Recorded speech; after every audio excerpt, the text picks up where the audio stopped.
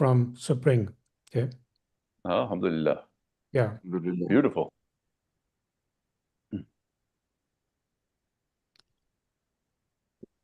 I visited your department, your college at Ahmad Khalifa University.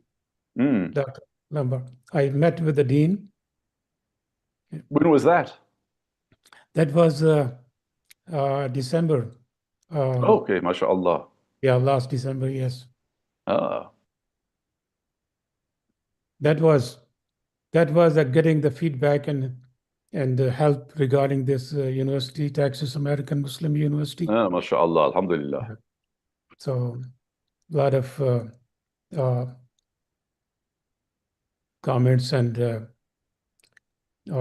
tips he gave me, and also Excellent. shared with me what you're doing over there, infused curriculum. Yeah, we have classes starting up on Sunday. Our first classes of the semester, inshallah. It's 9 o'clock. All right. I see Sayyid Muaz Shah here. Good morning, brother. Assalamu alaikum. Wa alaikum assalam wa rahmatullahi wa barakatuh. Go ahead. It's your show now. A'udhu billahi minash shaitanir rajeem. Bismillahir rahmanir rahim.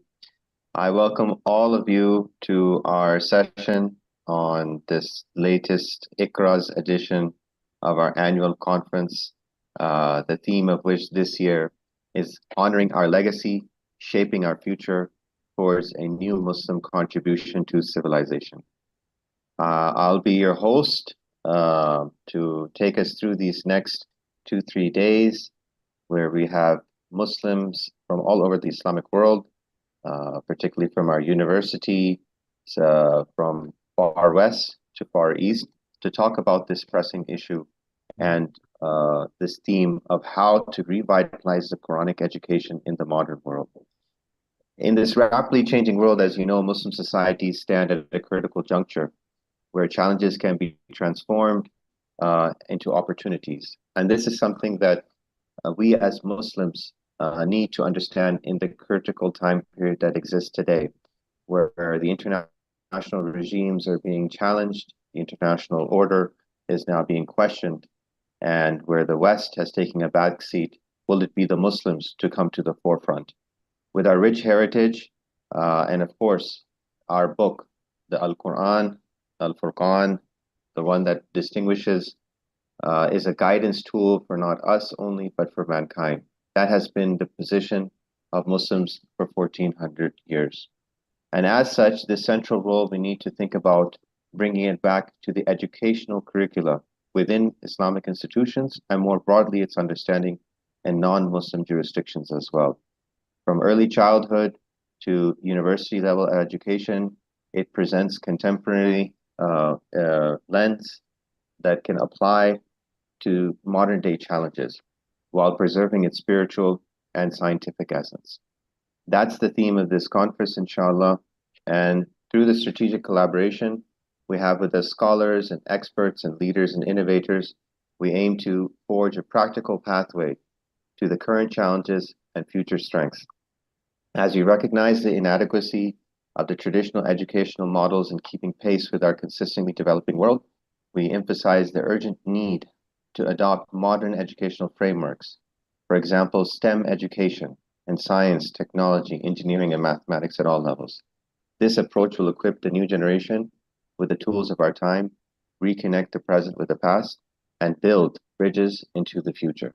So with that understanding of this conference's theme, I'd like to welcome our opening speaker, my mentor and good friend, and all of you who know so well, the founding person of IQRA, who has led this for almost over 2 decades and more, and of course his seminal work in bringing the understanding of the Quran to the communities outside of the Muslim world, particularly in his work that explained the Quran through the Bible, that created a major interfaith dialogue that has been going on, and the spirit of which I don't think has died. It has only increased, not only within him, but in all of us due to his presence.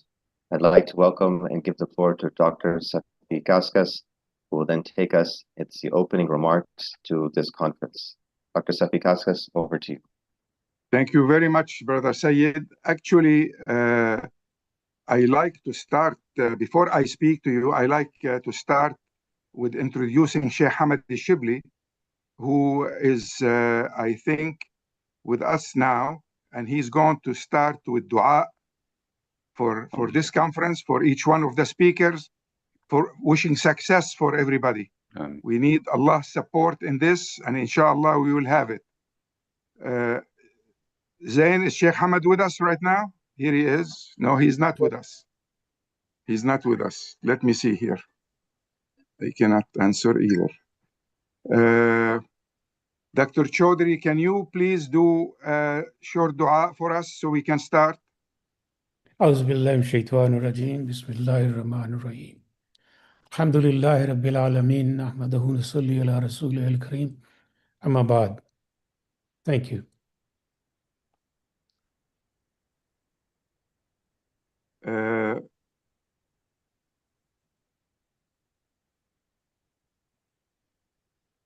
الحمد لله والصلاة والسلام على رسول الله وعلى آله وأصحابه ومن والاه.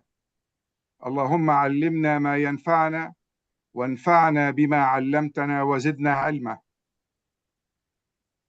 Assalamu alaikum wa rahmatullahi wa barakatuh.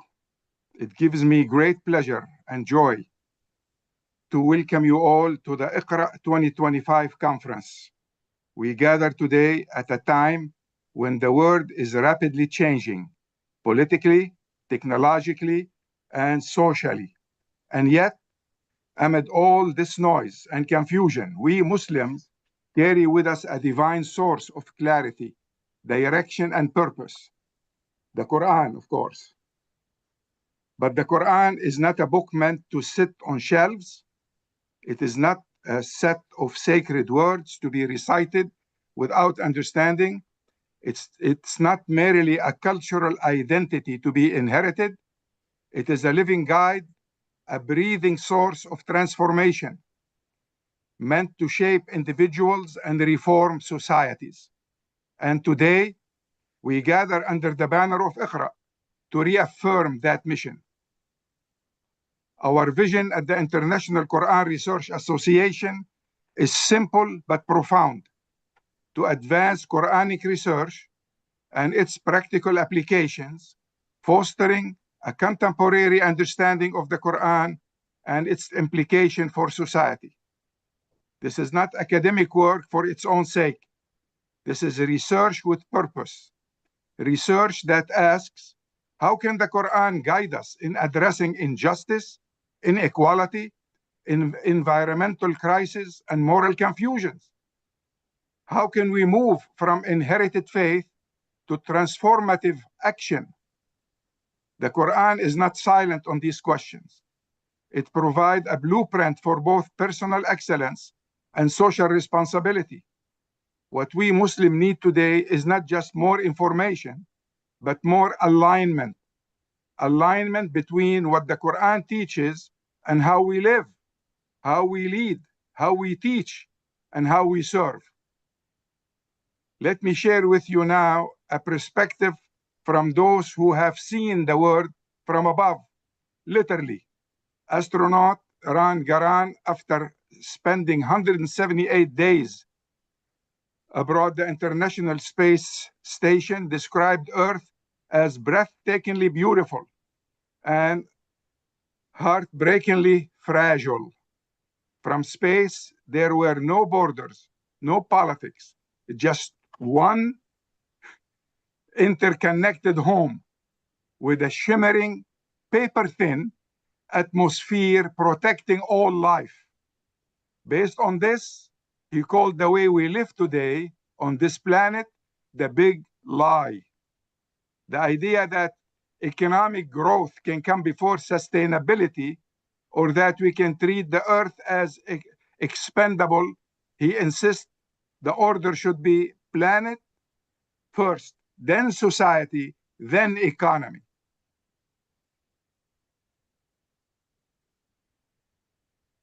And we agree with him.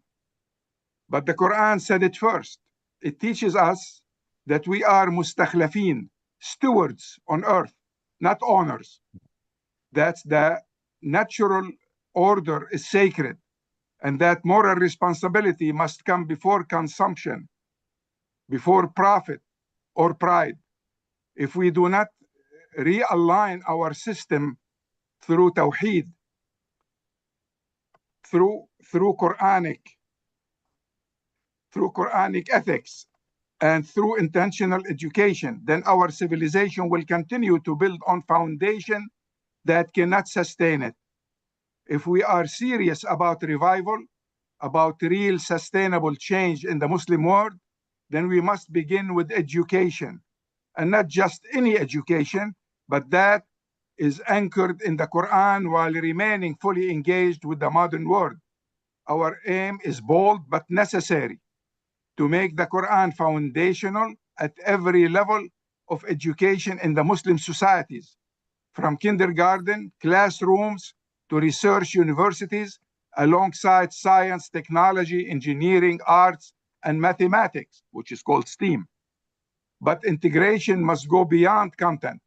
It must be guided by Quranic values, ensuring that scientific and technical knowledge serves moral clarity, social responsibility, and human dignity.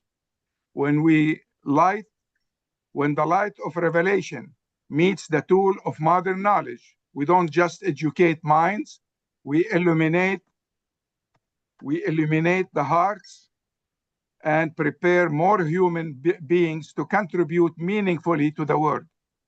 Our ultimate aim is to produce better citizens, worldly, intellectual, prepared to compete in a globalized world, yet firmly anchored in the Quran moral and spiritual foundations. We must remember and remind every institution, every decision maker, that at the heart of our worldview is Tawheed, the oneness of Allah subhanahu wa ta'ala. Tawheed is not only a theological belief, it is the unifying foundation of our epistemology.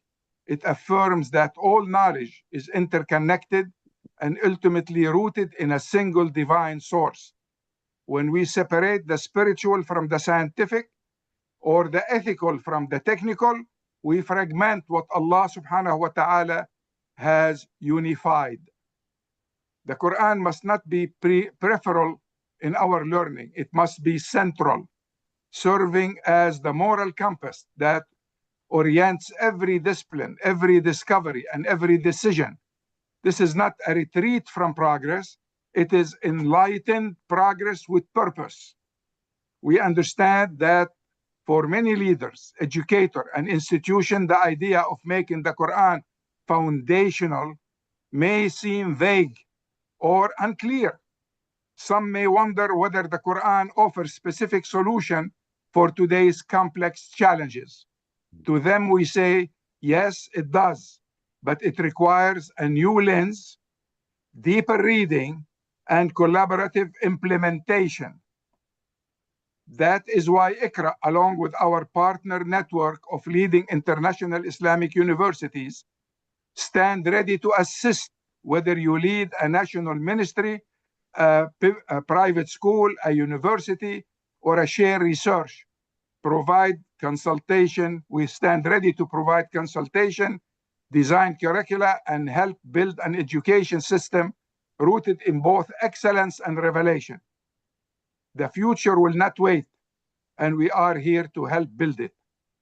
The Quran says, indeed, Allah will not change the condition of a people until they change what is in themselves. إن الله لا يغير ما بقوم حتى يغيروا ما بأنفسهم. This verse isn't just motivational, it is strategic. It tells us that inner transformation is the starting point of all meaningful change. And it challenges any Muslim to move beyond passive belief and become an active contributor to Allah's plan. So what does this look like in practice? Let me offer 8 key duties that define a mission-oriented Muslim citizen. First one, fulfill your contract. Respect your covenant with society and honor your responsibility. Second, embody excellent character. Let your manner reflect the Quran. Our Prophet ﷺ was sent to perfect good character. Represent Islam wisely. Speak, act, and with compassion and wisdom. Respect the law of the land. Be a responsible and law-abiding citizen, just as Prophet Yusuf was. Honor human dignity. Respect the diversity of cultures and beliefs while staying true to your own. Be constructive wherever you are. Add value. Leave places, people better than you have found them. Strive for excellence in your job, your studies, your art, your leadership. Aim for ihsan, perfection. Protect the environment. We are stewards of the earth, not its destroyers. These are not abstract ideals. They are actionable duties, a civic ethic drawn directly from Revelation. My brothers and sisters, this conference is not just about exchanging ideas. It's a call to build a global network of scholars, educators, and believers committed to the Quran as a source of real-world transformation. It is a call to move from survival to revival, from ritual to renewal, from inherited religion to intentional faith. And this is not a call for Muslims only. As the Quran says, the Prophet was a mercy to the world. And the book itself is a reminder for all humanity. We are inviting all people of conscience, Muslims and non-Muslim alike, to partner with us in building a more just, compassionate, and united world. Final thought. Let us remember, when we rise to this challenge, we are not acting alone. We are acting as partners in a divine plan. The Quran says, Allah loves those who do good. He also said, we will not fail to reward those who are constructive in all they do. So let us be constructive. Let us be intentional. Let's be courageous. Let this conference be a turning point, not just for IQRA, but for a global movement of Quran-inspired transformation. Thank you, and may Allah bless your efforts, your learning, and your service to His cause. Wassalamu alaikum wa rahmatullahi wa barakatuh. Jazakallah khair, Dr. Safi Kaskas, our dear brother, whom we cannot thank enough for bringing us together. May Allah bless you. May Allah make your prayers true, the dua for Muslim and the Ummah, and what we plan to not only do at IQRA for this conference, but for the many activities to come. And like he mentioned, this is an open platform connecting everybody to talk about the Quran. And that is why we are here today.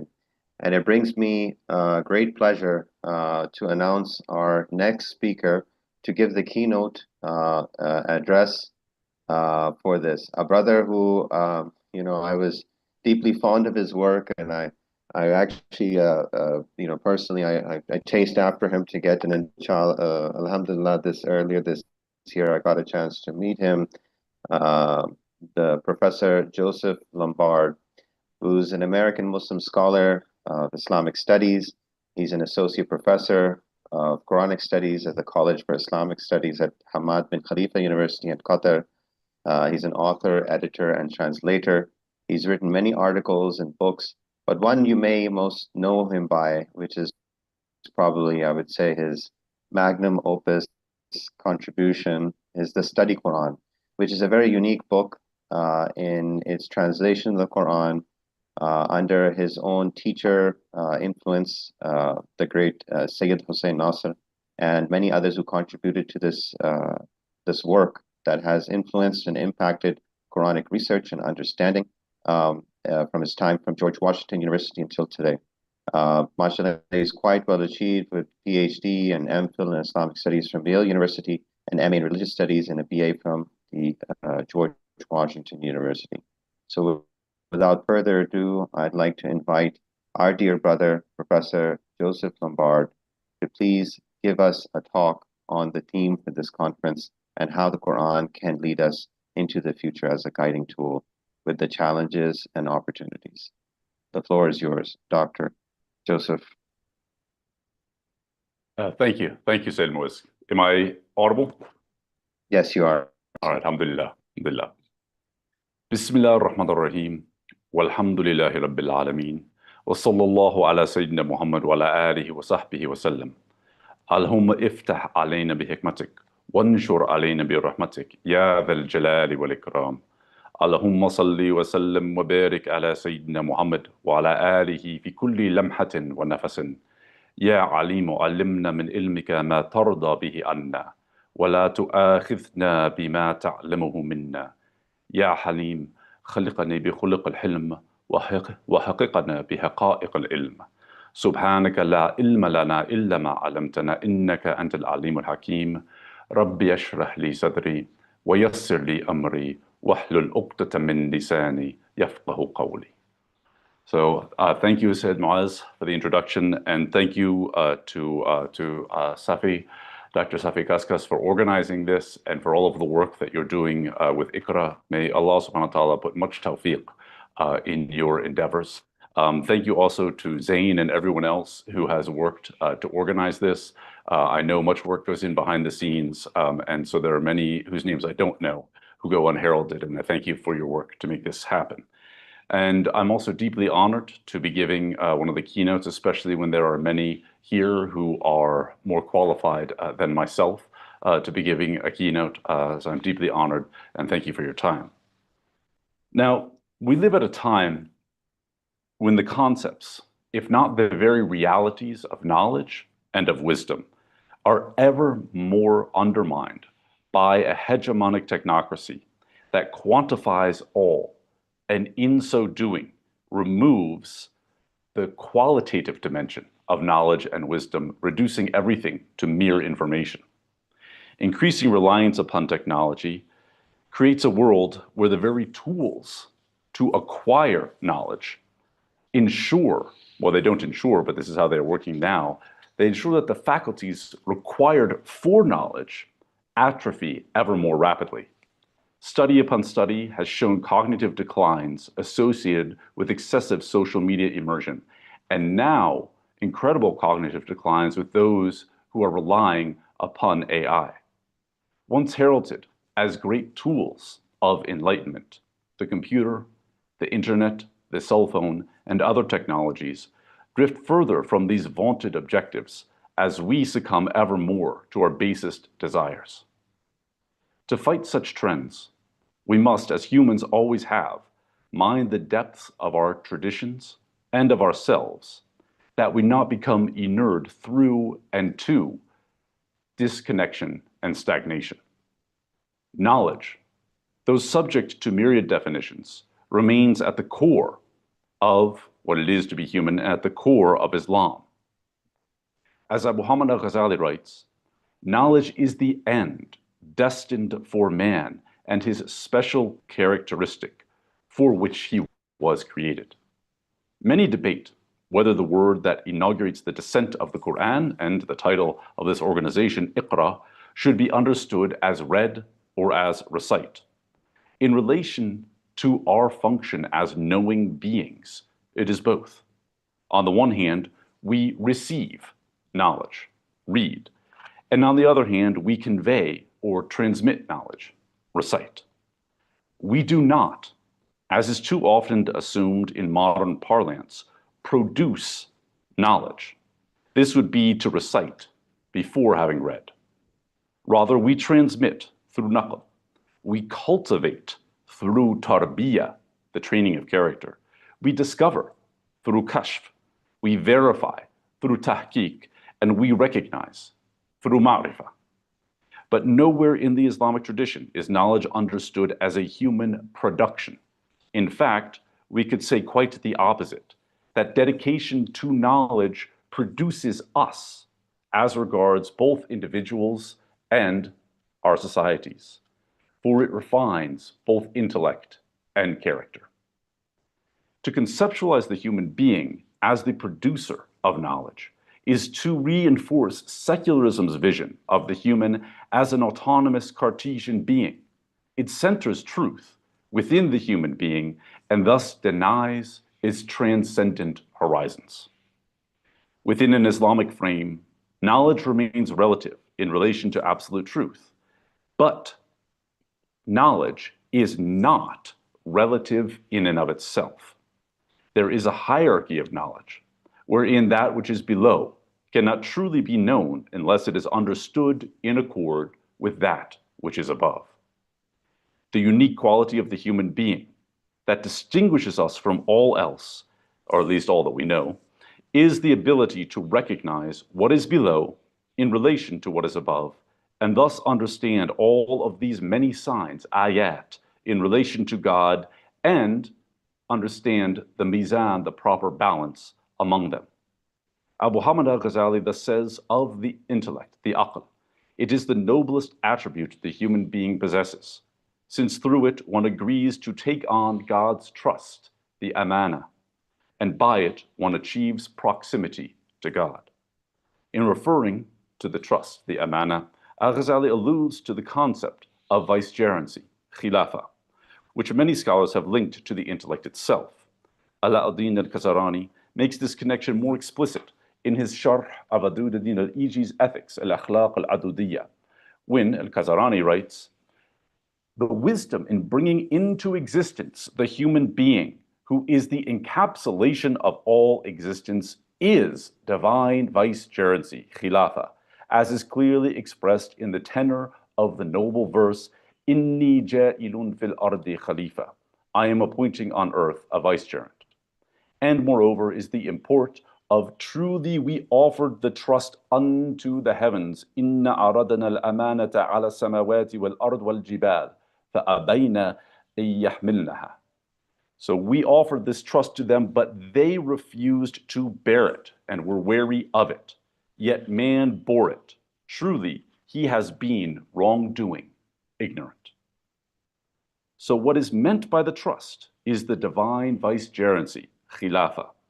Man being entitled to vicegerency is due to the perfect receptivity of his nature to opposite attributes, such that he is able to be a locus in which manifest the opposing divine names, and to accomplish the habitation, cultivation, and construction of both the outer and inner worlds. In concluding his discussion of vicegerency, al-Khazarani writes, "Know that the realization of vicegerency is through wisdom, which is bringing the soul to its full possibilities in knowledge and action. And it is said that wisdom is knowing of the states of existent things. It follows that vicegerency is not realized except through two things. One of them is wisdom, which is the perfection or completion of knowledge, and the other is our virtuous ability, al-qudra al-fadila, which is perfection." From this perspective of al-Khazarani, the function of the Khalifa is central to the question of what it is to be a human being. If we do not seek to take on this trust, if we do not take it on a daily basis, we fail to be human and we fail in our roles as Khalifatullah fil Ard. As we see with the creation story of Adam in Surah Al-Baqarah, it's not just a creation story, but it is also an education story. Now, forgive me, I'm going to read the translation, and for time constraints, I won't read all of the Arabic for all the Quranic verses. So Allah subhanahu wa ta'ala says, "And when your Lord said to the angels, I am placing a vicegerent upon the earth, they said, will you place therein one who works corruption therein and sheds blood, while we hymn your praise and call you holy? He said, truly, I know that which you know not. He taught Adam the names, all of them. Then he laid them before the angels and said, tell me the names of these, if you are truthful. In kuntum sadiqin. in his discussion of this passage, in Anwar Tanzil wa Asrar Ta'wil, Al-Baydawi, and it's important that this is in Al-Baydawi because, as many of you know, Al-Baydawi's tafsir is the most widely read commentary of the pre-modern period. Now, he employs terms from that originate in the peripatetic tradition and then adopted in the Kalam tradition to elucidate the meaning of the term Khalifa and its full significance in this particular exchange with the angels. He writes, "It is as if they, the angels, knew that the one appointed Khalifa possessed three faculties that define him: the appetitive faculty, ash-shahawiyya, the wrathful, the ghadabiyya, both drawing him towards corruption and bloodshed, and the intellectual, rational faculty, drawing him towards wisdom and obedience. Looking at each faculty in isolation, they said, what is the wisdom in making him Khalifa, when with regard to those two faculties, wisdom does not dictate that he should even be created, not to mention made Khalifa? As for the intellectual faculty, al-quwwa al-aqliya, we ourselves can accomplish what is expected of it, free and clear of the impediments of those failings. But they overlooked the merits of each of those two faculties when they are refined, docile to the intellect, trained for goodness, such as the virtues of continence, courage, the struggle against desire, and the virtue of justice. They did not know that conjoining the faculties affords what the faculties in isolation do not, such as encompassing particulars, the devising of industries, and bringing the resources of created matter from potentiality into actuality, which is the very purpose of the appointment to Khalifa. As God alludes to this when saying, I know that which you do not. Discussing God's teaching Adam the names, Al-Baydawi then writes, the meaning is that He, Most High, created him out of various parts and distinct faculties, able to perceive all kinds of perceptibles, the intelligible, the sensory, the imaginal, the estimative, and he inspired in man the recognition of the essence of things, ma'rifat dhawat al-ashya', their properties and names, the principles of knowledge, the canons of human crafts, and the modalities of their implements. That's the end of his quote. Now, so the angels could not fathom the purpose of creating a being who had the capacity to disobey as they did not. But for Al-Baydawi, the very capacity to disobey is connected to the human being's ability to engage the particulars. Being able to fully engage the particulars, the human being is able to perceive them in accord with the universal intelligibles, al-maqulat, and then to arrange them to accord with them. In other words, the human being could not fulfill the function of vicegerency if he did not have the ability to be a bridge between what is below and what is above, and thus to organize and order what is below in accord with that which is above. The faculty through which he accomplishes this is the intellect, and the means by which he does so is knowledge. This view of knowledge stands in stark contrast to that of the contemporary period, which, as René Guénon observed almost 100 years ago, has lost a principle of a higher order. One could argue that we have in fact inverted the function of knowledge. Whereas Al-Baydawi sees the intellectual faculty dominating over the appetitive and the wrathful faculties, controlling them, guiding them, and even transforming them. David Hume argued that, quote, reason is and ought to be the slave of the passions. This is a complete inversion of what it is to be a human being. Not only is rational man, under the Humean perspective, seen as the measure of all things and an end unto himself, Moreover, his rational faculty, divorced from the intellect, now serves the baser elements of the self. Of this very tendency, the tendency to follow our desires, whims, and caprices, ahwa, Allah subhanahu wa ta'ala warns us again and again in the Quran.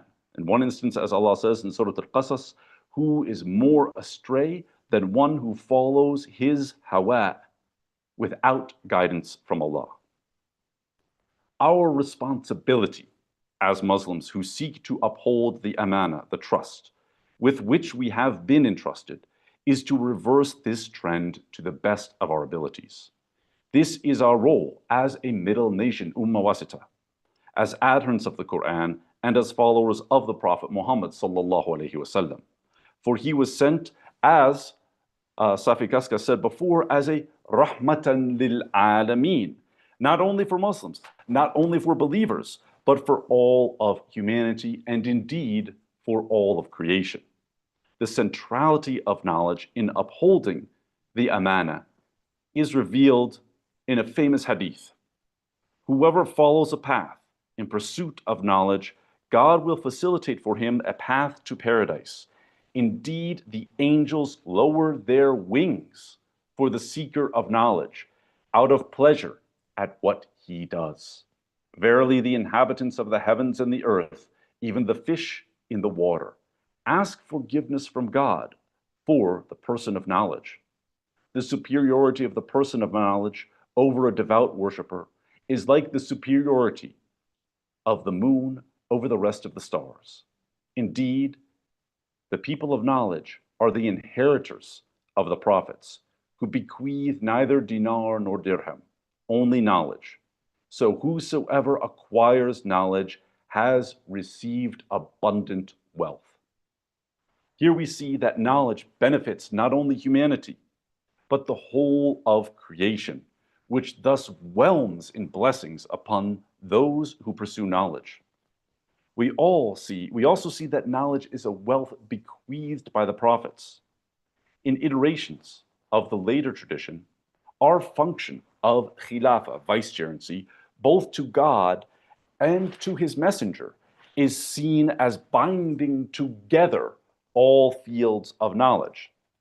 Al-Bursawi has a wonderful passage where he writes about this in commenting on the name of when the Prophet sallallahu alaihi wasallam is referred to as a clear lamp, Suraj Munir, in Surah Al-Ahzab. Here the passage is, O Prophet, truly we have sent you as a witness, as a bearer of glad tidings, and as a warner, as one who calls unto God by his leave, and as a luminous lamp. Give glad tidings to the believers that there will be for them a great bounty from God.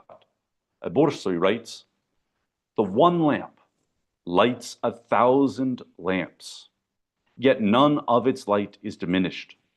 The people of the outward sciences and the people of witnessing, ash-shuhud, have agreed that God created all things from the Muhammadan light, yet nothing of his light is diminished. Likewise, the sciences of the Sharia, the benefits of the path, tariqah, the lights of ma'rifah, recognition, and the secrets of truth, haqiqah, have manifest within the scholars of this community. Yet they remain as they are in him. That is, all of these forms of knowledge remain as they are in the Prophet sallallahu alaihi wasallam. Do you not see that the light of the moon derives from the light of the sun? Yet the light of the sun remains as it is. That is our Master Muhammad sallallahu alaihi wasallam. He is a sun from God's grace that rose over the worlds, and the prophets are its moons, manifesting the lights derived from it, which are the sciences and rulings in the world of witnessing when it is absent. Now, from this perspective, every form of knowledge, from the religious sciences, al-ulum ad-diniyya, to the sciences of knowledge by presence, al-ulum al-laduniyya, is a light from the Prophet that purifies and draws us closer to God and his messenger. The prophetic light is an effusion of the divine light through which God brings humanity out from the manifold darkness which which afflicts them in this world, a dhulumat, that is, towards the divine light that guides them through this world and to the abode of the hereafter. Now, many of us, may each one of us, in our scholarly endeavors and in this conference, be yet another ray of that light, extending the mercy of the Prophet sallallahu alaihi wasallam to all of the worlds. And I'll end with this quote from Abu Hamid al-Ghazali, who says that teaching knowledge from one point of view is an aspect of the worship of Allah subhanahu wa ta'ala. And that from another point of view, it is an aspect of being Khalifat Allah fil Ard, of being God's vicegerent. In fact, it is the most exalted means of being a vicegerent, because God has opened the heart of the scholar to knowledge, which is God's most intimate attribute. Thus, the scholar is like the most trusted keeper of his most trusted treasures. Even more, he is permitted to spend this knowledge on anyone who is in need of it. Thank you very much. Jazakallah khair, Professor Dr. Joseph Lombard, for guiding us and understanding the amana, this great trust that God has given to the Muslims, and how this trust is not just to be given this Quran, this message that has been given down to us, to the Muslims, but also to the non-Muslims and the broader communities across mankind. As you again echoed, Dr. Safi Kaskas, in your speech, and highlighted to us the importance of what the vicegerency, this Khilafah is, and it reminds me actually of the farewell address, your comments here towards the end about the scholars and this great work. And it should be an inspiration for all of us, that farewell address in which the Prophet ﷺ, and I'm paraphrasing here, he said, "This message I leave for you to preserve for those that come after you, or maybe they may understand it in a better format." So I think that also lets us build upon the knowledge of those that have come before us, and this is truly what knowledge is.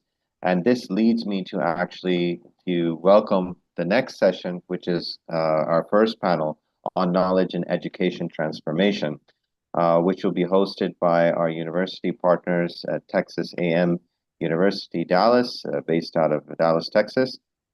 Texas A&M University has the name.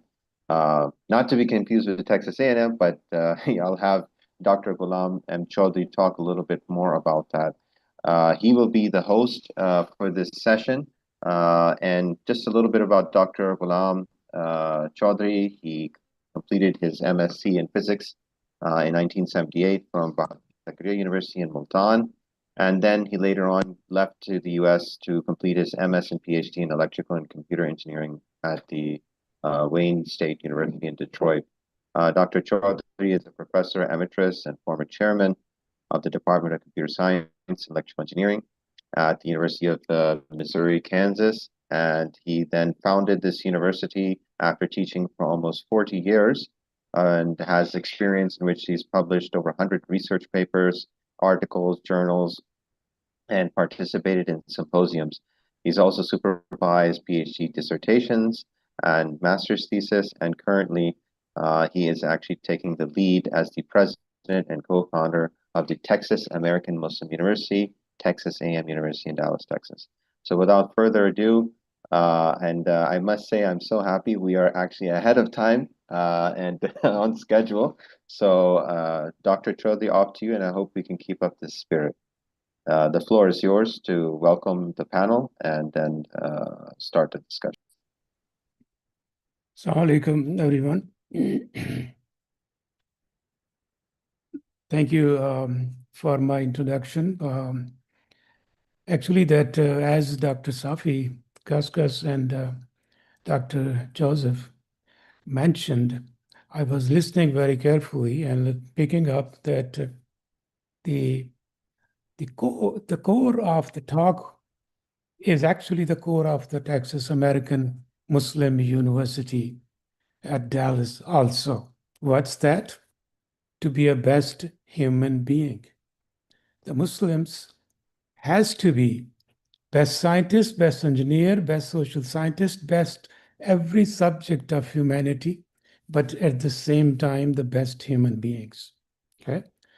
And that is actually the core theme of the Texas American Muslim University, integrating the traditional Islamic knowledge with the modern science.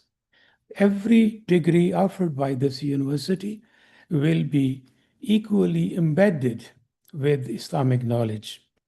And that Islamic knowledge is actually going to be crafted by a very core team, I have put that, and in which actually Dr. Safi Kaskas will be a key member, guide us to this in curriculum. We will make sure that the students have balanced education. Okay, they have broader aspect of religion.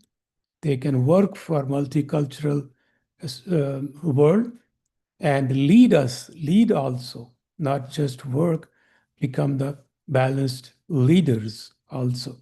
And the curriculum which we are going to develop, we will also share with, inshallah, with other Muslim universities or universities, those are going to adopt that. Okay, so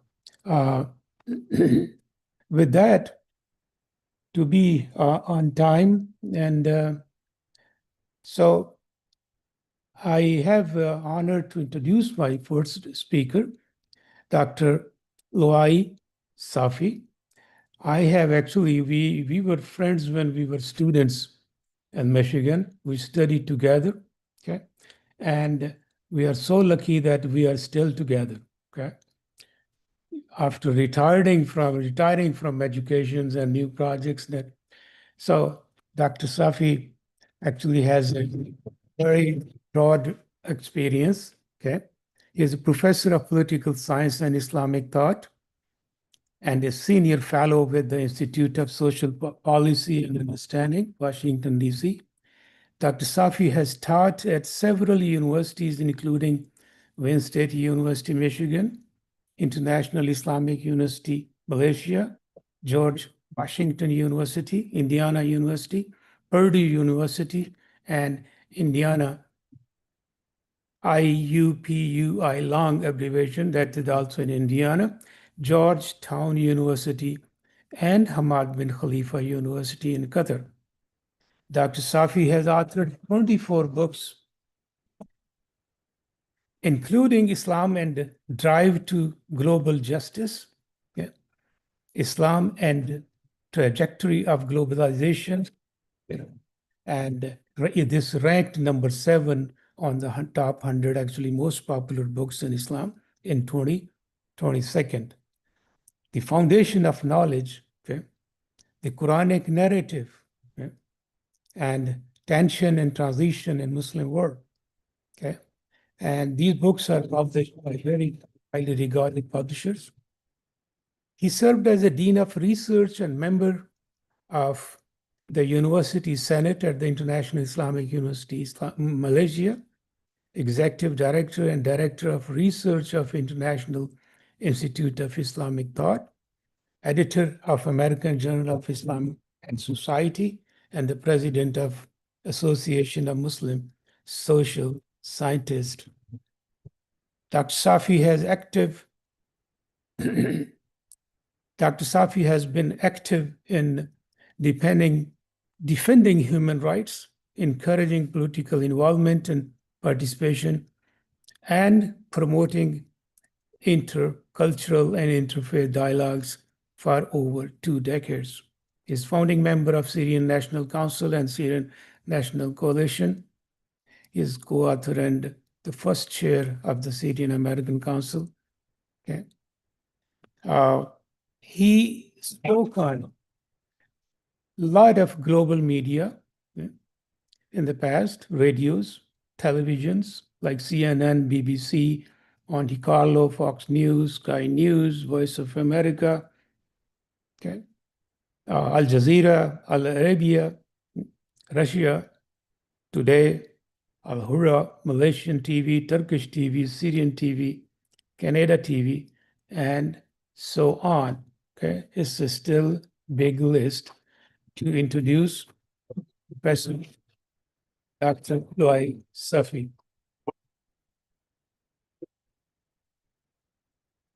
Yes.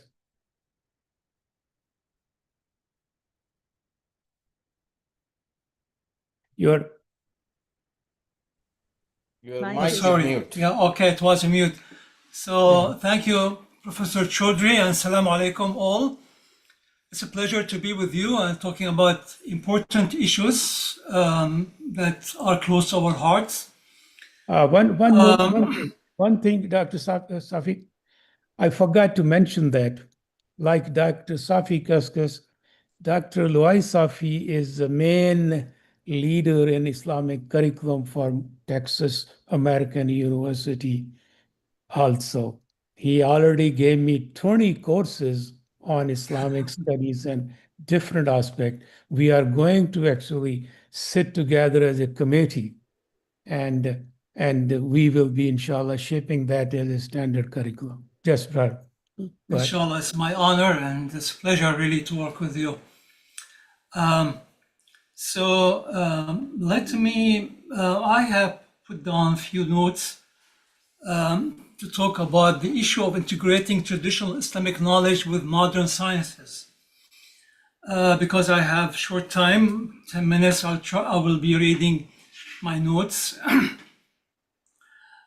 beginning by talking about why I think we need to integrate traditional Islamic knowledge with modern sciences. Now, one reason, I mean, perhaps the most important reasons of all, is that modern education has gone through a process of fragmentation. Modern education, rooted in European Enlightenment, fragmented knowledge into different specializations. To be more precise, to different spheres of knowledge. Of course, that's by itself is not a problem. The problem is that these spheres have nothing to unite them. The core, the uniting core of knowledge has been taken out. And that's a big problem. And this core is a moral core. It's a core about meaning and about responsibility of humans. Unfortunately, this core is no more there. Today we have different disciplines. We have economics, politics, education, sociology, psychology, biology, physics, etc. But none of them really are linked to the core of knowledge, which is the moral ethical core. Indeed, ethics has been reduced to one discipline. So if you care about ethics, then go and study maybe philosophy and ethics. Even philosophy can be studied today without even any reference to ethics, and can be studied by doubting that there is any ethical core of humanity. Now, for us, not only as human beings, but as Muslims who believe in the human responsibility and the purposeful, the intentionality of life, and the need to bring values to every sphere of life as a way to evaluate action within those spheres. I think, many of us probably, many of you would share with me that this is very problematic. Now, on the top of that, modern sciences and modern knowledge, which always try to link itself with the Greek and posit that Greeks and Greek knowledge is the foundation of modern knowledge, has indeed has been gradually, since the Enlightenment, has been moving really closer to the Greek worldview, which is based on social hierarchy. So for the Greeks, humans have no equal dignity. People are not equal. This is at the heart of the Greek philosophy and Greek ethics. You find it even among the most important Greek philosophers, Socrates, Plato, and and Aristotle. These are the philosophers who Al-Ghazali calls the, refer to them as ilahiyin, meaning they are among the Greeks who focused on and made the belief in God the center of philosophy. In fact, it's the first philosophy, as it was called. But then this very Greek philosophy and knowledge is based on a worldview that sees people as unequal, not unequal in merit, but unequal in dignity. I don't have time to really elaborate on this point. If you want me, I can do that later in the Q&A, but I have written a lot about this issue. So this is negative.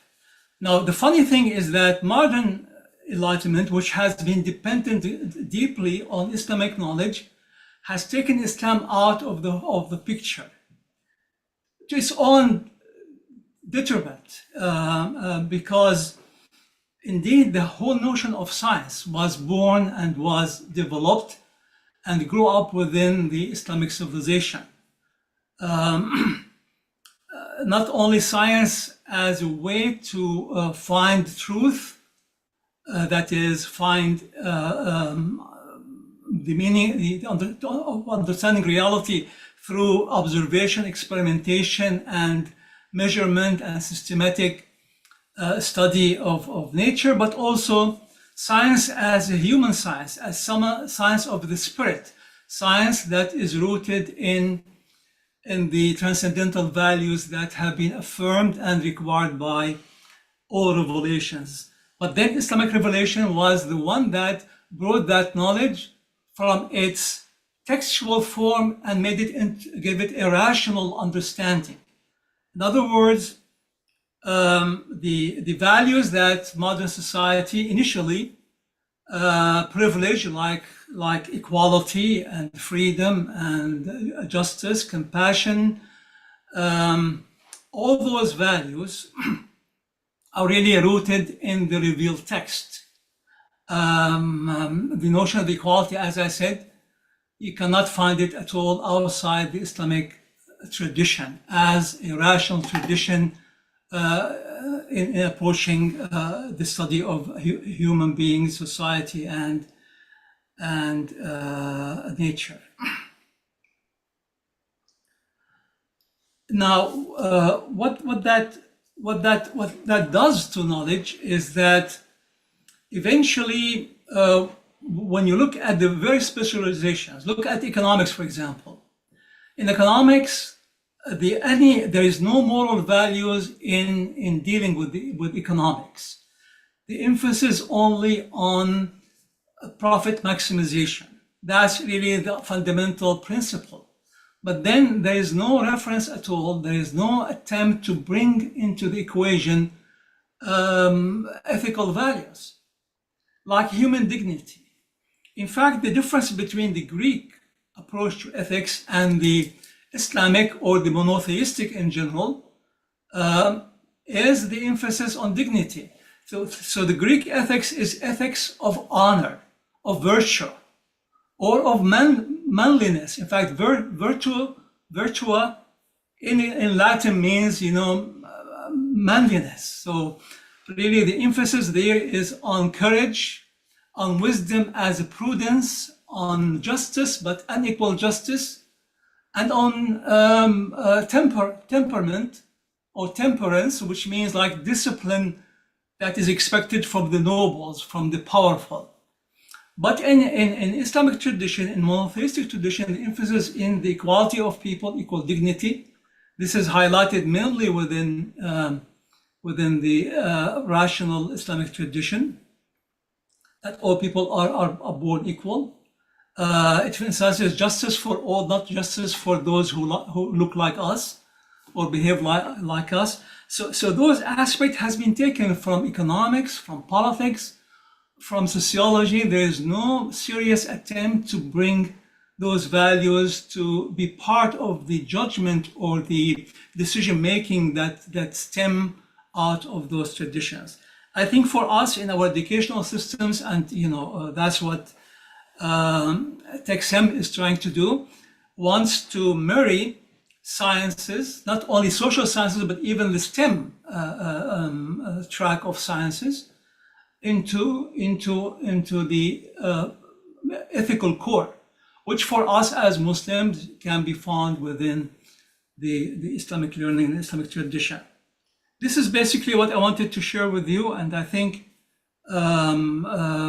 there's a lot to be said on this topic, and I thank Dr. Chaudhry and Dr. Safi for inviting me to participate in this debate. Thank you. Thank you very much, Dr. Safi. Exactly what the core thing Dr. Loy has focused is, which is the core for the taxon also, that the origin should be the Islam and the Quran for the knowledge, inshallah. And that lens we will use to study every humanity knowledge also, okay? STEM and social sciences. Our next speaker is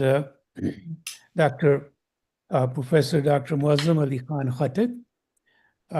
He is senior member of IEEE, Association for Advancement of Artificial Intelligence, and Pakistan Academy of Sciences. Professor Khatib is listed among 2% scientists in the world and currently serving as a Director, Science and Technology, Director, ICESCO, okay?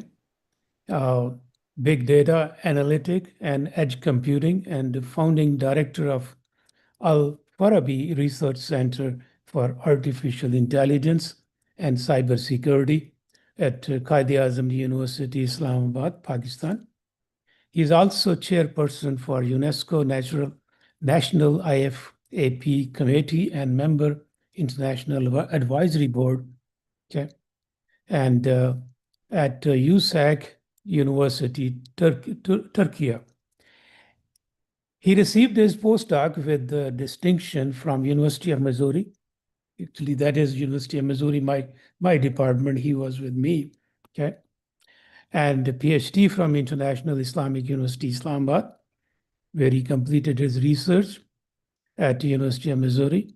He joined NUST University, Islamabad, as postgraduate head and was promoted to Associate Dean Computing at NUST. He has been with the School of Computing Science University, Computer Science University of ULM, Germany, and University of Missouri, USA, as a senior research fellow. Besides that, Dr. Khatib is also founding head of Hawaii Academy, Quaid-e-Azam University, Islamabad. He has published more than 230 publications, 2 books, and 17 book chapters in different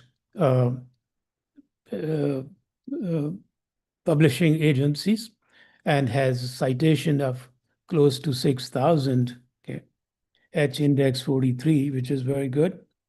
In 2004, he was nominated for the prestigious Civil Award, TI, by Quaid-e-Azam University, Islamabad, and awarded with the Best Performance Award by the Ministry of Education in 2023. He received Performance Best Award in National University of Science and Technology, Islamabad. He is also serving as adjunct professor in top universities of the world, which include University of Missouri, USA, USAC University, Turkey, Harban Institute of Technology, China, Pedagogical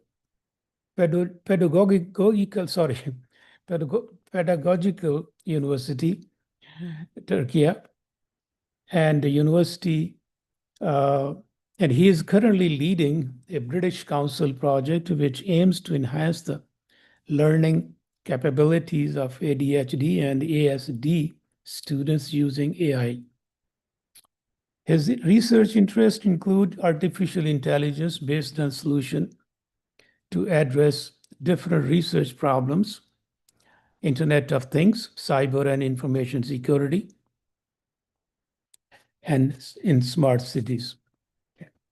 Dr. Khattak, I have the honor that Dr. Khattak was in my department at University of Missouri, Kansas City also. Dr. Khattak, you are on board. Sir, yes, sir. Thank you so much. May I share my screen? Yes. Uh, is it visible? Yes. Right. May I start? Yes. Yeah, Bismillahirrahmanirrahim. Thank you so much, Professor Dr. Chaudhary, for inviting me to talk at this prestigious forum. I'm Professor Dr. Khattak, and today I'll share my view on knowledge and education transformation in the 21st century. So here is my brief profile. Most of the thing has already been shared by Dr. Chaudhary. I'm thankful for that. But we are collaborating across the globe that include top standard university in US, UK, Germany, China, Kazakhstan, Saudi Arabia, Turkey, and Malaysia. This is my talk agenda that I will discuss today. So coming toward education, education actually means that now the teacher is responsible to transmit not only knowledge, but skill, critical thinking, creativity, and character, which means that teacher is responsible to build a complete personality of his or her student. And if we have a look to the evolution of education, we are standing at education 4.0, that is the fourth industrial revolution, and we are moving toward futuristic, that is 5.0, which is more holistic, and we need our student to learn lifelong learning. If we have a look to the history of education in ancient, the technology was stone, and then you have to write on those stone. Later on, the paper come in, and then onward, the most famous one, which is still in the top universities like MIT and Stanford, the chalkboard is used as a content delivery media. Here is the evolution. If we have a look to the classroom technology, with the internet intervention of internet and all these smart technologies, the classroom of today's is much different from the older classroom. Uh, this is the education 4.0. If we have a look, that is much more toward smart tech driven, AI driven, and we transmute the education system to make the student capable to live in the society with some critical knowledge, as well as to have this culture of innovation or improvement every day. These days we are facing different type of students, and that's why the slide theme is changing student and changing market. We actually need the lifelong learning, and we have these students which are digital native. They have these digital devices and equipment from the day one in their hands, and then onward the fast pace of advancement of these technologies, specifically in artificial intelligence and cyber security, that we are facing. These are the changing nature of learning. That's why the teacher should be equipped to know about all these 4 points and also inculcate them in the student as well. I'll also give the detail of these points as well. So these are the skills of the new world that we require that every student should be capable. Now, if we have a look to the ground realities, there's a lot of skill gaps, the global shortage of digital skills and AI talent, and that's why if we have a look that those nations who understand this gap and tried their best to cover it are leading the world. either that include United States, that include European countries, or even that include some of the Islamic countries as well. So these are the 10 digital skills which the 4.0 education system demand. And most important thing here is the complex problem solving and critical thinking. And that's why they are mentioned at number 1 and number 2. Then onward, the creativity, then how to be a good team member, as well as how to be a good team leader. And then onward, beside IQ, we have the new thing, which is EQ. The emotional quotient is very important with cognitive abilities of these students.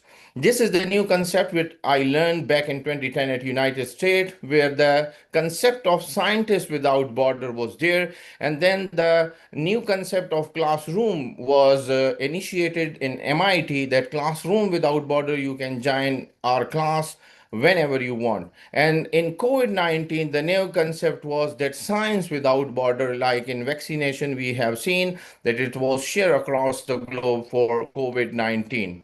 The changing world have different type of tools, and hundred of tools are developing every day. So therefore, every educationist, every student should know that which kind of tool can be more efficient, more reliable, and more impactful in his area. We have different tools for computing, for programming, for physics, for chemistry, and so on. And you can see here that we have research tools, we have generative art tools, and we have the productivity tools. All these modern tools actually help us to enhance the efficiency, the effectiveness, and the agility of the system as well. So moving toward the most important aspect of academia, that is the code design, this new digital era need the attention of students to design the course for online system and come out of the conventional system, which was the traditional paperwork, chalk, and all those things. So the online system actually demands that you should have all the things available. You should have the recorded video. You should have all the exams and assignment available. And it should be available 24 by 7, that whenever a student want to learn, want to understand, want to appear in exam, so it should be there. The main concept was adopted here in mock courses, which are free online courses, and they are affordable and free of cost, available by the top universities and by the top professor. Here you can see the mock courses available from Massachusetts Institute, MIT, Harvard, Berkeley, and therefore I am looking forward to have such kind of venture at Texas as well, that we develop mock courses over there, and that should be available to all students whenever they want to learn. Here is the concept of mock market. If we have a look, it is 143 billion in 2032, and we have a look at how much we can contribute, or we can take our share out of those for 143 billion dollars. The new concept is artificial intelligence. It's growing day by day, and that's why 88 billion market share is expected by this AI and AI application, which will be used in education specifically. So therefore, AI enabled system is coming everywhere, and these systems are aiding effectiveness, increase the proficiency and performance of the system, and also of the students, and also help them to get very updated knowledge on just few clicks. The gig economy is the new concept, where the internet-based economy, where the people serve other people, even they are not physically present over there. They are taking different projects, and based on that, they are helping those customers and contributing to the economy of the system. But that's only possible once you learn those tools, once you have the basic idea, and once you are capable to perform or to develop all those things or applications which are required over there. The negative thing, we should be careful about the responsible AI concepts. The AI should be used in a limit. AI should be used in an ethical ways, and similarly, we have to keep in mind that the religious beliefs of someone, even the traditional belief, the cultural belief, or the personal belief of any person, and similarly, this should not be used to damage or harm any one of it. So therefore, we need to define ethics of AI in the academic system as well, that it should not be used for any negative activities like plagiarism or any other like this. If we have a look to the top countries in education, they have invested a lot and they have adopted these smart technologies, and the United States is on the top still over there as they are investing in these technologies. The best thing about artificial intelligence is that the Nobel Prizes has been awarded to those scientists in chemistry who used AI for their solutions. And similarly, in the physics, the Nobel Prize is awarded to those scientists who use artificial intelligence technique. But the other side, which is the dark side of this technology, that use of extensive technology at early level of education also disturb the natural nurturing of brain of our kids. Therefore, it has been banned till grade 5 in Sweden. And that's the article which has been published last year, that Sweden was the first one who adopted these technology, but due to the negative impact on the brain nurturing, they have stopped this technology. So therefore, we need to use this technology with care. The take home is technology is not the future of education, but it's the present. Thank you very much. This is our social media platform. We have a YouTube channel and we have a Facebook page as well. And for query, you can contact me on this. And thank you. I believe I'm on time. Thank you so much. Thank you, Dr. Khattak. I can also share that on the STEM side, Dr. Khattak is a big contributor to the Texas Texas University, okay, with me. And he is actually creating the curriculum for us, also helping that. Yes. Okay. Next speaker is Dr. Tausif Azid. Dr. Tausif Azid is also my old colleague. We actually were same university, started teaching, Multani University. And then we departed for higher education. Dr. Tausif Azid is a professor of economics and College of Business and Economics, Qasim University, Saudi Arabia. He holds PhD in economics from University College of Wales, UK. He received overseas research scholarship from British government and received Fulbright Award in 2006 and joined Al Camino College, Los Angeles. He taught in Pakistan, Brunei, UK, USA, and Saudi Arabia. His research focus on technological change, labor economics, and Islamic finance. His 10 books are published internationally, well-reputed publishers. And the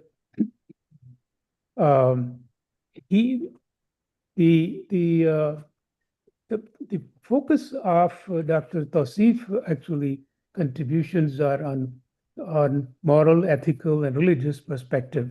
Okay, and so the Dr. Tausif has contributed also to Texas and AM University, okay, by developing the courses, undergraduate and graduate, for Islamic economics and finance, Islamic ethics and management. Okay, so he is our core member also. The Dr. Tausif actually has an international overview, corporate and Sharia governance in the Islamic world in 2019, and 3 published.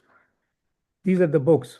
World Scientific Publisher, Singapore, okay, and Theory and Practice, 2025, Islamic Economics Institution in Indonesia. Okay. With all these contributions, he has more than 100 publications published in well-reputed international journals. Okay. And Dr. Tausif actually is also volunteered to be part of the Texas American University and major contributor on Islamic economics and finance. In our STEM degrees, we actually teach students economy and finance, ethics and management. He will be guiding us actually in Islamic finance and Islamic economy and Islamic ethics and management for our students. Dr. Tausif. Assalamu alaikum.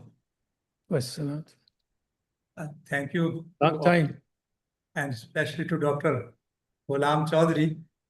After so many years, maybe after 40 years, I am with him.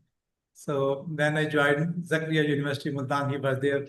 And after a few months, he went for PhD. And after that, I didn't get any opportunity to see him.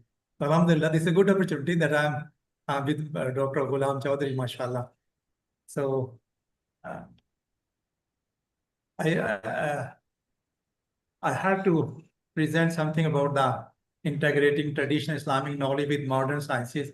And this is a simple example from Blue Economy because Dr. Chaudhry, he asked me, I have only 5 or 6 or maybe 7 minutes. So I will try to complete my presentation during this time period. So you have 10 minutes. Can I share? Yes, 10 minutes. Can I share? Sure. 10 minutes, okay. Okay. So this is my presentation. Just 1 minute.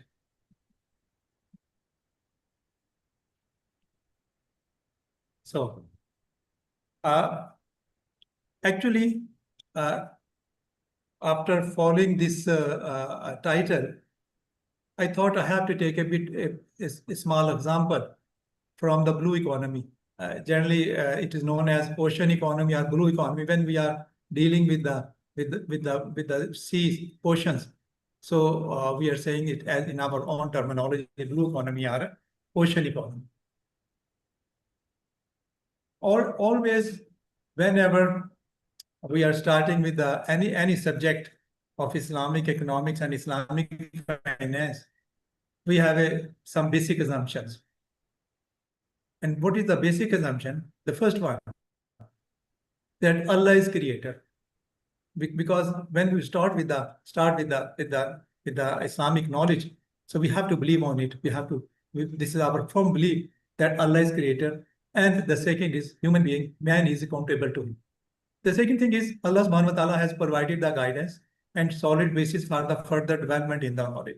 When we have integration between Islamic or the religious knowledge, and here religious means in this presentation is Islamic knowledge. When we have religious or the Islamic knowledge, and on the basis of that, we want to see that what is the integration between Islamic knowledge and science and technology. So this is again our basic assumption that Allah has provided the guidance. And then on the basis of that guidance, we are developing the knowledge. And the third one is the objective of all the actions to improve the knowledge and other necessity, capacity building frameworks to achieve the ambitious goals of this life and also life hereafter. When we are saying ambitious goals of this life and life hereafter, it means falah. Falah is a universal set. It's not when we are saying the welfare is not the part of falah, is not 100% explaining the concept of falah. Falah means we have a welfare in this world and life hereafter. This is the integration of, when we are saying the integration of Islamic knowledge and the science and technology, but simultaneously we are saying integration of this world and life hereafter. First of all, I want to discuss as a student of social sciences, what does mean integration? This is a form of collaboration with the one concept to the other concept. So to create a new scientific concept. For example, if we have one thing which is from the religion, and then we have from the science and technology, and when we have the integration, then it means we are creating a new scientific concept. So whenever I am teaching to my students, always I have my emphasis on that. We are not teaching the Islamic studies. We are teaching you economics, and that economics which is compatible with the science and technology. And then we have to create a new scientific concept. And when we are saying that this is with the religion, so religion is teaching us moral and ethical values.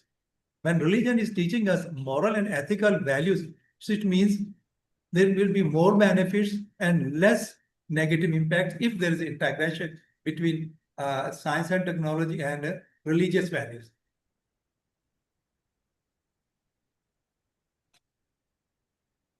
So the integration is intended to connect and integrate religious knowledge with science and technology rather than integrating or mixing those three sciences. So it is not a mixing, it is integrating, as I told you that this world and the life hereafter is an integration with each other. Similarly, the subjects are. So there is a horizontal as well as a vertical integration.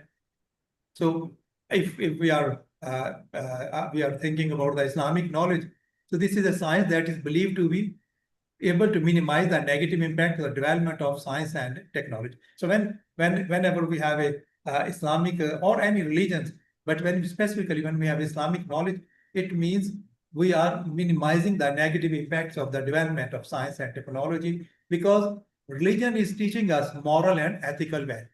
So on the basis of moral and ethical values, if this science and technology, according to any religion, but specifically the Islamic knowledge, it is not science and technology is not a neutral one. It has its moral and scientific values, and on the basis of that, we will develop our own knowledge. So religious educational material plus rationality and reality in daily life. So this is the basic concept which we have when we have a integration. There is one terminology which we are using in our social sciences and as well as in the natural sciences, but because I am a student of social sciences, so generally my emphasis on if there is a integration between social sciences and science and technology. So religious sciences by attaching verses to the finding of science and technology, because our knowledge is based on Quran and Sunnah. So the above phenomenon is also known as a photology phenomena. So on the basis of photology phenomena, that we have Quran, we have verses. On the basis of we are developing our science, the models of science and technology. For this presentation, because the time is very short, for me, maybe for Dr. Meena is not very short, but for me it is a short.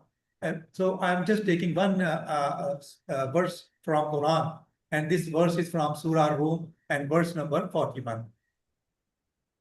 So the Quran, when is explaining the corruption, Quran is explaining in the Arabic word is fasad. So, and this fasad is, whenever there is a fasad in this earth, that is the consequences of human actions. So in Surah Rum, Allah subhanahu wa ta'ala says, corruption has appeared throughout the land and sea by reason of what the hands of people have done. So it means these are the people. So these are the people. Those are humans.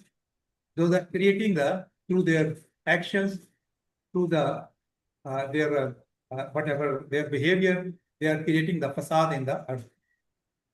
So these words indicate the human deed can lead to evil or mischief in both land and sea. Not that the ocean themselves are inherently free from facade. So just my emphasis will be today on the blue economy, not on the earth, not on the land, but just on the sea. So what I am saying, actually you will see that nowadays blue economy is very much important, because in the land we have limited resources, and due to these limited resources, most of the experts, most of the planners, most of the scholars, they are developing their knowledge for earning the money and using the resources of the oceans. But simultaneously, we have a maritime transport. If our knowledge is based on morals and ethical values which are given by the religion, then our models will be different. But if these are neutral, then our models will be different. Generally, if you will see that, and specifically during the COVID-19, it has been proved that maritime transport is the backbone of international trade and the global economy. You can see that how much it is important. Over 80% of the volume of international trade in goods is carried by sea, and the percentage is even higher for most developing countries. So in the most developing countries, this is 80%, and maybe in most developing countries, it is more than 80%. So the emergence of ecology scarcity of land resources is forcing the world economies to explode and exploit maritime resources. And you see that the global marine vessel market size was valued at US dollar 152.38 billion in 2023. The market is projected to grow from US dollar 160.56 billion in 2024. And it is more than that now. It has been proved. And with the projections in 2032, the US dollar 247.96, a compound annual growth rate 5.56% during the forecast period. Asia Pacific dominated the marine vessel market with a market share of 52.46% in 2023. But you can see that when Quran says these are the actions of human being, those are creating the facade or corruption in the sea. And last minute. Yes? This is the last minute. Oh. So just I need 2 minutes more. Okay. So marine biology discovered that great whales, you can see this is the natural blessing that great whales capture a significant amount of carbon dioxide in their bodies from the atmosphere. And how much this? This is 33 tons of CO2 on average. Whereas a tree, meanwhile, absorbs only up to 48 pounds of CO2 a year. And you can see this maritime transport, what they are doing. They are hitting these whales, and on the basis of that, whales are going to be dying. And instead of absorbing this 33 tons of CO2, carbon dioxide, they are not able to do that, and ultimately the loss of the atmosphere. And the second point is there's a phytoplankton. There are some very small minute plants, and their food is from the waste of whale, and they are absorbing more than 50% of the carbon dioxide, and they are releasing more than 50% of the atmosphere oxygen. So how we see that? Why Quran is saying this is a corruption and the facade, whereas if we are build the model on these words, and then we will not be, inshallah, we will see that there will be no facade in the seas, in the oceans, inshallah. Jazakumullah khair. So Thank you very much. It's really very short, so I don't know. Thank you very much. Assalamu alaikum wa rahmatullahi wa barakatuh. Okay, our next speaker is Dr. Gharibi, the founder and the CEO of Archia company. He launched. Dr. Gharibi is an AI scientist, entrepreneur, and educator who brings together deep technology, technical expertise in AI with a passion for advancing privacy, preserving technologies, and educational innovation. Dr. Gharibi holds PhD in computer science from University of Missouri, Kansas City, actually our student, and an advanced degree in privacy engineering from Carnegie Mellon University. Before starting his own company, he established a medical research team at Triple Blind, where he invented blind learning, filed over 35 patents, and published at top journals and conferences, including AMI and Neural PS. In early 2025, he founded this company, Archia, a startup focused on accelerating safe and seamless adoption of AI agents. The year before that, He was awarded Vanguard Young Alumni Award from his contributions to AI community and advancing education innovations in the STEM field. He was our actually lead graduate student on the campus also, mashallah. And we are very proud of him, and he is also contributing to the Texas Muslim American University. He is with us too. Garib. Assalamu alaikum. Thank you, Dr. Chaudhry. It's a great pleasure for me to be here today. And it will be really hard for me to top the esteemed speakers that talked before me. But hopefully, I will share some insights about AI from the industry perspective and where things are standing today and where we are heading. The reality is that we are living and seeing AI explosion in real time. If we have not used and adopted AI in our daily work and life, we are most likely behind already. And just to put it in perspective, the capabilities and abilities of AI systems are evolving and doubling almost every, sorry?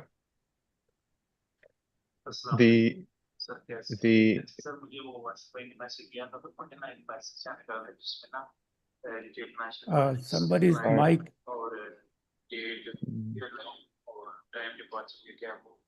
Can I cannot mute it. I think it's from Professor Tawsif Azad. Yes. Dr. Tawsif, your mic is on. Okay, great. Thank you. Thank you. So what we are seeing today is that the abilities of AI systems are doubling every 6 months. So literally what was impossible 6 months ago, today we can do it using AI. And if you look at this chart, this shows you the amount of work that AI systems can do in comparison to humans. This dotted line right here shows exponential growth, but if you look at the actual values, they are super exponential. So it is improving at a speed that we cannot actually comprehend or understand or know where it is going. So it is frightening, but what is also lagging behind the most, it's unfortunately the educational sector. And we need to move and accelerate the adaptation and adoption of AI in this sector, the educational sector, both from the administrative, from the teachers, and from the students' perspective. So what does that mean? Today, for educators, this means that we have tools and not just AI models. We are today living in an era of AI agentic systems. An AI agent is not an AI model. It is actually a system that can do and automate multi-step workflows. And because these systems are available at our fingerprints and their cost is actually dropping to near zero in real time, that's another very important fact about AI, is that what it used to cost $100 last year, today costs roughly $2. I know it's mind-blowing, but this is the truth and this is the reality. And this translates to the fact that the cost of generating artificial intelligence is actually approximately approaching virtually nothing, zero. So we have these tools, how can we use it? So for the educators, this means that today using AI agentic systems, we can easily build personalized learning. We can do it in a safe, trustworthy way. Using an AI agent, you can actually build as an educator, you can build a bank of questions and you can bring in your knowledge base, the books and the source materials, and then you can add it with something called prompting that tells the AI agents exactly what to do. You can give the AI agent the list of all the students you have, with all their historical grades, all of their historical exams, and some survey about the student. And then you can ask the AI agent to create educational materials personalized to each student in seconds and for less than $10. This also allows us to adapt these changes and adapt to the behaviors of the students in real time, because literally AI now is integrated in everything. So some of the companies we are working with, for example, they are integrating the AI models with the students' emails and their phones, so they can see when the students are happy, when the students are sad or mad, when the students are going through difficulties. If somebody has any internal challenges, we can detect that in real time, update the materials, update the teacher, update the school, and do something to elevate the student educational process. Most importantly, what AI agents are able to do today is to help with the administrative work. We don't really need committees today to sit and figure out when to put the exam times and how to build the schedule and how can we review EPIT accreditation. We can build AI agents to automate the majority of these processes, and there's actually systems in place that can help do that very efficiently and very accurately. From my perspective, we see that some of the educational approaches or pedagogies in some domains, in some courses, they still depend on having students memorize facts. And the reality is that we can actually access and get answers about facts supported by citations instantly and for the price of the electricity that is powering our phones. As a matter of fact, there's AI assistants that could be embedded today in our AirPods, those headphones that I'm wearing. They can listen to the conversation, and every time somebody asks me a question, it will go to the internet, search for an answer, and come back. So I'll have the answer to your question and give you a fact probably in milliseconds after you are done with asking the question. So teaching a student to memorize the dates of World War I or World War II or a specific war, I don't really think how important that is.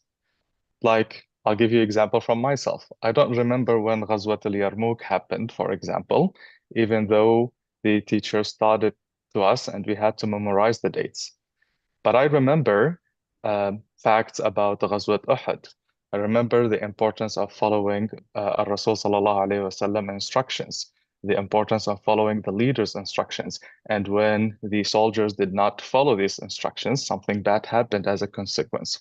So this is the kind of way we should adapt AI to start helping us with the educational process, to teach us and to teach the students how to start formulating questions so that we understand things around us.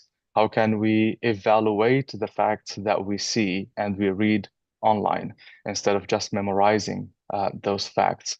How can we actually reason in an ethical way and giving our religious background towards the answers and everything that AI is telling us?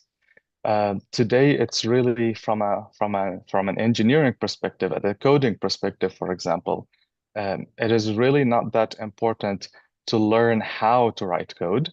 It is more important to know what kind of problem I can solve with coding and why should I solve that problem and who's benefiting from that problem. Writing code today is commodized. Like I can write right now in natural language a question to any AI agent, and it can generate a running web application for me for less than $20. This same application will have cost over $100,000 and 6 months of consultation work like 2 years ago.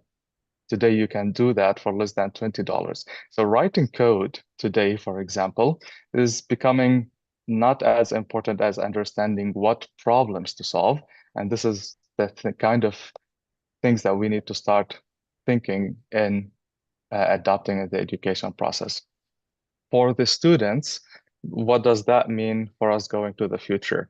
And this is also important for the educators because this is very, very important for the students to learn and focus on to prepare themselves for the future. It's also important for the educators to help the students focus on these things. Educators today shouldn't be just information transportation layer, taking it from the books and then presenting it to the students. Teachers today should be more of a mentors that are helping us really navigate the difficulties of life. The educator's main goal should give students confidence about themselves. They should be able to talk with them at a very, very deep technical level, philosophical questions, religious questions, teaching them about the life and the meaning of it, more than actually telling them how to write an if-else statement if they are a computer science student. So as a students, what we should learn today to adapt with AI. First, most important thing is something called prompting. And you must likely have heard that term before. Prompt engineering means learning how to talk to AI, how to ask it questions. Because AI is not deterministic systems, this means that every time you ask it a question, it will give you a slightly different answer. So based on how good your question is and how good you formalized your question, and you know exactly how to ask the AI to get the information you need from it, you need to learn prompting. So we need to learn it, both for educators and for students. Second thing we really need to focus on is how to collaborate with AI. We shouldn't see it as a nemesis to us anymore. AI is your personal assistant, and it's going to be a trustworthy personal assistant in the future. So treat it as such. For an educator, you can see an AI agent as your TA, teaching assistant. For a student, you can see it as your research partner, as your tutor. So use it that way. For students, however, do not use it as an answer machine. Do not ask it to write that specific essay for you. Do not ask it to write that code program for you. Instead, ask it about why is this program important? What are the different ways I can solve this problem by not writing code? Is there other solutions outside today that actually help me solve this problem? These are the Arif, kind of things that we need to start thinking about. Yes, doctor. yeah, you have 2 minutes. Yes, I'm almost done. And the last thing is the critical thinking. Because AI learned from all the information that exists today on the internet, all of that information comes from different backgrounds, from different cultures, from different books and different philosophers. We should actually learn how to take a question and how to take its answer, think about it, and analyze it given our context, background, ethics, and what is good morals to us. That being said, I just really want to say this one last question. AI is here, it's here to stay, and we need to start adopting it. It's moving at a very, very, very high speed. It's doubling. In some research areas, it's saying the abilities of AI is actually doubling every 90 days, not 6 months. And this means that the gap that we have today between education and industry is not only deepening, but it's only widening. So we need to focus on curriculum creation and evaluating it and how it evolves. We need to educate ourselves as educators on how to use the technology, what it is useful for and what is not useful for. We need to empower the students to use AI and know how to use it, not prevent them from using it. Just finally want to put here my email address. We are hiring data scientists and interns. If you're interested, please let me know. We have on this YouTube channel a video showing how researchers from the bioinformatics domain are able to gain over 700 times performance gains. What it took the researcher roughly 2 months to analyze images via a mundane task can be done now in less than 4 hours using this AI technology. So it's a powerful tool. We need to know and learn how to use it and adopt it in a responsible way. Thank you very much.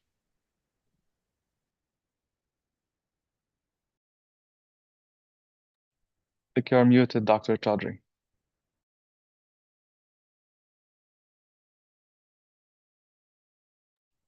You're still muted.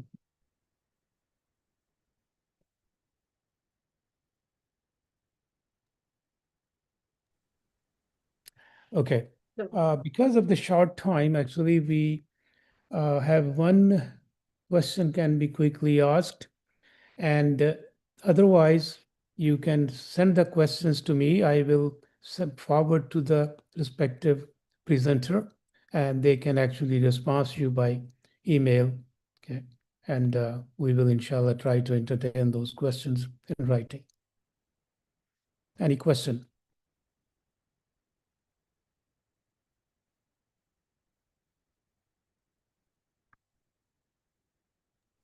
If you have a question, you can raise your hand or unmute yourself or type it in the Zoom chat quickly. I Rafida? have a question. Yes. Hi, Garibi. How are you?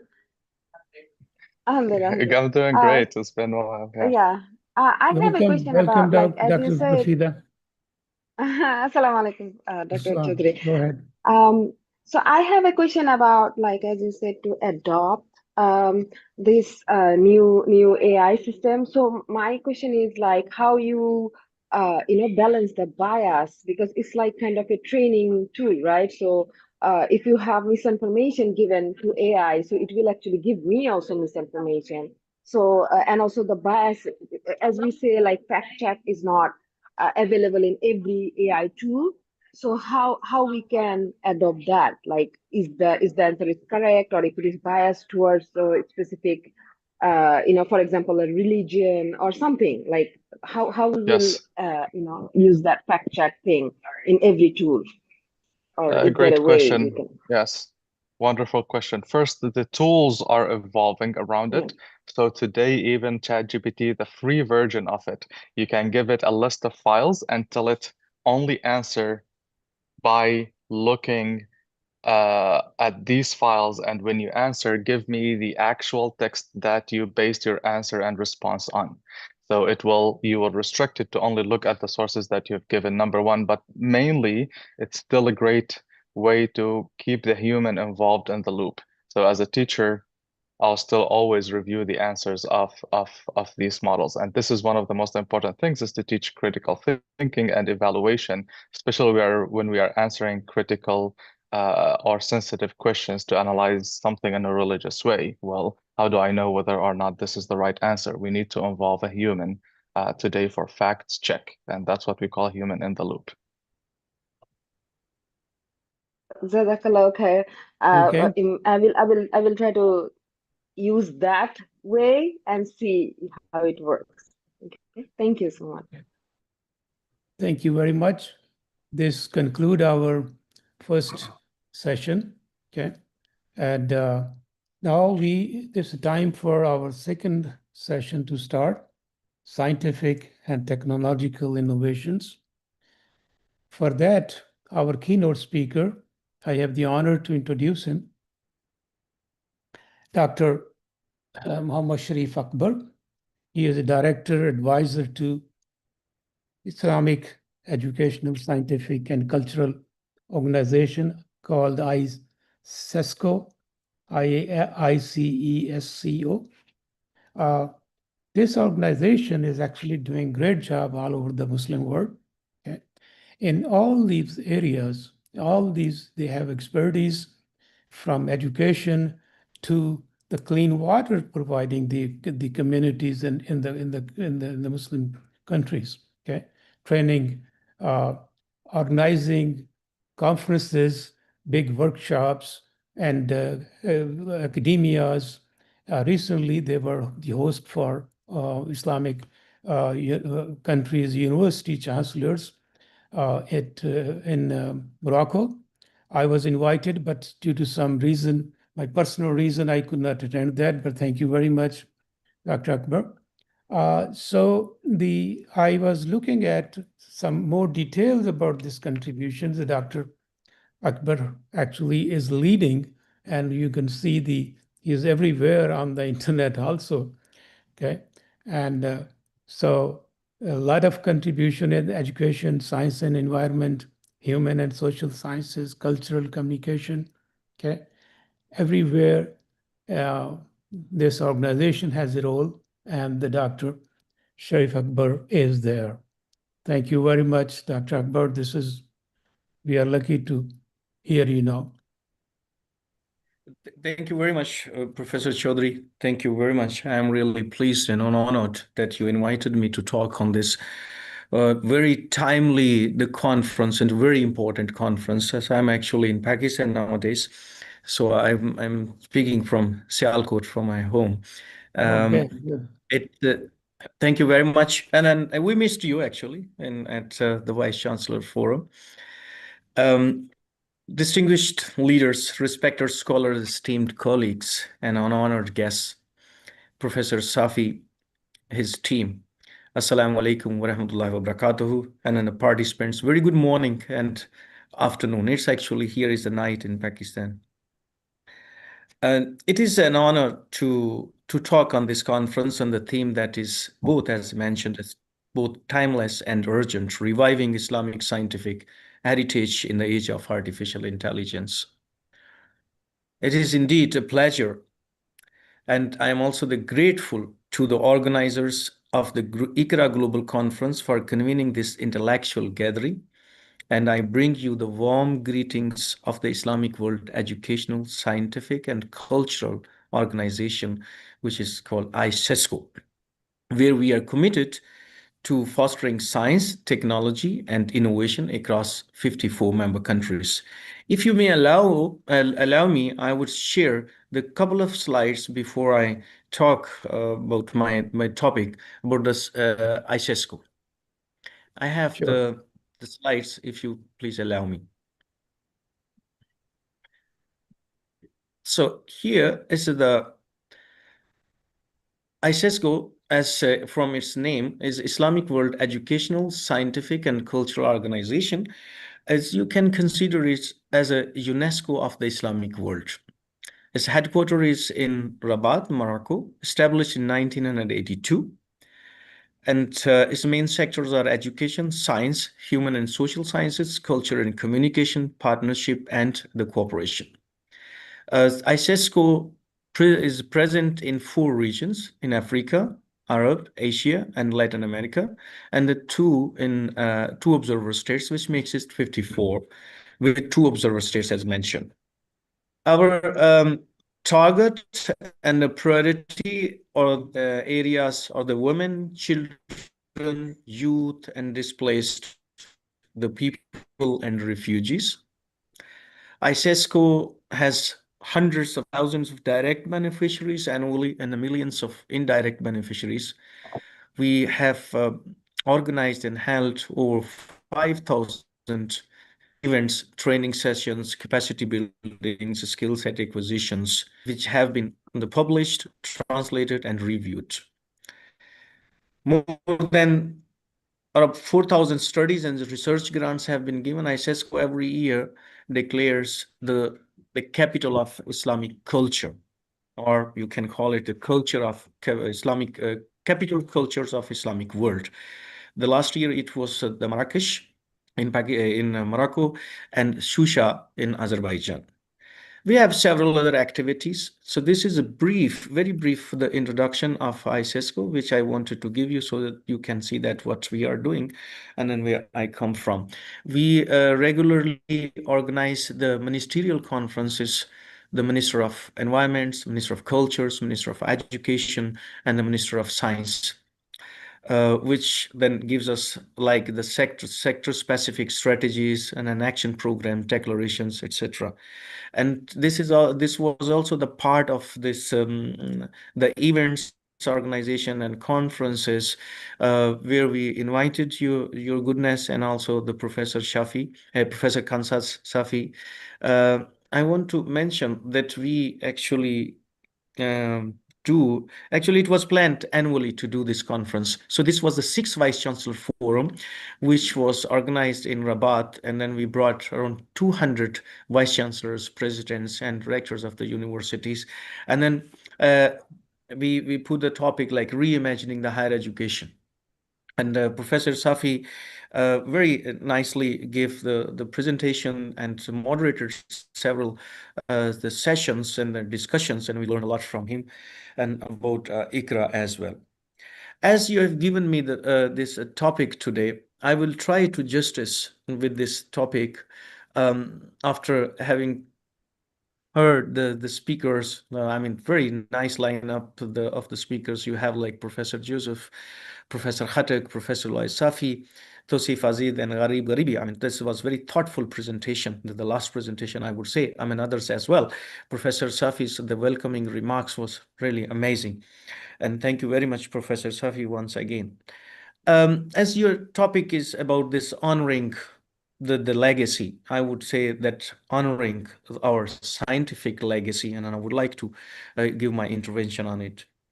Ladies and gentlemen, when we speak of Islamic civilization, we speak of legacy that changed the trajectory of humanity, from the House of Wisdom in Baghdad to the libraries of Cordoba, from the observatories of Samarkand to the universities of Fez. Muslim scholars cultivated a golden age of science. I would like to give some reference from the past. My background is science. I am chemist by training. So you see the Al-Khwarizmi, whose work on algebra and algorithm underpins the very foundations of today's computer science, etc. Ibn Sina, whose canon of medicine was studied in Europe for centuries. Al-Biruni, who measured the Earth's radius with astonishing accuracy, embodying the spirit of precision in science. Fatma al-Fihri, many of you very well aware of this lady who founded Al-Qarawaan University 1,000 years ago, reminding us that women were at the heart of Islamic intellectual tradition. Ladies and gentlemen, this legacy was not accidental. It was built on the Quranic ethos of IQRA, to read, to seek, to reflect, and on the prophetic teaching that seeking knowledge is a duty upon every Muslim, male and female.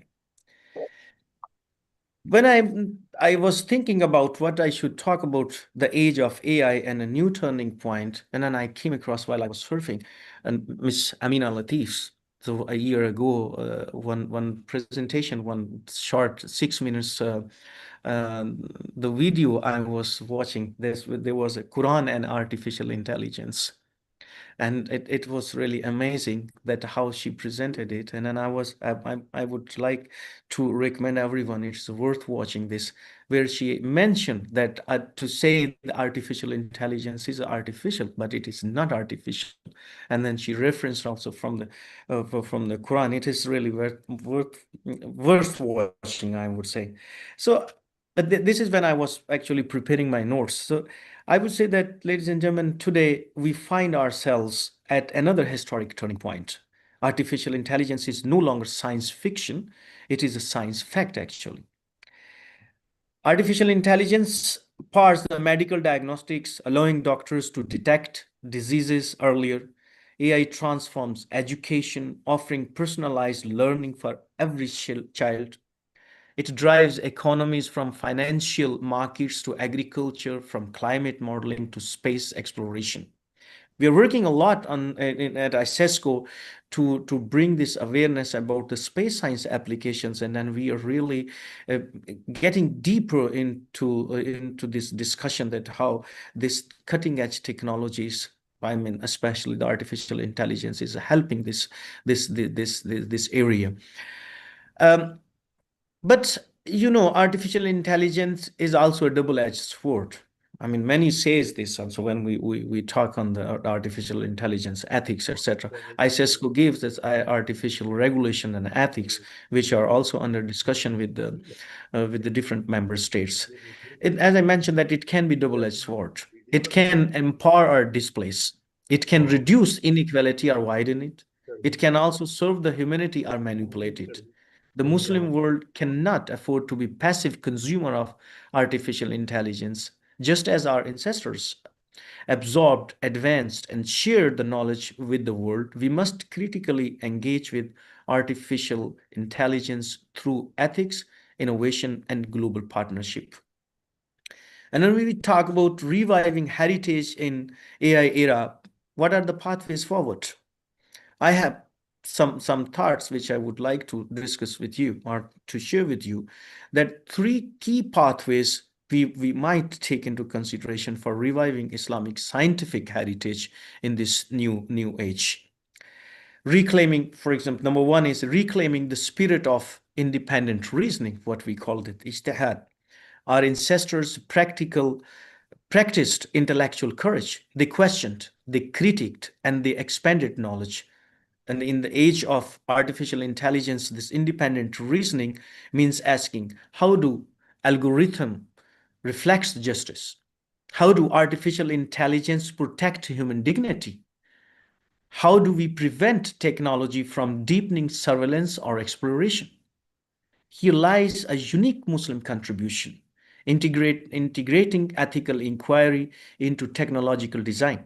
While much of the world speaks of human-centered artificial intelligence, as I mentioned that I was going to the Miss Amina Latif's this presentation. So can't we envision technology guided by Tawheed, mercy, and responsibility? Number two, transforming education for future. Our universities, schools, and non-formal institutions and organizations may evolve into integrated center of knowledge. Imagine artificial university, a university curriculum where Quranic studies converse the quantum computing.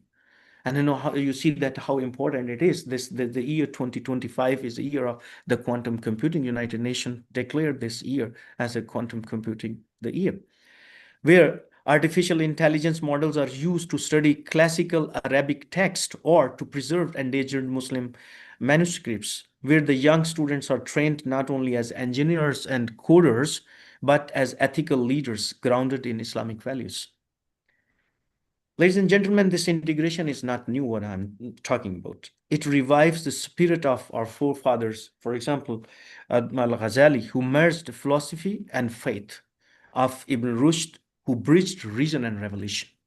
There might be the questions, concerns, or the different thoughts, but these are the things which can be considered or could be thought about.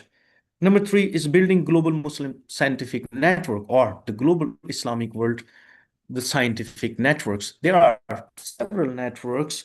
If we see around the organizations and the OIC, the umbrella, but maybe this kind of the network is important.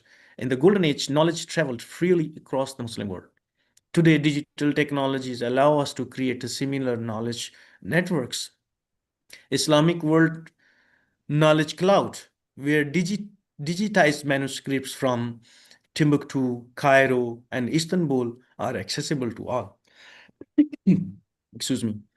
Artificial intelligence-powered translation platforms that enable cross-linguistic learning across Arabic, Urdu, Turkish, Malay, and beyond. Research consortia linking Muslim scientists from Jakarta to Rabat, from Islamabad to Dakar.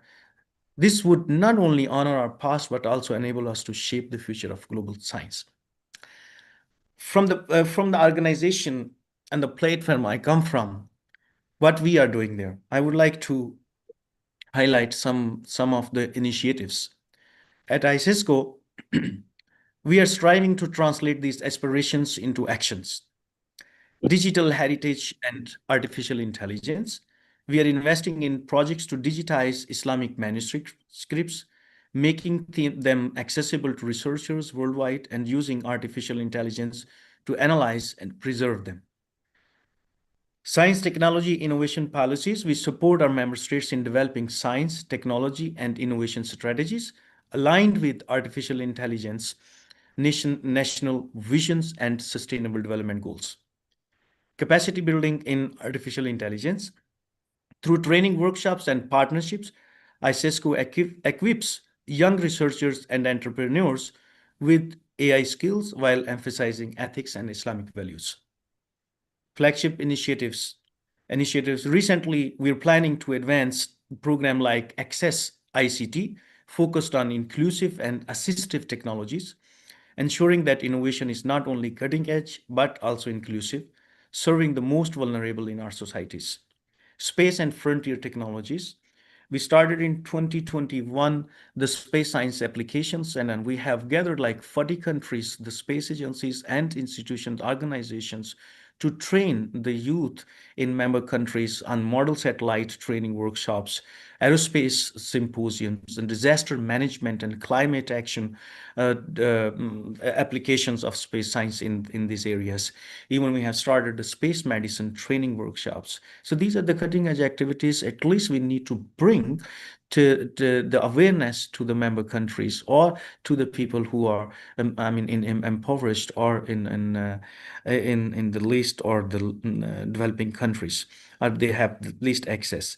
ISESCO has convened the global conferences on space science, artificial intelligence, ChatGPT, smart agriculture, bringing together thought leaders and practitioners to shape transformative solutions. In all these efforts, our vision is to make the Islamic world not a follower, but a leader in the age of in the age of AI, rooted in our heritage, open to the future. Ladies and gentlemen, lastly, from legacy to new contributions, the question before us is not only how do we honor our past, the deeper question is how do we turn that legacy into living contribution for the future of humanity. We must move from celebration to creation, from remembering Al-Khwarizmi to nurturing the next Muslim data scientist, from admiring Ibn Sina to training artificial intelligence-powered medical researchers in Cairo, in Karachi, in Kuala Lumpur, and so on and so forth. This can be my dream, as I wish that it should be the dream of everyone of my age or the youngers. If Islamic civilization, ladies and gentlemen, once gave the world algebra, optics, hospitals, and even in chemistry, why can we not today give the world ethical AI, sustainable energy solutions, or breakthrough in climate resilience? It's a big topic. Brothers and sisters, we stand at a threshold in history, just as our forebears lit the lamps of knowledge that guided humanity through centuries. We are called to light new lamps, lamps of wisdom, ethics, and innovation in the age of AI. We should revive Islamic scientific heritage not as a nostalgia, but as a living mission. And we should also embrace AI not as a threat, but as a trust to be guided by ourselves. May Allah guide us in this noble endeavor. Thank you very much for giving me this opportunity to speak and to share my thoughts with you all. Thank you, Dr. Muhammad Sharif Akbar. Very enlightening speech. And I think the AI is dominating, okay? And that is actually the big challenge. It's a monster, okay, at this time. And everybody is worried, religious, non-religious, that how to handle this, how to control it, okay? And as a Muslim, we cannot shy away also. We have to be on the front, okay, to provide solutions, to provide guidance, okay, and lead the world, okay. So we should be the leader, not the followers, okay. Thank you very much again, okay. The next session, we are on time, okay, is scientific and technological innovations. And it is hosted by the Institute of Business Management, Karachi. Okay, and I know this institute very, very much when it was even started, and I visited that. It is a remarkable. It has achieved many, many things and produced many good, actually, quality students from there. The moderator for this session is Dr. Shahzad, and I had the honor to introduce him. Assistant Professor and Head of Department of Center for Policy and Area Studies at IOBM. Okay. Developing collaborative research networks in Muslim majority countries. Okay, that's the focus.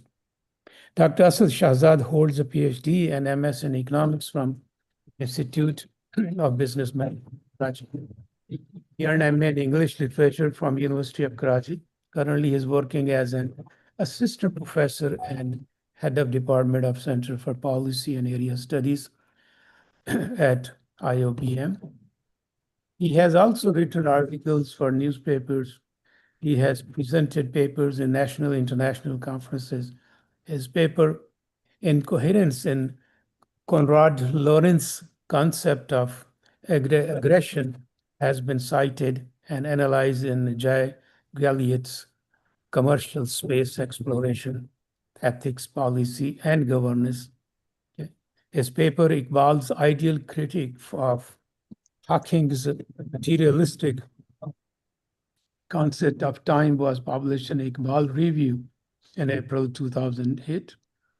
His research article, Iqbal's Spiritual Democracy and Habermas' Deliberative Democracy, a comparative study, was published in Journal of Islamic Thought and Civilization in June 2024.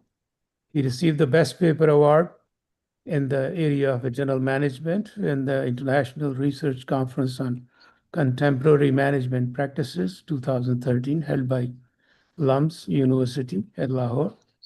He has also moderated webinar and panel discussions. He composes poetry in Urdu and has published a collection of his poetic works by the title Sabucha. I even don't know the meanings of this. His research work addressed significant contemporary economics, political, and moral issues concerning pre-modern and postmodern philosophy. And Dr. Shahzad, you have the session now. Okay, you can start your panel. Thank you, Dr. Bismillahirrahmanirrahim. Assalamu alaikum. Our panel discussion today will be formatted as not as presentations. We will conduct our session in the form of question answers. I will put questions to the speakers or the panel members, and then in the last 15 to 20 minutes, we will take questions on what we discuss from the audience. First, I would like to introduce the three speakers. And before that, I would like to say that I feel deeply honored to participate in this great conference, which brings together so many scholars from across various Muslim countries. It is like a galaxy of stars. Okay, now our three speakers, their introduction. Dr. Abdul Khalik Aboya has been associated with the Department of Philosophy, University of Karachi since 2004. His research interests include hermeneutics, philosophy of education, and Islamic intellectualism in the subcontinent.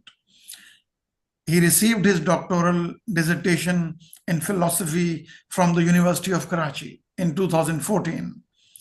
His research dissertation and papers reflect his keenness to pursue research in two different intellectual traditions, namely Islamic and Western. And then another speaker, the second speaker that we have is Dr. Hafiz Sayyid Hussain. He is both a philosopher and a pure mathematician. From philosophical side, Dr. Hafiz Sayyid Hussain has background in the phenomenology of Husserl and the phenomenological hermeneutics of Heidegger, followed by the works of Gadamer and Ricoeur. Some of his research themes include time, historical consciousness, and divinity. From mathematical side, Hussein's research focuses on the rich interplay between algebra and geometry geared towards its applications in theoretical physics. Among others, he is credited with finding an algebraic geometric interpretation of fractional derivative. Following the pioneering works of a renowned Russian mathematician, Tarasov, in nonlinear analysis in 2019. His most exciting prospective research lies where his philosophical and theological motivations meet with his mathematical experience. He thinks, and this intersection can lead to very significant questions with possibility of shedding new light on the meaning and purpose of Al-Kalam al-Jadid. Our third panel member is Dr. Muhammad Mustafa Raza, who has been associated with the Department of Social Sciences at ZBEST since 2023. He received his doctoral degree in International Relations from the University of Karachi.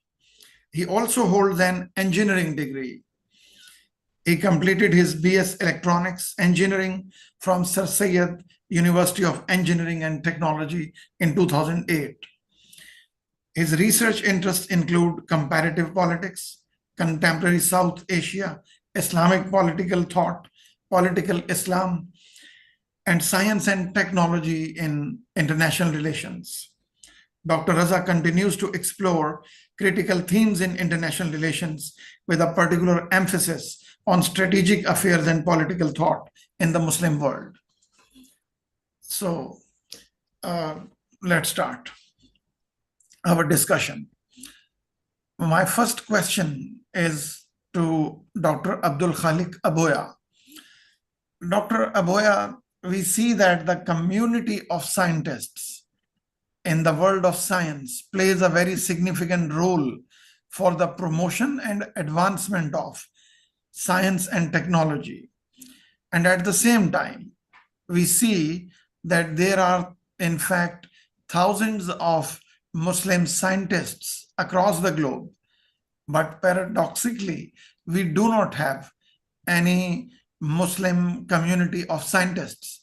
We can take the example of British Royal Academy, and people of such caliber were associated with it, like Isaac Newton, and then Stephen William Hawking and Charles Darwin, which means that this society, society of scientists or community of scientists, it brings together the similar minds who are engaged in research.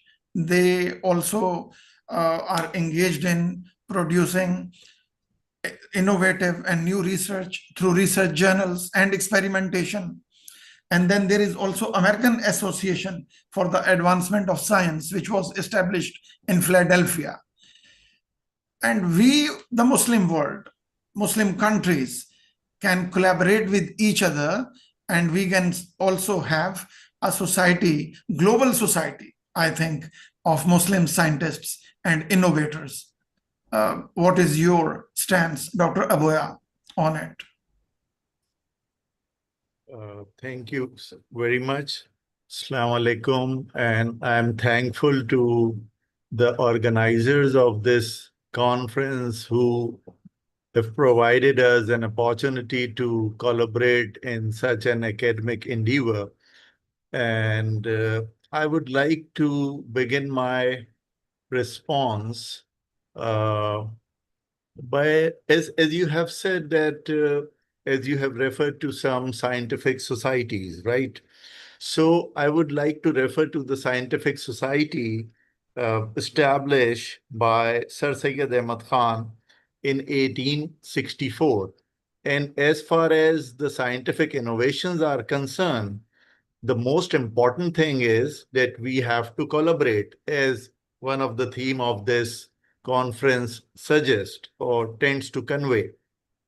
When Sir Syed established a scientific society in Ghazipur, I think in 1864. So in the same year, Darwin's Origin of a Species was published, and there was a member of a scientific society, I think Eliot, C.S. Eliot, who suggested the translation of Origin of a Species, because the reason behind the development of scientific society by Sir Syed is to come across to the Western ideas or the Western notions of science and development or the literature, whatever they have. So because it was at that time a developed nation in some sense of the term. So he just wanted to have an interaction, a sort of intellectual interaction among, between, one can say that between the subcontinent philosophical ideas and the Western ideas. So the proposal or the suggestion given by Eliot had to meet a decline by the, one can say that by some of the members of the committee. And the reason is that they were of the view that if they will teach theory of evolution, Darwin's theory of evolution, or if it will be translated, then it is likely to create some problems or it is a sort of hurdle in the way of Islam, because they think that this is likely to deviate. And another event which took place in 2017 in Turkey, right, when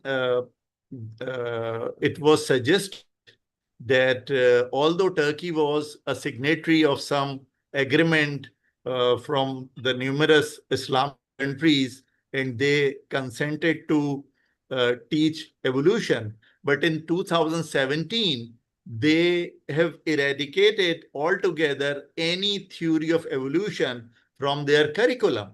And the reason is similar. So even if you see, then more than a century ago, we are not ready to accommodate Western ideas, and we always try to reject. There is a segment in our society, we often try to reject things simply on the basis of, the reason is that because it is from the Western world, it is of material nature, and it is something which is detrimental for Islamic intellectualism. So this research or academic, this is not research or academic attitude, which is very, I think, damaging. So if we are sincere or if we are serious to collaborate among the Muslim cultures, we have to be bias-free. And this is something, for instance, if you refer to Sir Sayyid's article in Tehzeebul Akhlaq, from the inferior state to the superior state of man, it reflects a sort of theory of evolution. If you refer to Shah Waliullah, if you have a chance to see his notion of irtifaqat, it is a very delicate idea of human social organization in which there are phases through which humans can develop. So the most important thing is that the difference is of perspective. The difference is of perspective. Sir Sayyid's perspective of evolution, or Shah Waliullah's perspective of evolution, is rooted in the divine truth. It is rooted in the idea of God, while Darwin's idea of evolution is quite random. So this is the difference. So we can come across to different cultures, and then we will be able to develop, or we will be able to collaborate among Muslim cultures. So we have to be very open-minded. We have to be prejudice-free. If we will go with prejudice, we are not likely to develop any such thing for which we have gathered here. Dr. Aboya, you say we should be prejudice-free. I tend to agree with you, but perhaps there is hardly anything which is totally free of prejudice. Perhaps the main point that I have concluded from what you have said is that Muslims should not be scared of new discoveries or new claims or assertions or new theories, whether they are truly scientific or not, but they should have a critical investigation. They should conduct some critical investigation, and then on the basis of that, they should clear their position on that particular theory or whatever that issue may be. For example, even in the West, we see that Nietzsche, he does not fully accept, at least, Darwin's evolution theory of evolution, and he challenges it. Then Henry Bergson also questions it and criticizes it. And there are many other criticisms as well. So rather than being scared, perhaps your message is that we should critically investigate, and then we should show what our position is. Exactly. And even in the Western world, if you will refer to Asa Gray, who is of the view that there is a possibility of theistic evolution. He was not a Muslim, but he believed in theistic theory of evolution. And Okay, thank you, Dr. Boya. I will come back to you. Dr. Hussain, I would like you to express your views on the same question. Basically, I was asking about the development of a community of scientists, global community of scientists in the Muslim world. Yes, very good. My voice, okay? Yes.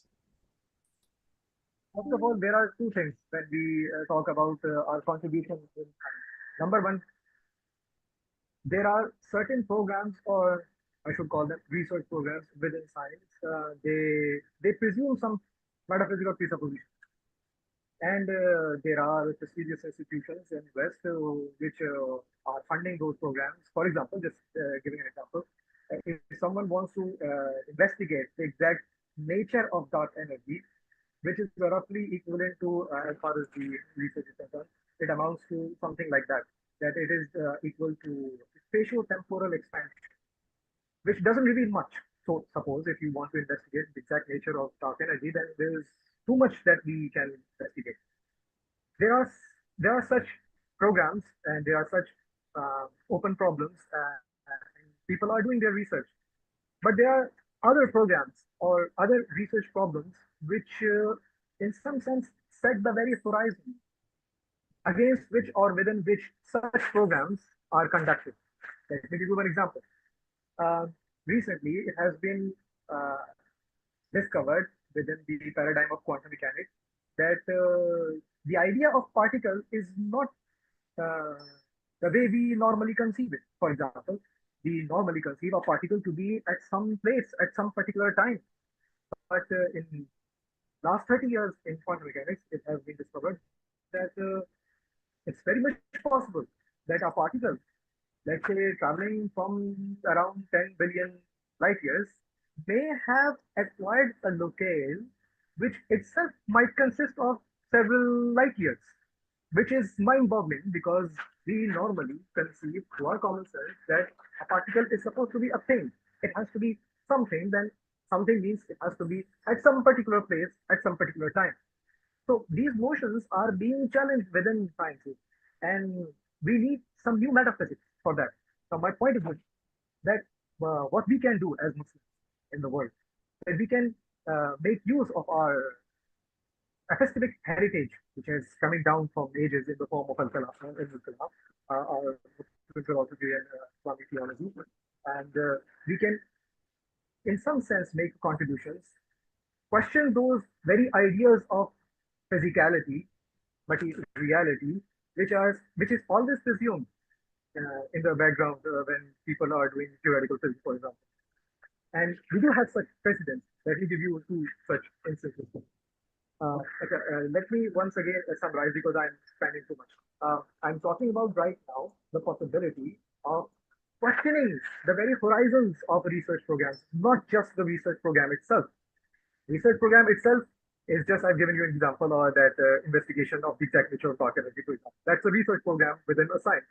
But the very idea of what counts as matter, the very idea of what counts as being a thing or a particle is something that scientists usually normally just take for granted, and they never question it. You need philosophy of science or something like that to answer those questions and expand the very horizon of a scientist. And philosophy of science, of course, is being pursued in Western intellectual and academic circles, and they have different philosophical background traditions within which they pursue the philosophy of science, for example, criminology, hermeneutics, Arabic philosophy, and so on and so forth. But Muslims have inherited classical kalam, And in the form of Iqbal, they have a possibility of a formation of new Al-Kalam al-Jadid, with which they can form a research collaboration with the Muslim community, such that research problems within science can be tackled in both ways. And particularly, my focus is on basically questioning the very program itself, like the nature of materiality and the nature of thingness. I'm giving you an example. I'm taking example from the Asherites' notion of atomism. And we know that Asherites came up with the idea of atom, and it was strange, it was paradoxical, and people initially laughed at them, especially the more bent people. They thought that it was stupid in the sense that they thought atom to be something which does not acquire any space and does not endure in time. So, in some sense, it does not exist. But we know that in mathematics, we have the notion of a point, a geometric point, which has zero length, zero height, and zero width. It does not exist also, but it is the very point which accumulates unformed line segments, and we form straight lines and then curves and surfaces, and then we have curvatures, and then these curvatures are translated into very strange ideas like the curvature of space-time and internal theory of relativity. So in this sense, we do have ideal objects in the form of mathematics being translated in science and helping science make new discoveries. Kalam did that around 1,000 years ago in the form of Asherites' notion of atom, which is very much like the mathematical notion of time. Unfortunately, it was used to justify the denial of causality, and I don't want to go into that. That is a very deep debate. But the point is this: that Asherites' notion of atomism, mathematical notion of point, and general theory of relativity, making use of the idea of curvature and surface, found with the help of those points, are in some sense lying at the horizon within which modern science is working. There is another example coming from Iqbal directly. Iqbal also made use of the idea of Iqbal. When we go to Iqbal, there's one thing which is called duration, there's one thing which is called Okay, there too we Dr. see Hussain, the mathematical Dr. equation Hussain, behind it. Yes, yes, sir. Dr. Yes, yes. Hussain, thank you. We will come back to you on the relationship Yes. between Kalam and how, on the basis of it, we can distinguish between Islamic science and Western science. Now, I would move on to Dr. Mustafa Raza. Are you with me, Dr. Mustafa Raza?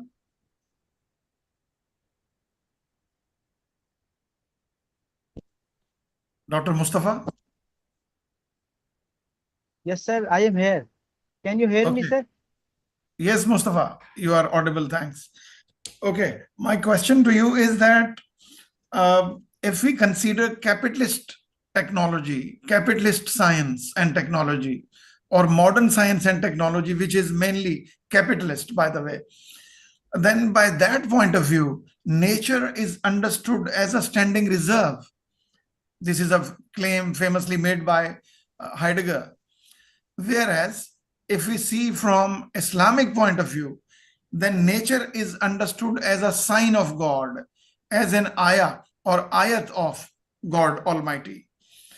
This, I think, is a very clear contrast in two worldviews, that nature understood as an ayah or ayat of God, a sign of God, and nature understood as a standing reserve, as a collection of raw materials which can be transformed into Assalamu alaikum, finished sir. good. First of all, thank you for the organizers for inviting me here and for conducting this beautiful session. In my personal opinion, as far as the question is concerned, Islamic point of view is different from the point of view which has been presented by the world scholars. There are some guidelines and principles which have been mentioned. Islamic view of knowledge is different from what has been prescribed from the Western scholars or other scholars. Ilm, I think it can't be translated just as knowledge. Ilm means the fear of God. Ilm means you should gather all your sources if you want to gather knowledge. According to Imam Ghazali, he writes in Ahyaul Ulum, the word ilm means uh, strive for achieving all those traits which have been commanded by God. So it means you should strive hard in attaining the commands of God. The Western knowledge is quite different from these things. For example, if I try to explain it in international law, then Islamic point of view of war is quite different from what has been prescribed in world wars. When Prophet Abu Bakr Siddiq, he sent his troops to different wars, he always ordered that a commander, you should not cut the tree, or you should not mutilate the dead bodies, or kill the women or an aged man. So it's quite different from those which have been discussed in the other school of thoughts, or you can say non-Islamic teachings. According to Islamic point of view, even a ruler who is a justified one, who has right and even obligation to suspend the law in the interest of justice. So it's quite different from the explanation given by scholars other than Islam. Okay, Mustafa. Dr. Aboya, I was talking about nature as understood as standing reserve by Martin Heidegger, and nature as understood by Islam, for example, in the form of blessing or favor, as we see in Surah Rahman, where Allah Almighty says, I quote the translation, which one of the favors of your Lord will you then deny? And various objects of nature are mentioned in this surah. And we see that the objects of nature by the Holy Quran, they are presented as blessings and favors of God. And they are also presented as non-linguistic signs of God. The ayahs of Quran, they are linguistic signs of God, and the objects of nature, they are non-linguistic signs of God. Now, we would like you to shed some light on what is the difference in the worldviews of modern science and technology, which happens to be capitalist science and technology, and then Muslim worldview, Dr. Aboya. Now, as far as the theories of naturalism are concerned, we have two different positions, whether you talk about Western idea of naturalism or the Muslim or Islamic idea of naturalism. As you have mentioned that there are verses or the science which invites man to think about the magnificence of God through by pondering upon the verses. For instance, God has invited us, as Iqbal has mentioned, that sense perception elaborated by understanding means that if you are perceiving something through your senses, it doesn't mean that you have to confine yourself to your senses. It means that you have to have an attitude to look at some bigger picture. Means that you have to relate yourself with the creator, or one can say that with some divine plan, right? So sense experience has to be elaborated by understanding. It seems to be quite true. Now, as far as the naturalism of Sir Sayyid is concerned, for instance, some nature is something which is not sacred for Sir Sayyid. Nature is not sacred. Nature, but there are natural laws created by God. And if natural laws are created by God, it means that we have to respect those laws. And those laws also owes their origin in God, because God is the creator of those natural laws. And as God himself has said in the Quran, there are so many verses which says that God never do anything against nature.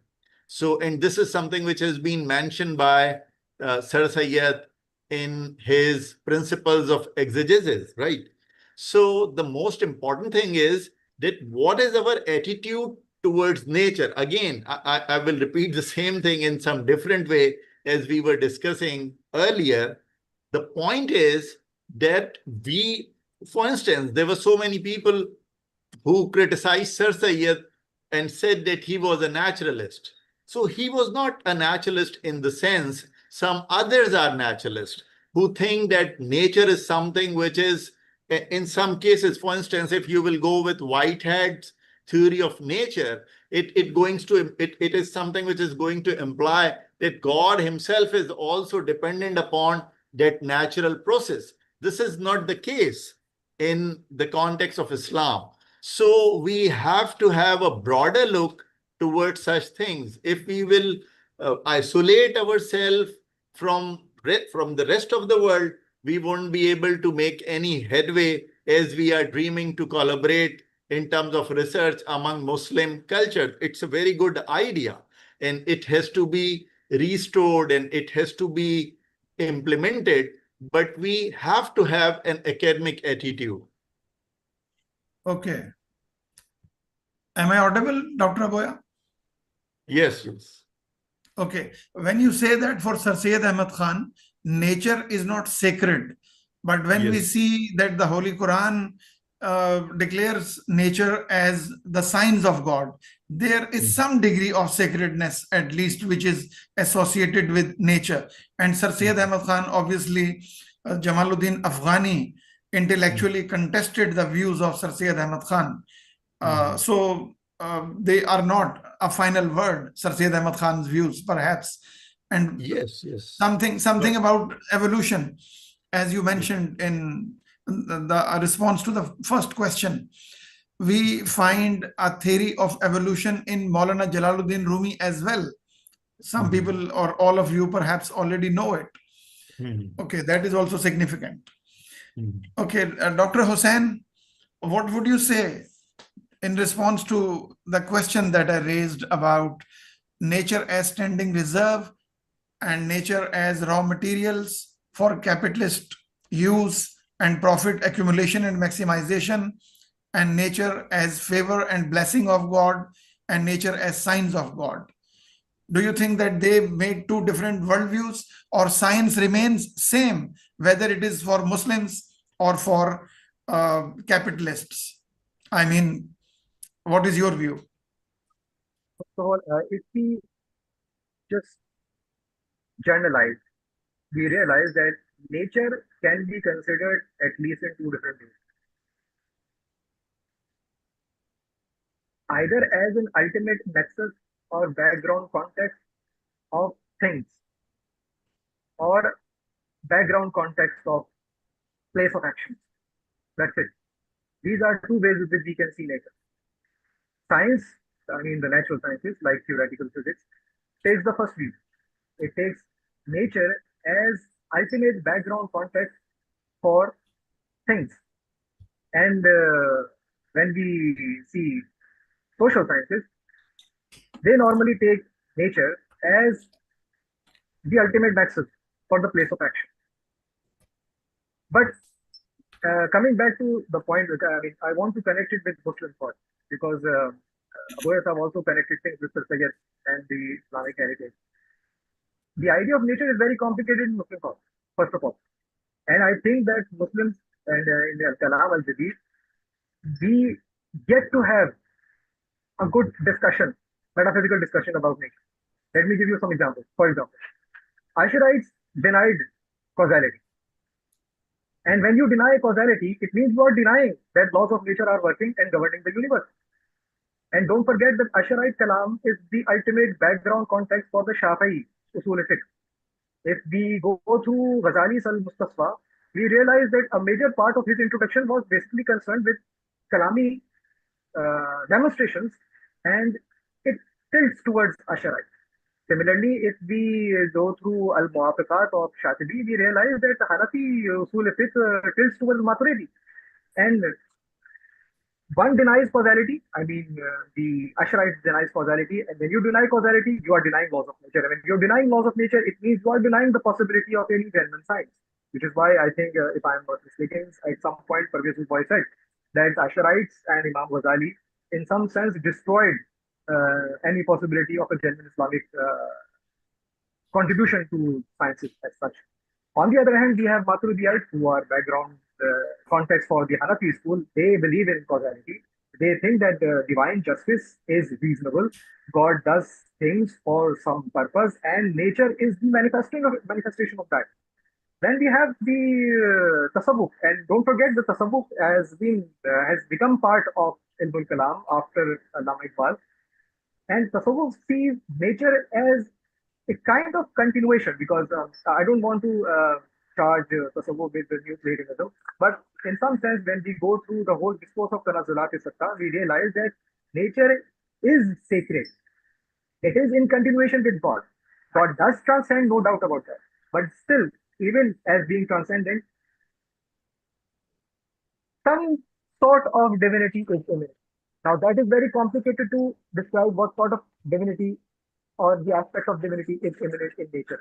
But the Sufiana aspect of Muslim understanding of nature consider nature to be sacred. It can't be a stockpile of things. So the Heidegger critique of technology would be in some sense beyond the point or missing the point according to this whole point of view. But if we take the Asharite point of view and don't underestimate the Shafi and the Salafi school, because the Muslim mind is filled,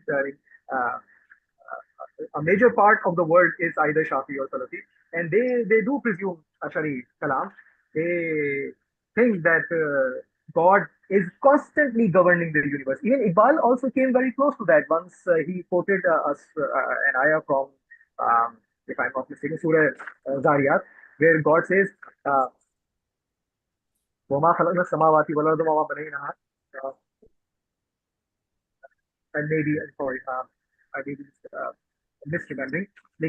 In English, it says, we have created the universe and we are continuously expanding it.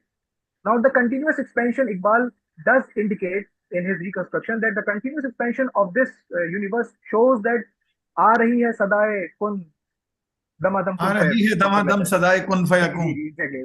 Yes, yes. So it means that God is continuously creating. Now, again, when you are talking about a continuous creation, in some sense, you are getting very close to the Asharite Kalam, because continuous creation is, in some sense, very close to the occasionalism, which was justified by their atomism, and then again back to the same picture of the laws of nature and the questions of laws of nature, because then laws of nature won't make much sense, and then we don't have to do theoretical physics as well. So Muslims have still to work out a proper metaphysics of nature. How should we deal with it? So tasawwuf take it sacred. Nobody takes it as a stockpile of things. That's for sure. I'm not sure how Bhuvesh would respond to this thing about what I'm saying. And the other third option, the Asharite option, of course, takes nature again as something, a continuous act of God. And of course, if it's a continuous act of God, again, it can't be a stockpile. So the whole thing is very complicated, and we haven't worked out a good connection with the possibility of science. Because if we are continuing with this metaphysics, yes. Would you just briefly now conclude, what do you understand that Islamic science and technology and modern science and technology, they have different worldviews and different possible results, or same worldviews? Okay, the phrase worldview is very overloaded. When we say, let's make a distinction. There's one thing which is a worldview, and there's one thing which is hardcore science. I mean, there is a core of science which has to be objective and independent. I mean, there is no doubt about that. I don't want to relativize everything. It's impossible. So whether we are Muslims or whether we are Hindus, after all, there has to be something which is objective. So for instance, there is no doubt that redshift is a crime. Nobody will deny that. Whether we come with a particular metaphysics of materiality and physicality and then try to justify how to make sense of the redshift, that's another thing. So in some sense, my point is, worldview will be different. But if we pursue the science, there will be a core of that science which will be independent of any cultural metaphysics or metaphysical philosophy. Okay, listen, let me give you one or two examples. And Dr. Aboya and Dr. Mustafa, you are also required to be attentive, and I'm going to come to you also. In the 12th century, before the rise of capitalist science and technology, it took 2 centuries, for example, to remove 1,200 hectares of forest in northeastern France, whereas the equal amount of area in northeastern Brazil was cleared just in a single year in the 1650s. Now, this happened after the emergence of capitalist technology and capitalist science. Don't you think it makes a difference, or any science would produce the same results? This is my question. Let me give you another concrete example. There were 100,000 tigers, for example, in 1900. And in 2012, it was recorded that the number of tigers was between 1,200 and 1,500. Do you think that had the Islamic science progressed, the same results would have been emerged, or the situation would have been different? Yes, Dr. Khalik? Yes, yes. Now, you mean to say that if the scientific discoveries and technological innovations are rest with the decision making on the part of those, it rests with those who belongs to the Islamic world, then the situation would have been different. This is what you mean to say? Yes, yes. This is my question. Yeah. What is your take? Okay. I think it has nothing to do with religion, because if you see in Bible as well as in Quran, there are some sayings of God according to which you are allowed to explore nature, but there is no exemption. The most important thing is that God has awarded this bounty of nature to the mankind by keeping in mind that they are going to be responsible persons. They will not damage the environment to such an extent which is going to create such a mess. So capitalism is something different. They don't have any limit. They often create a need, and they try to produce things. That is something different. But if you look at it from the perspective of Islam or even Christianity, then nature is a sort of blessing for the mankind, and it is from the God, right? So man can explore nature, but there must be some limit. And the most important thing which I would like to mention is that the factor of human greed is very much there. And it is because of the greed and because of the idea that maximization of wealth is the highest good, right? So these are the things which needs to be... Dr. Boya, isn't it so that modern science and technology is rooted in market rationality, which gives preference to capital accumulation, and it is capital-centered? It is not, for example, God-centered, morality-centered, or ethics-centered. It is capital-centered. Exactly. For example, yes. Adam Smith, a very major figure in modern economics, he says that, and he is also an ethicist. He taught, in fact, ethics in the university. Okay.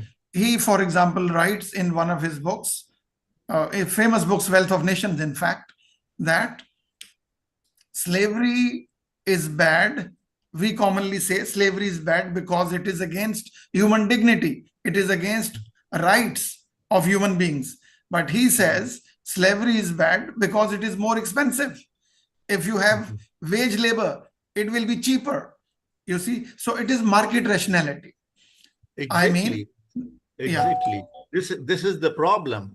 If you will look back, I think 10 years or 15 years ago, there was a prevalent condition in America. There are some places in America where there are people who are illegal, and people do come at that place and they take them away due to cheap labor. So it is that they are exploiting, and even the state is also aware that this is something which is being done with the people. So they are not interested. And if you will, Thank you, Dr. Mustafa. Dr. Aboya, thank you. We are running out of time, short of time. Okay. And let me move on to Dr. Mustafa, and then we will have questions from the audience. Dr. Mustafa, are you with me? Do you hear me?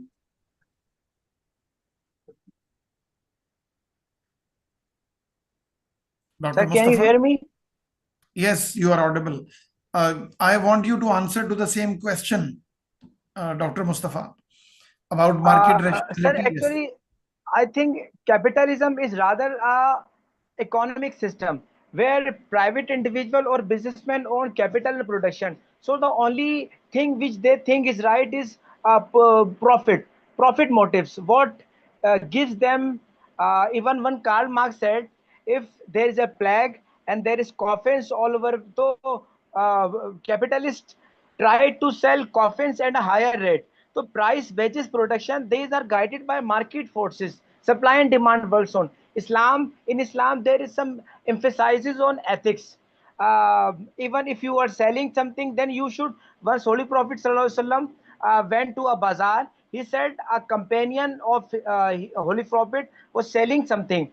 He asked him what's lay beneath that thing. He said, Huzur, there are some weight things. So he said, you should reveal it. You should not sell it. So the thing which is called ethics or morality is missing in capitalism. They always prefer, if some workers are demanding that we should have some salary packages, then the owner of the factory will show them a large queue that people are ready to work even half of your wages. So they do not consider whether atom bomb is wrong or right.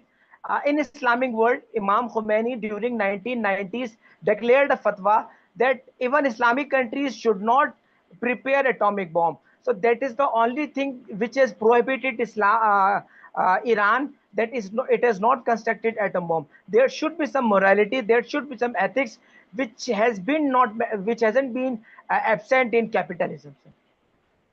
Okay. So we would like now to move on to question answer session. I mean, the audience is welcome to ask questions.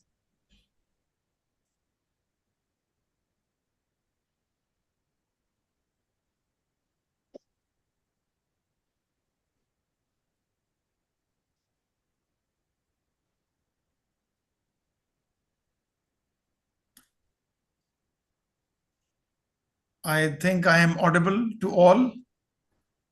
There should be at least one or two questions, I think, or comments. It's not necessary, obviously, to ask question. One can give comments.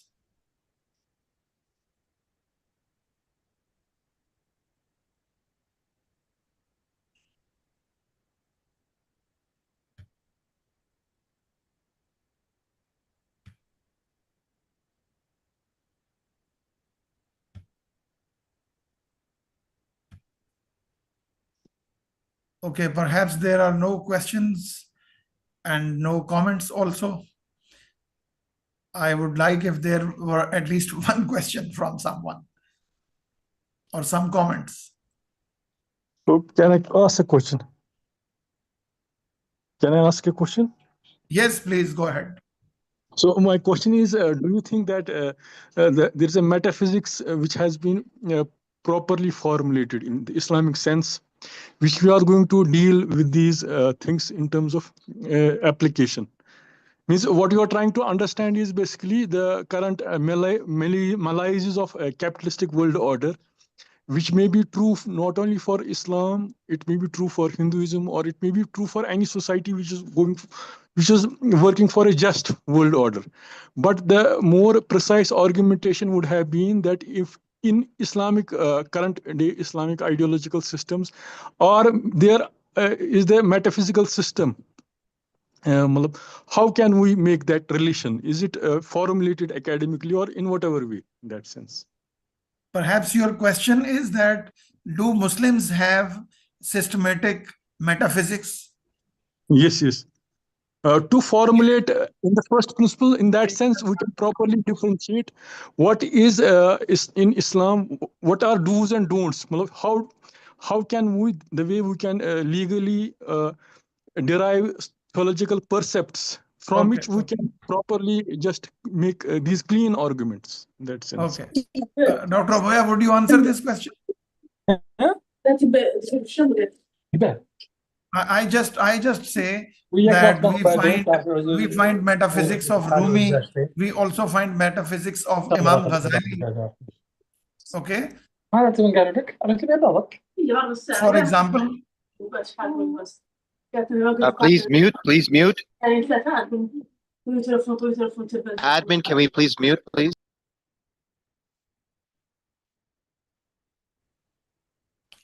For example, yes, please continue, Dr. Asad.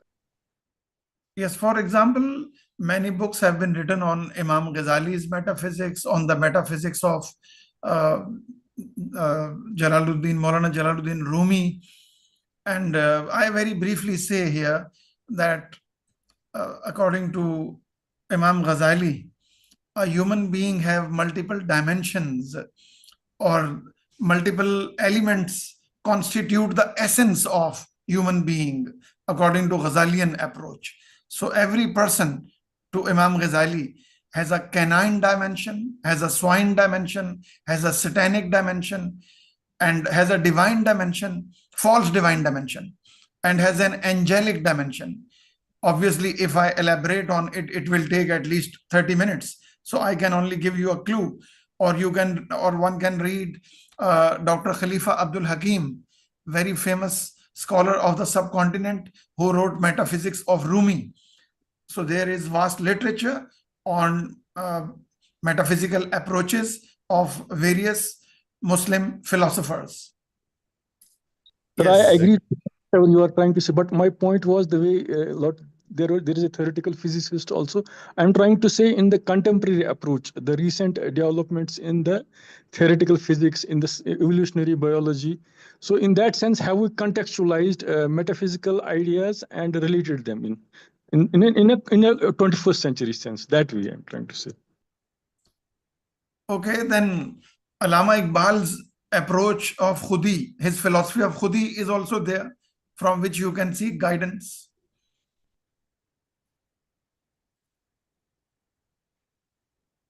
Yes. I myself have written published two papers on Iqbal.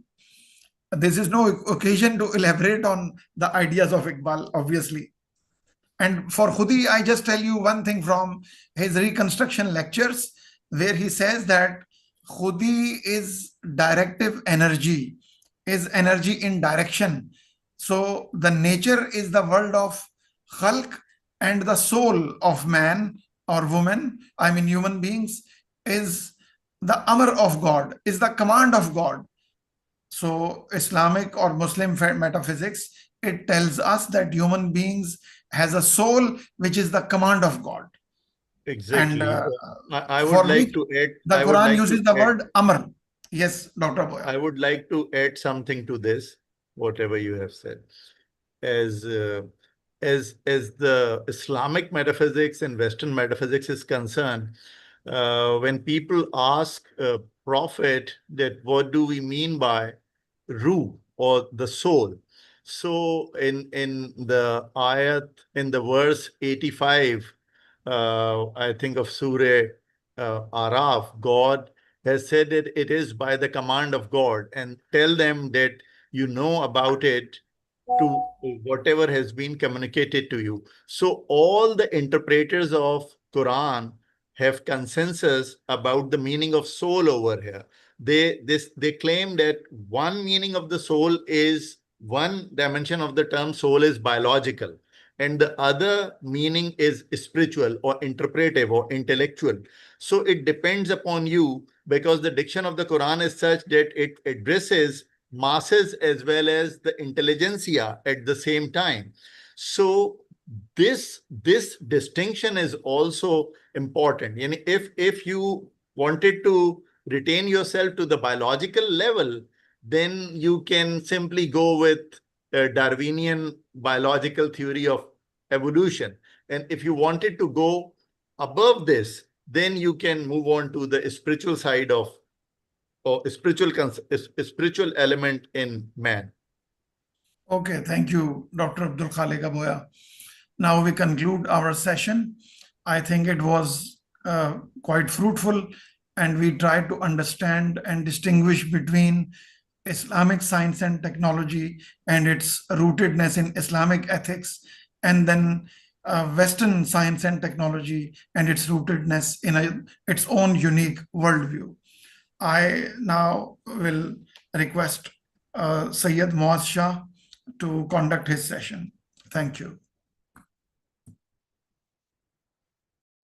Jazakallah khair. Thank you so much for an engaging session. Once again, very well put. I love Dr. Hussein's contribution and Dr. Aboya's and the way that you handle it, Dr. Asad. And it's really a unique conversation when we talk about causality and the importance and how that played between reason, the logic, and the faith, and how in the Islamic intellectual development has always been a debate that's continued on. To continue that conversation and debate, I'd like to welcome our next key speaker for our next session. He is a friend, a mentor, a dear brother. Saying we do have Dr. Yes. Dr. Yes, we Ahmed have. Kawesa Sangendo. He and me have a very special relationship, which I will let him elaborate if he wishes, but he is very dear to me in a very unique way, and I miss him dearly. I'm so happy he could join us here today. He's a Fulbright scholar who is the first Ugandan to serve as a rector of the Islamic University of Uganda. He has a distinguished career from the beginning of that institution. He was its a undersecretary and director in '87. And from that time period onward, he became eventually the rector. And his leadership, that one campus became 4, 88 students there became over 10,000. And from one country's representation in the student body, now more than 22 countries are represented by that student body. And he is a distinguished academic. He got his, he used to lecture at Makerere University in Uganda. He also holds a Bachelor's of Science degree and a Master's degree from the same university, and his PhD as a Fulbright scholar from the University of Kansas. Dr. Ahmed Kawesa Sangendo, His Excellency, also was honored to represent Uganda in the OIC, and he serves as the Assistant Secretary General. For those who don't know, the OIC body has a Secretary General, and they have 5 Assistant Secretary Generals, and he is one of them. So it's one of the most senior posts in the Islamic world, where he represents the Islamic world in respect to economic affairs. And his topic and discussion for today is exactly on that, on creating sustainable economic models in the Islamic world. This is a topic very dear to my own heart, as I believe in vitalizing the principles in the Quran and Sunnah related to sustainability and sustainable economic models, including the Waqf and many other models that I'm pretty sure His Excellency will elaborate on. My dear brother, Dr. Ahmed Kawesa Sangendo, the floor is yours. Bismillah ar-Rahman ar-Rahim. Wassalatu wassalamu ala Rasulillah. But thank you very much, my dear brother Said. I've not seen you for a long time. Thanks for this conference. I'm seeing you again. Inshallah, I hope we'll see you in person soon. My distinguished brothers and sisters, excellencies, ladies and gentlemen, Assalamu alaikum wa rahmatullahi wa barakatuh. It's an honor for me to be participating in this conference, and I would like to thank the organizers for inviting me to this conference, and pray that, inshallah, the objectives of this conference will be achieved. I'll try to share the slides that I'm going to use, and inshallah, hopefully, they will be viewed clearly by all of you.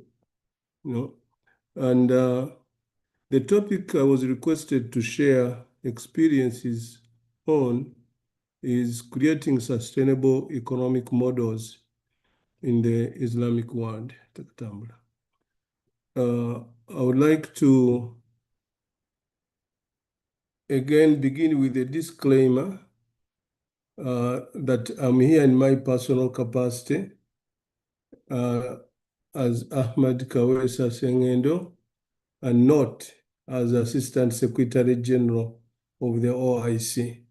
Therefore, the views and comments I might make during this presentation are purely my personal and may not the position of the OIC. Brothers and sisters, these are hard times, and we therefore need to find different fora to review our situation, hoping that we may be able to find a way forward. What I will do this evening, this time, we have just finished Maghrib, I will share a few practical experiences that have been able to improve the socio-economic situation of some of our people in some of the countries.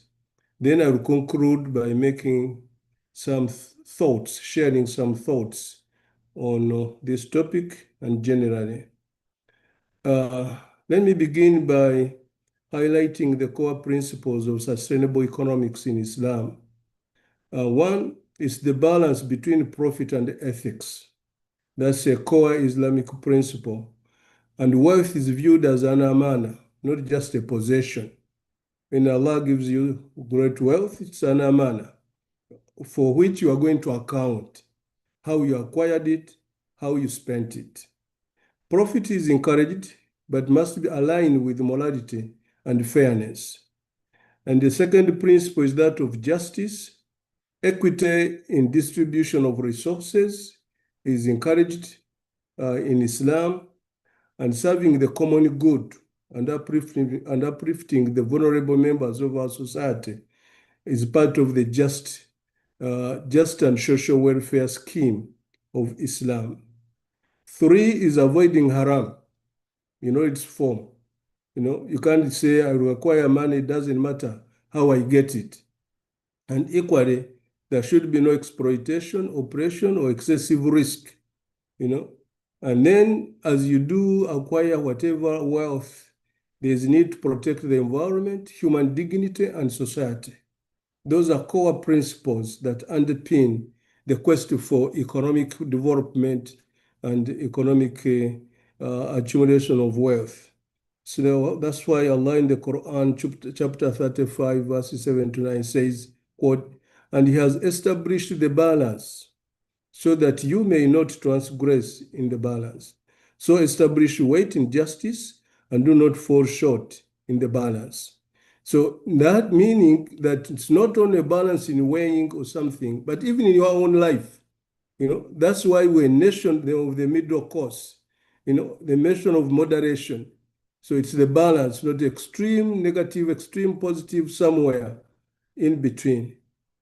And we learn a few lessons from Islamic history, beginning with our Prophet Muhammad sallallahu alaihi wasallam, who established contracts based on fairness and ethical trade in Medina all the time he was there. Even before he became a prophet, he used to trade, and Khadija radiallahu anha entrusted her with business.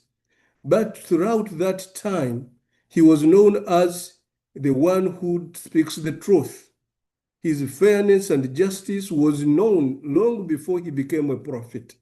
And during the time of Umar bin Khattab radiallahu anhu, he introduced the public treasury, to ensure welfare and all citizens.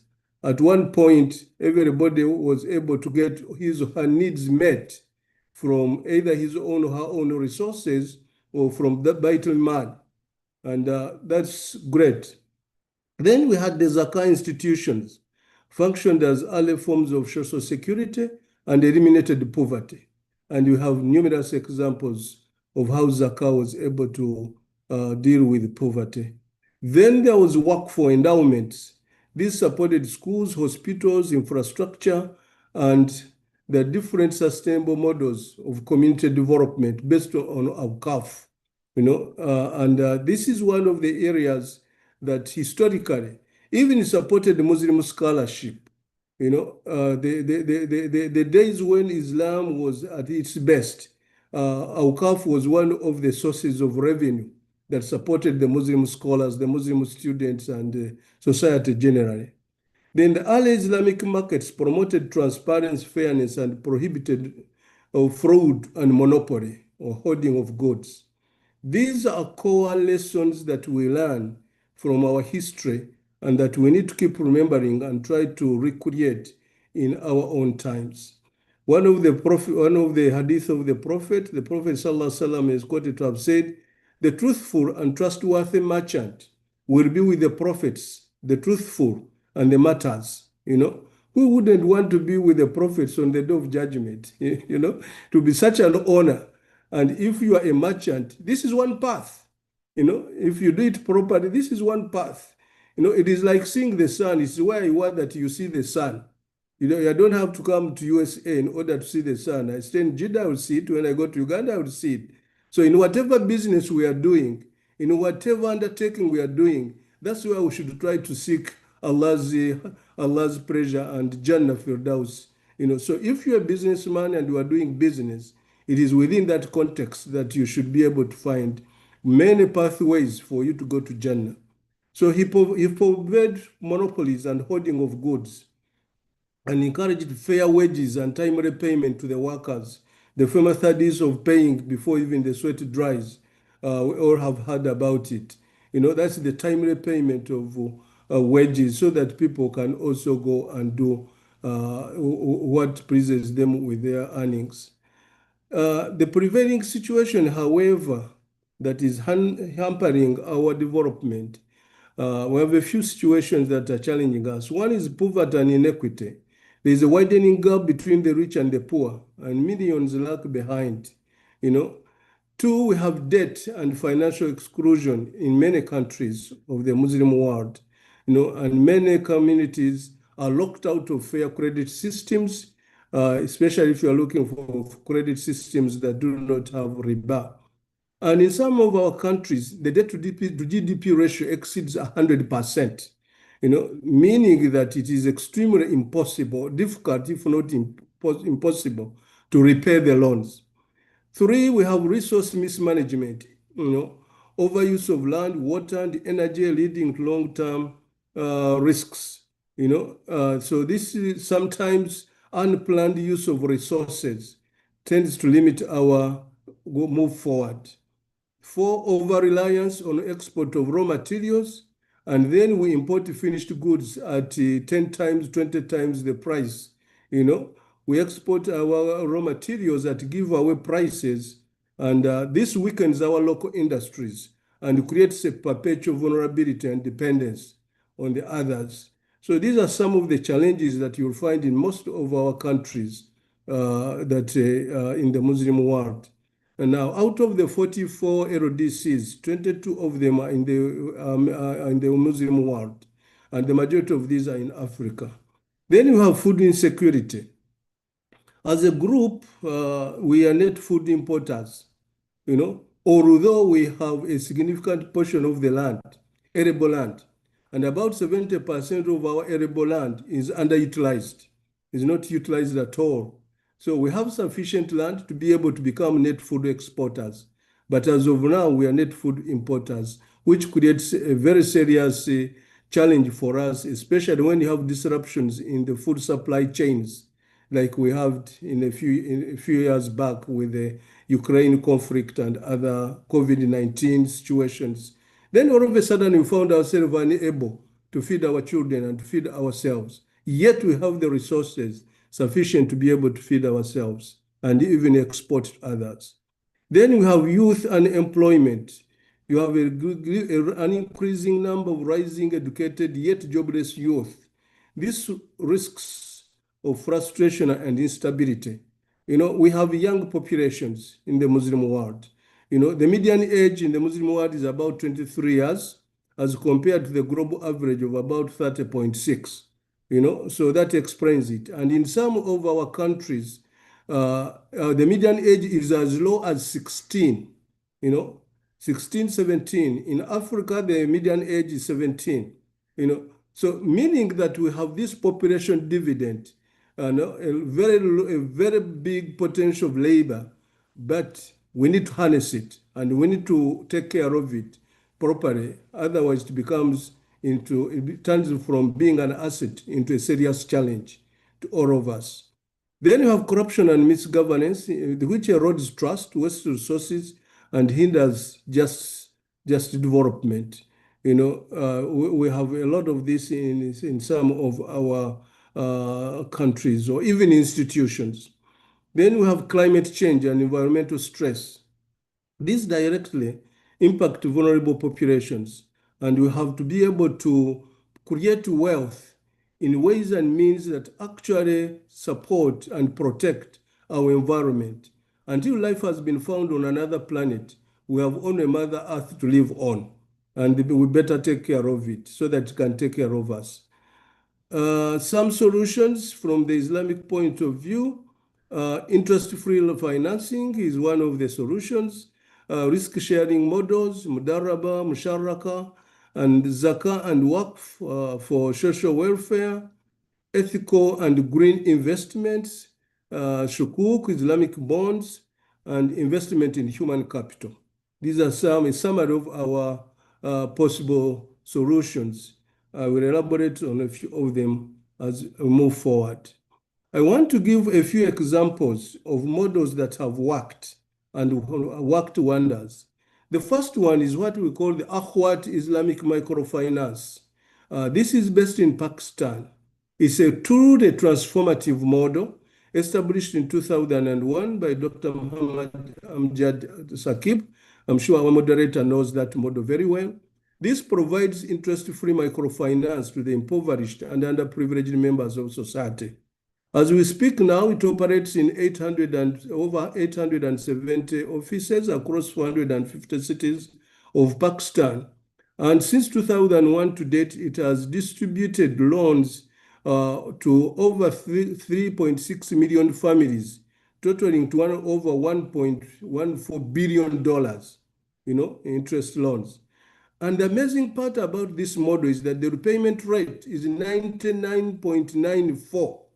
This is the highest in the world. You can't get it any better. And of this, 43% of the borrowers are females, supporting women-led enterprises. And indeed, its own genesis was from a woman who borrowed $50 from the man, and then later on, it expanded like that. So taking care of our sisters, and especially the females who are single mothers, who are widows, is extremely critical if we are thinking about a society that should develop. And then they use mosques and churches as disbursement centers without any discrimination. This reduces costs and fosters community trust. And they build on the social enterprise of the individuals that receive the loans. So in the end, the impact of this model has been that some of the borrowers have become donors, turning exactly the same situation of people around. So a virtuous cycle of empowerment. They give microfinance for agriculture and livestock improvements, guaranteeing food security for the family, and they have Akhwat schools and colleges, over 300 schools, 4 colleges, over 45,000 students, 1,600 teachers, etc. All of this being supported by this model, providing education to the most vulnerable members of the society who otherwise would never have had a chance to have an education. And they had Akhwat relief activities during COVID-19 pandemic, in which they supplied hundreds of thousands of meals and financial support and to vulnerable communities, to people in prisons, people in hospitals. It's an amazing model, this one. Health services, they have Akhwat clinics for outpatients, and they also do a lot of medical camps, for cataracts, for other ailments. And it's built on voluntarism and solidarity. Most of the executive team workers volunteer, although of course sometimes they also have they have partnerships with the federal and provincial governments, and so sometimes the government meets the running costs of their activities. So this operates on a revolving fund model. You borrow, you pay back, and then the money goes to the next beneficiary. And it has worked successfully. So that is the summary of that what model. And these brothers are willing to share it with those who want it. You know, we ran a workshop for them at the OIC headquarters a few years back, and many countries are now interested. So any country or any association that wants to learn from this model would be glad to connect them to this model, inshallah ta'ala. The second case study, I'll just go over it quickly, is in Malaysia. It's a global leader in Islamic finance, established Kuala Lumpur as the world's leading hub for Islamic finance, pioneered Sukuk for infrastructure projects, and over 60% of the global Sukuk issuance originates from Malaysia as of now. This is again a successful model that you can study and see, and I'm sure the brothers from Malaysia would be more than glad to share their experiences. The third is Indonesia, social impact through Waqf.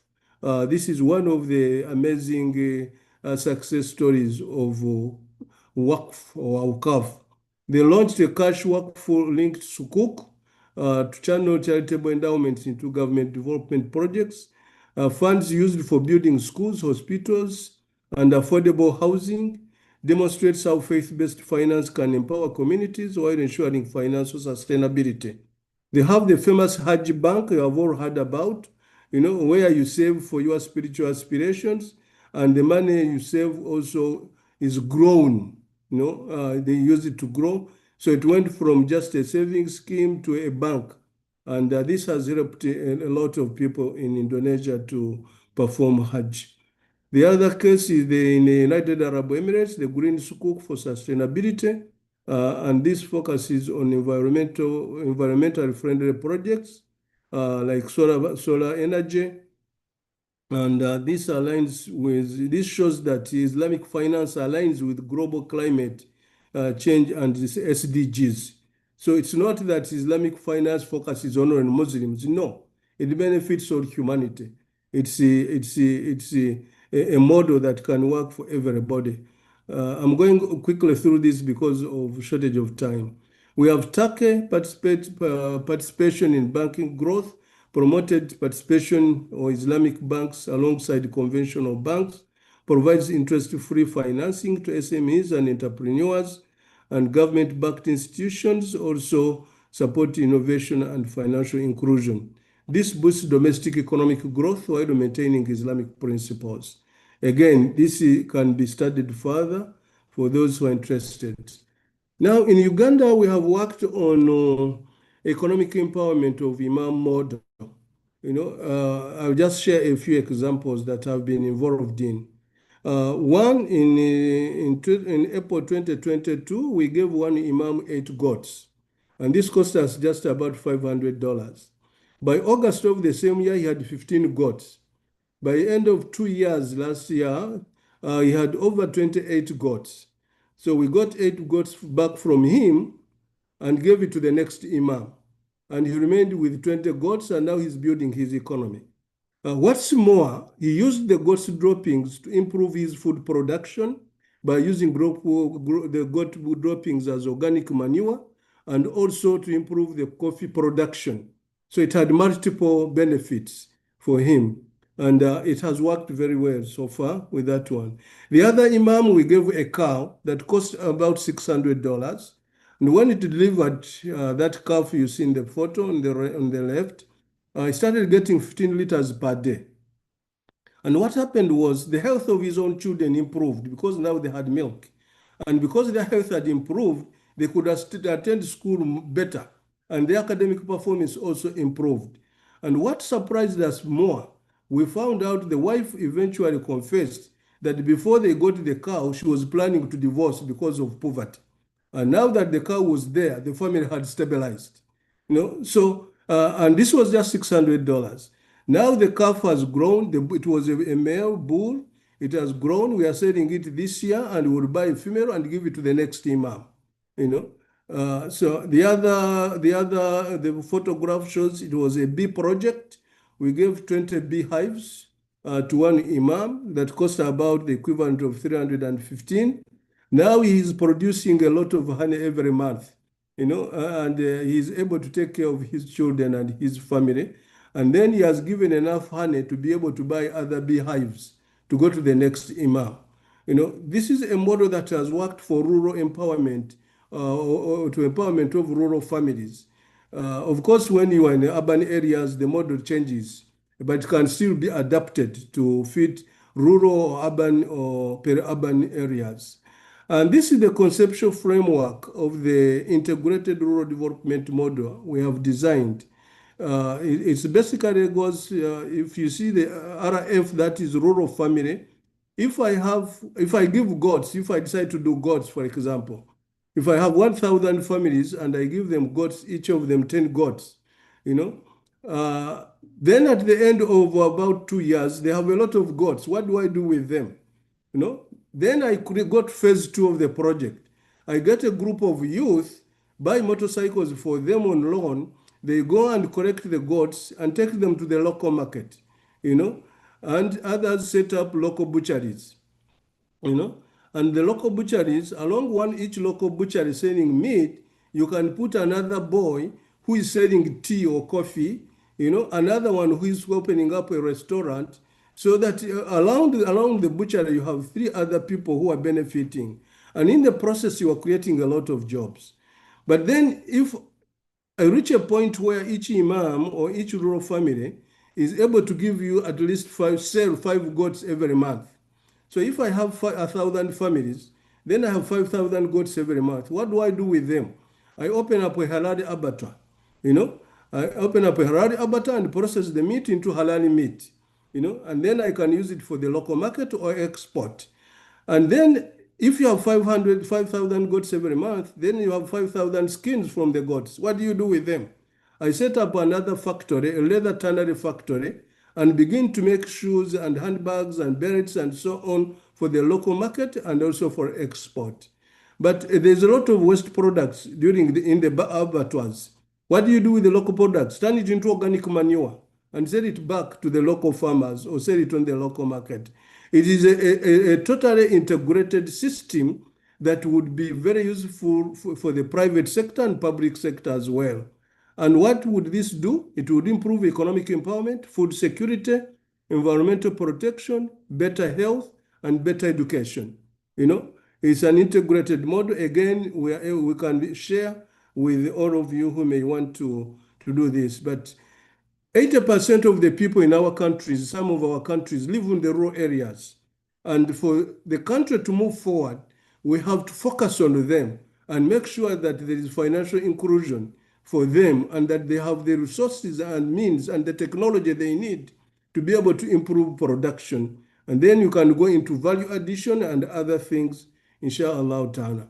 So I want to conclude. I think my time is almost up. I want to conclude by call to action. Our governments and institutions should create enabling policies and also provide resources for social projects. Our scholars should guide on modern issues and have think tanks. Knowledge is power. Our scholars cannot be just locked up in their lecture rooms and their laboratories. They need to get out of there and have solutions to real-world problems that our people are facing. Our businesses should prioritize ethical investments and give back to society.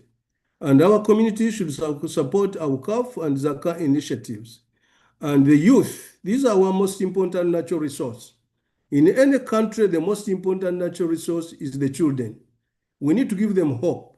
We need to give them Islamic values, knowledge, skills, and resources they need to innovate, create their own income resources, and craft a future they deserve.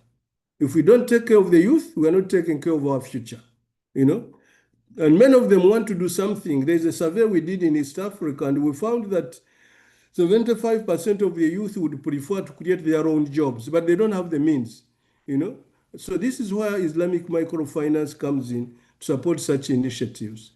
My concluding remarks, I want to say that Allah in His infinite wisdom and mercy blessed the Ummah with a lot of resources.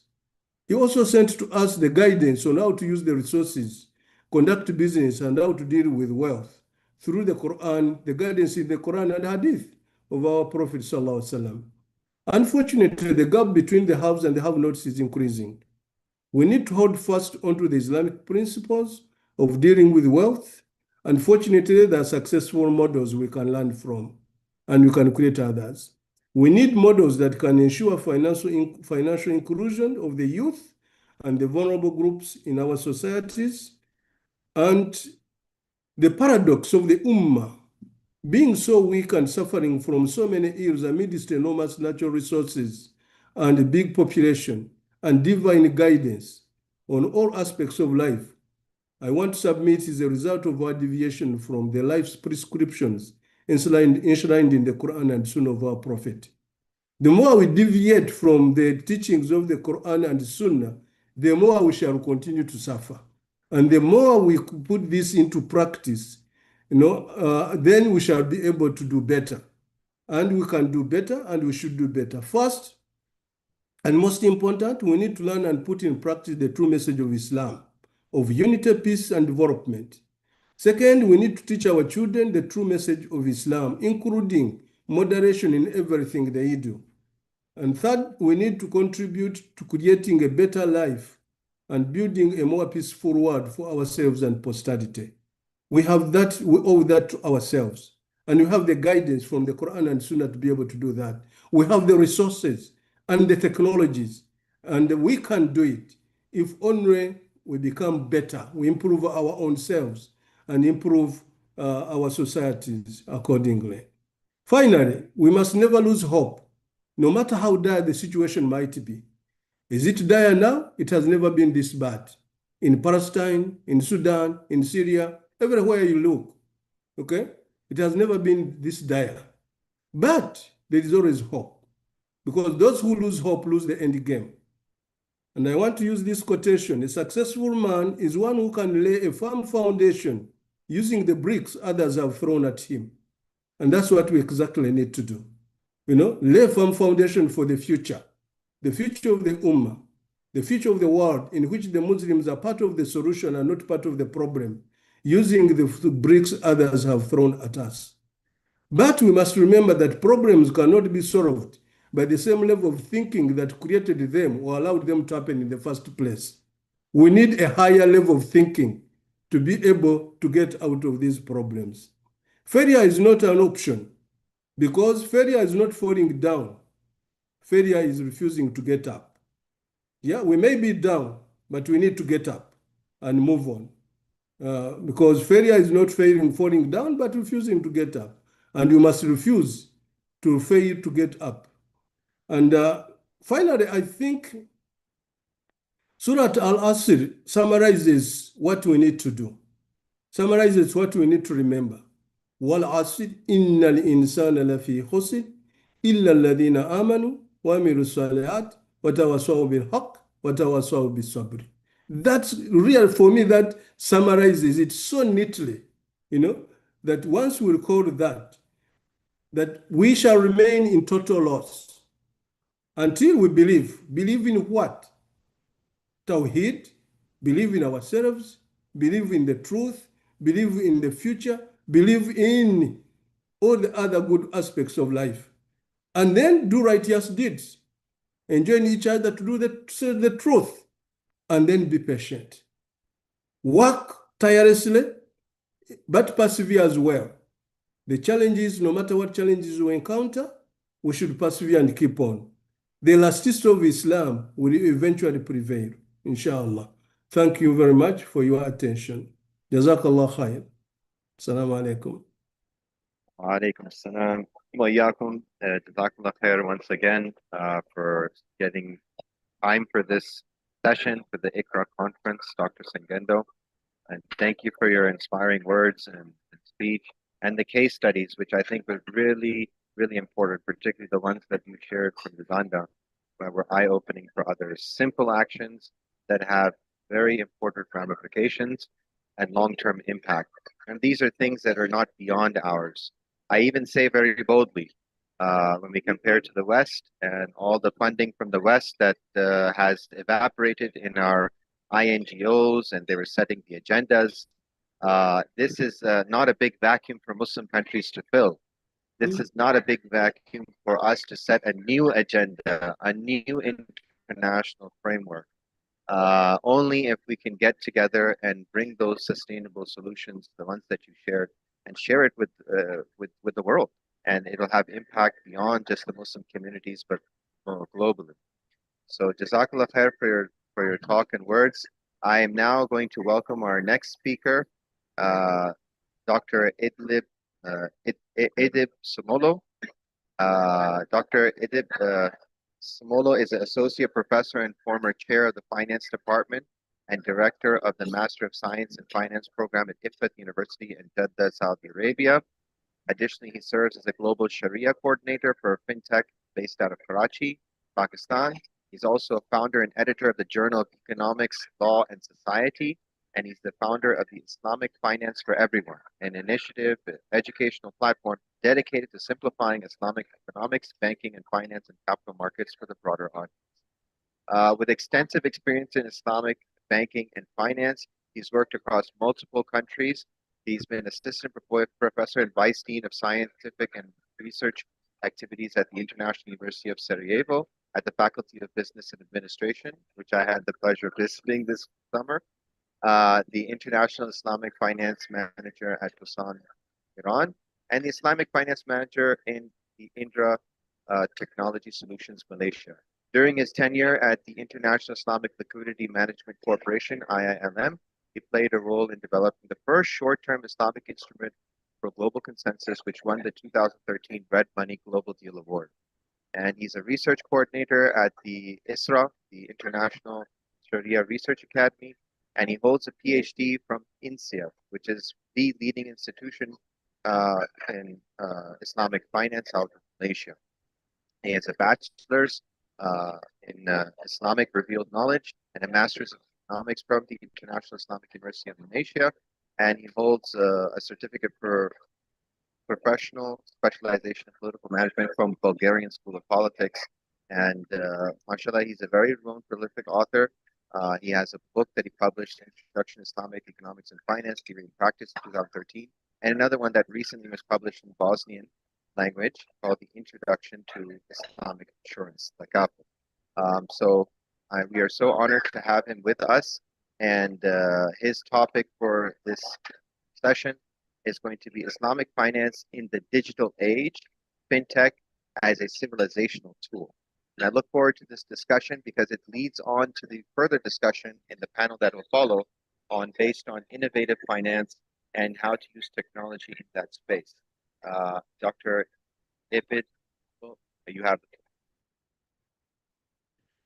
Okay. Assalamu alaikum warahmatullahi wabarakatuh. It's really great pleasure for me to be today with you all, and I thank organizers for organizing first this conference and of course for inviting me to participate in this one. I would like to thank also the previous speaker for something that is really in line with what we are doing, what I'm trying to do actually. So it goes hand in hand. Now, so as you already mentioned, right, my topic is basically on how we implement or how we integrate Islamic finance with in the digital age, in particular Fintech as a civilizational tool. Now, let's start from the very beginning and just looking at the historical perspective. 1,000 years ago, Muslim merchants could move the value across the continents, right, with the simple SAK, which is a paper instruction backed by the trust and the law. Today, a teenager in Jakarta can fund a halal micro enterprises with a few taps. A startup in Manama can raise capital through tokenized sukuk. A worker in Sarajevo can invest in Sharia screen robo portfolio from a phone. The tools have changed over the years, right? The civilizational ambitions, which are justice, trust, and inclusion, has not. So now imagine a car beautiful, powerful, with a finely tuned engine. This car can go faster than any other car in the world, right, on the road. But this car has a problem. Its GPS is broken. It has no map. It has no destination. It has no moral compass, right? So it can go anywhere, but it has no idea where it should go. It risks crashing, running out of the fuel in the middle of the road, or driving off the cliff, right? Now, on the other side, imagine different car, which is also very fast, but it has a built-in unshakable GPS. This GPS is actually the moral compass, right? It's programmed to avoid accidents, to take the most just and equitable routes, and to always arrive at a destination that benefits not only the driver, but also the community as a whole. In any ways, these two cars are metaphor for our global financial system, right? So the first car is metaphor for conventional finance, a powerful engine without a moral compass. The second car is the metaphor for something new, something necessary. It is the synergy of Islamic finance and financial technology, or Fintech. So my purpose today is to convince you that this synergy is not merely evolutionary upgrade, right? It is a civilizational tool. It is the most powerful vehicle we have to drive us towards more just, equitable, and stable future, right? So my message is simple. Fintech is not just about efficiency. It can be a civilizational tool if we embed Maqasid Sharia principles into the code, standards, and market design. We don't just digitize Islamic finance, we are rehumanizing the finance for everyone, right? So for the centuries, Islamic finance has been that second car, right? And a system that was deep-rooted, with the deep-rooted moral GPS. It is not just about being halal or Sharia compliant, it is about moral mandate to build a just socio-economic order, right? So at its heart, Islamic finance is based or stands on the three main principles, right? The first one is the riba or interest prohibition, whereby the money is not an asset. Money must not make money on its own. So it must be tied to the real assets, and there should be the shared risk. The second one is the gharar or excessive uncertainty prohibition, whereby the contracts must be transparent. There should be no deception whatsoever. And maisir or qimar, or prohibition of gambling, whereby the wealth cannot be built on speculations at someone else's loss. Okay, so together these principles lead us towards the Maqasid Sharia, i.e. the public welfare, justice, and the equitable distribution of the wealth. So this is not a Nietzsche moment, right?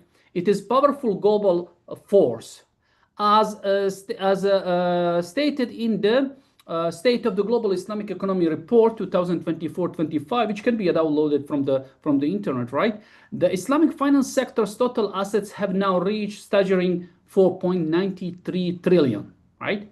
So it is 4.93 trillion. However, this powerful, the fintech revolution that is taking place, right? That represents a powerful car, but for a long time, it has been running on the analog engine, the Islamic finance industry, right? So what we need is to embark on this fintech new digital engine, and it's a force of disruption that has completely rewritten the rule book of the finance. Okay, so let's think what the fintech has briefly given to us so far, right? So basically what we have a blockchain, a distributed tamper-proof ledger. We have artificial intelligence, basically the ability to process vast amount of data and to learn from it. We have mobile payments, the power to send and receive money with a tap of your fingers, right? However, this technology has incredible reach. It is the key to solving one of the most important or pressing problems, which is financial exclusion, or to provide the financial inclusion. So do you know that currently there are, how many people are unbanked in the world? According to the Islamic Fintech and Digital Financial Inclusion Report, it says that, you know, there is 1.7 billion people unbanked, right? Which is basically one out of every 4 people on the planet. So this is not just statistic, right? It is a moral failure. It is a failure to provide access to basic financial services, to save, to invest, to build a future. This is quite related to the previous speakers talking about all these case studies that, you know, we might have. Now imagine how many are there still that do not even have these opportunities. Now with this fintech, you know, implementation through Islamic finance, better reach, availability to the investors around the world, we can basically make much huger difference in the market. So the fintech provides the tools to solve this, but we need to ensure that these tools are guided by the moral compass, right? And that's where the magic happens. What happens when we connect this powerful digital machine to the moral GPS of the Islamic finance? First, we will get a transparency, right? We'll get transparency, trust. So the blockchain, for instance, can, it's not just for cryptocurrencies, right? For Islamic finance, this tool for transparency. For example, take Zakat, our obligatory almsgiving. Using blockchain-based platform, we can create a public, immutable ledger that tracks every single donation from the donor to the beneficiary. So that no more questions, no more middlemen, just pure transparent charity, maximizing the social impact. So we can do the same for sukuk or Islamic bonds. Traditionally, sukuks are complex and illiquid. Now, but imagine if we can tokenize these on blockchain, so we can fractionally own them, lower transaction cost, and make them more transparent. So this directly addresses the prohibition of the gharar by providing unprecedented clarity and trust. Second, we can get the true financial inclusion. Remember those 1.7 million unbanked people? Many are excluded from the conventional credit scoring model that rely on interest-based credit history. But with the AI and machine learning, we can provide and create the Sharia-compliant alternative. We can analyze non-traditional data like utility bill payments or mobile usage to create holistic and ethical profile credit. This would allow us to offer financing to small business owners and individuals who would otherwise be locked out of the financial system. We are not just giving them access, we are giving them a chance. So the fusion of Islamic finance and fintech is about more, is not just about the profit, it's more than that. It is about the purpose. It is about using the best tools of the 21st century to fulfill the civilization mandate that is over 1,400 years old, looking from the, of course, Islamic perspective. So there are 3 global shifts that are taking place or reshaping the money, right? So what we have is the real-time or open finance, right? So in 2023, global real-time payment hit 266 billion transaction, growing 42% year by year. By 2028, the instant payment will dominate. Second, open banking and data ecosystem. In the UK alone, 13.3 million users were active in March 2025, with 31 million open banking payments that month alone. APIs are no longer theory, they are basically infrastructure. Next, the tokenized money and central banks' digital currencies, from the project M-Bridge to India expanding e-rupee pilots, central banks are basically rewriting the rules of the cross-border payments. So for us, the real question is not whether the fintech will transform finance, because it already has, right? The question is that we need to ask ourselves, and that we need to try to tackle it, is whose values will shape this transformation. So the numbers in general, when it comes to the Islamic fintech market, are pretty much amazing and compelling. According to some reports, right, the Islamic fintech market processed more than 160 billions in 2003-2004, and it is projected to go to 306 billion by 2028. But still, as I mentioned already, right, 1.7 billion globally people are unbanked. So going forward, right, obviously there is a huge opportunity for Islamic finance, right? So we can have what is called we can have a huge impact by implementing some of these things and implementing the fintechs. First of all, we can have risk sharing finance at the scale, whereby the P2P platforms and equity crowdfunding, we can digitize mudaraba and musharaka contracts for the SMEs, small and medium enterprises and entrepreneurs. This is something that, for example, in Indonesia, the Fintech Alami has already been doing, right? The second one is that we can have digitalized or tokenized the sukuk with distributed ledgers, which can lower the issuance cost, improve transparency, and fractionalize access for the retail investor, all while automating the cash flows via smart contracts. So several pilots have been initiated in GCC in Southeast Asia, right, which basically point to the practical feasibility of these ideas.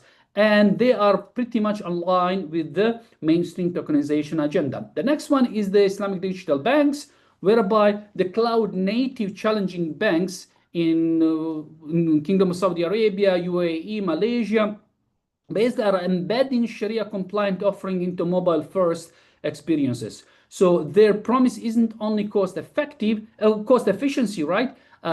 It's inclusion by design with onboarding and compliance that suit micro savers and micro enterprises.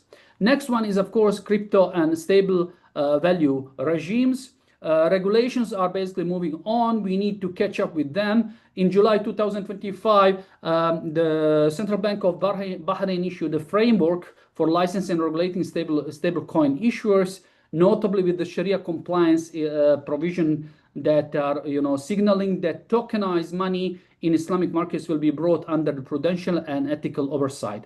Finally, social finance on the blockchain can help, again, in line with what was presented by the previous speaker, whereby, as I said, imagine Zakat, imagine what platform that we have that would be with end-to-end traceability, ensuring that every contribution reaches its intended recipients, right? So to have some glance, right, we can just mention a couple of these cases which implemented the fintech. First of all, one of the leading one is the Wahid Invest, which basically evolved from the robo-advisor into broader halal wealth platform, in taking into consideration pensions, real estate, venture access, and with the regional growth, which reflects institutional confidence and ecosystem depth in 2025.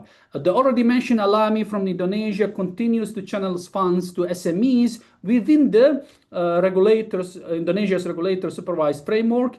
The regulatory tightening, which we mentioned earlier, is exactly the kind of discipline that builds long-term trust and risk-sharing platforms.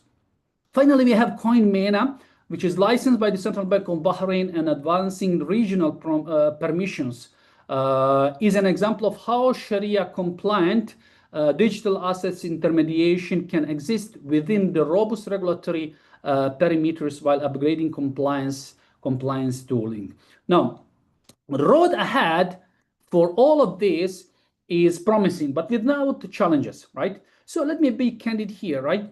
The same technology that that can serve the ummah, right, can also cause harm if we are careless, i.e., if we don't do it properly, right? So looking at the Global Islamic Banking Surveys 2025, there are a couple of issues or couple of challenges that we need to carefully address.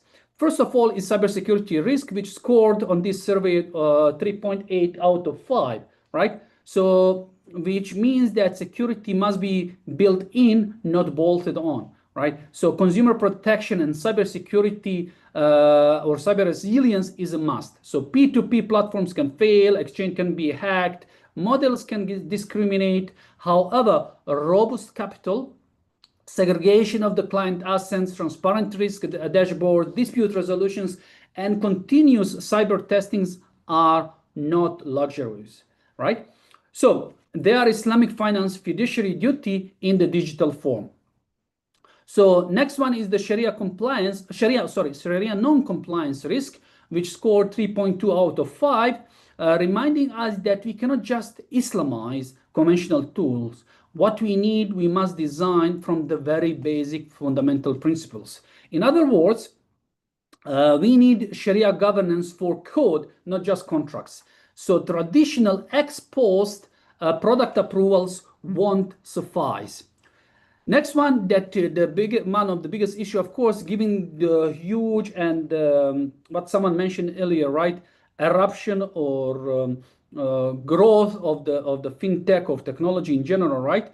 What we need to improve is the talent gap that remains the severe. So what we need is the Sharia technologist. Those Sharia who can read the contract and the code, who can audit the smart contract, who can interrogate data sets for bias, who can differentiate an asset-backed token from the synthetic exposure, and so on. So this is where our universities, standard setters, and regulators must invest. There are also other risks that are mentioned. For example, central banks' digital currencies recognize money, where we need to avoid ideologies but pursue the outcomes, right? So some central banks have cooled on the CBDCs, citing governance complexities and unclear advantage for cross-border payments. The others are doubling down on targeted wholesale use cases or improving existing instant payment rails. So we should avoid these team jerseys, right? Right question is, which stack best serves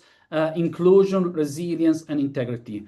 Finally, as always, with every new developments, with everything going on and evolving in the markets or anywhere else, right, there is a regulatory coherence or regulatory challenges. This is especially for the small and medium enterprises, for the startups. So Indonesia's reforms that took place recently, higher equity floors, cleaner funding sources, etc. Bahrain's 2025 stablecoin framework, which addresses licensing, prudential oversight, and Sharia provisions. For example, UK, EU open data and payment frameworks are also measurable performance, and so on. So each of these illustrates principles whereby the innovation should come with the accountability. So the cross-border harmonization within the OIC countries especially can cut friction and reduce fragmentation costs for Islamic fintech. This is something very dear to me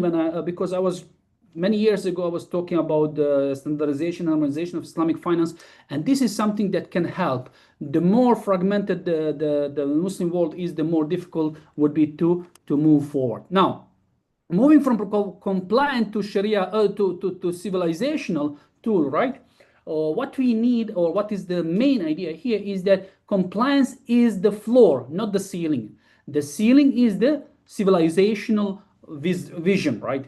So what we need is design for maqasid, whereby we will encode justice, adl, and public interest, maslaha, into the product logic. For example, automate caps on leverage or speculative exposures, embed transparency by default, privilege asset backing and real economic links, and so on. Then we should have programmable social finance, whereby, as I already mentioned, imagine Zakat and Waqf platforms with end-to-end transparency. So outcome-linked disbursement, an auditable impact, trust at the speed of code. Then we could have inclusion by architecture, right? So use the real-time rails and open APIs to make micro everything, micro takaful, micro sukuk, micro saving, to make it more accessible for the ordinary people. So when the marginal cost of serving a low-income customers approaches zero, the moral imperative becomes economically sustainable, right? So, and the finally one, we need to have interoperable identity and consent, right? Whereby the consent-based data sharing can unlock credit for the thin file customers without violating the dignity. This is where Islamic ethics and data governance meet. And if we do this well, properly, right, then Islamic fintech becomes more than a niche. It becomes a global exemplar of ethical, transparent, inclusive digital finance. Okay?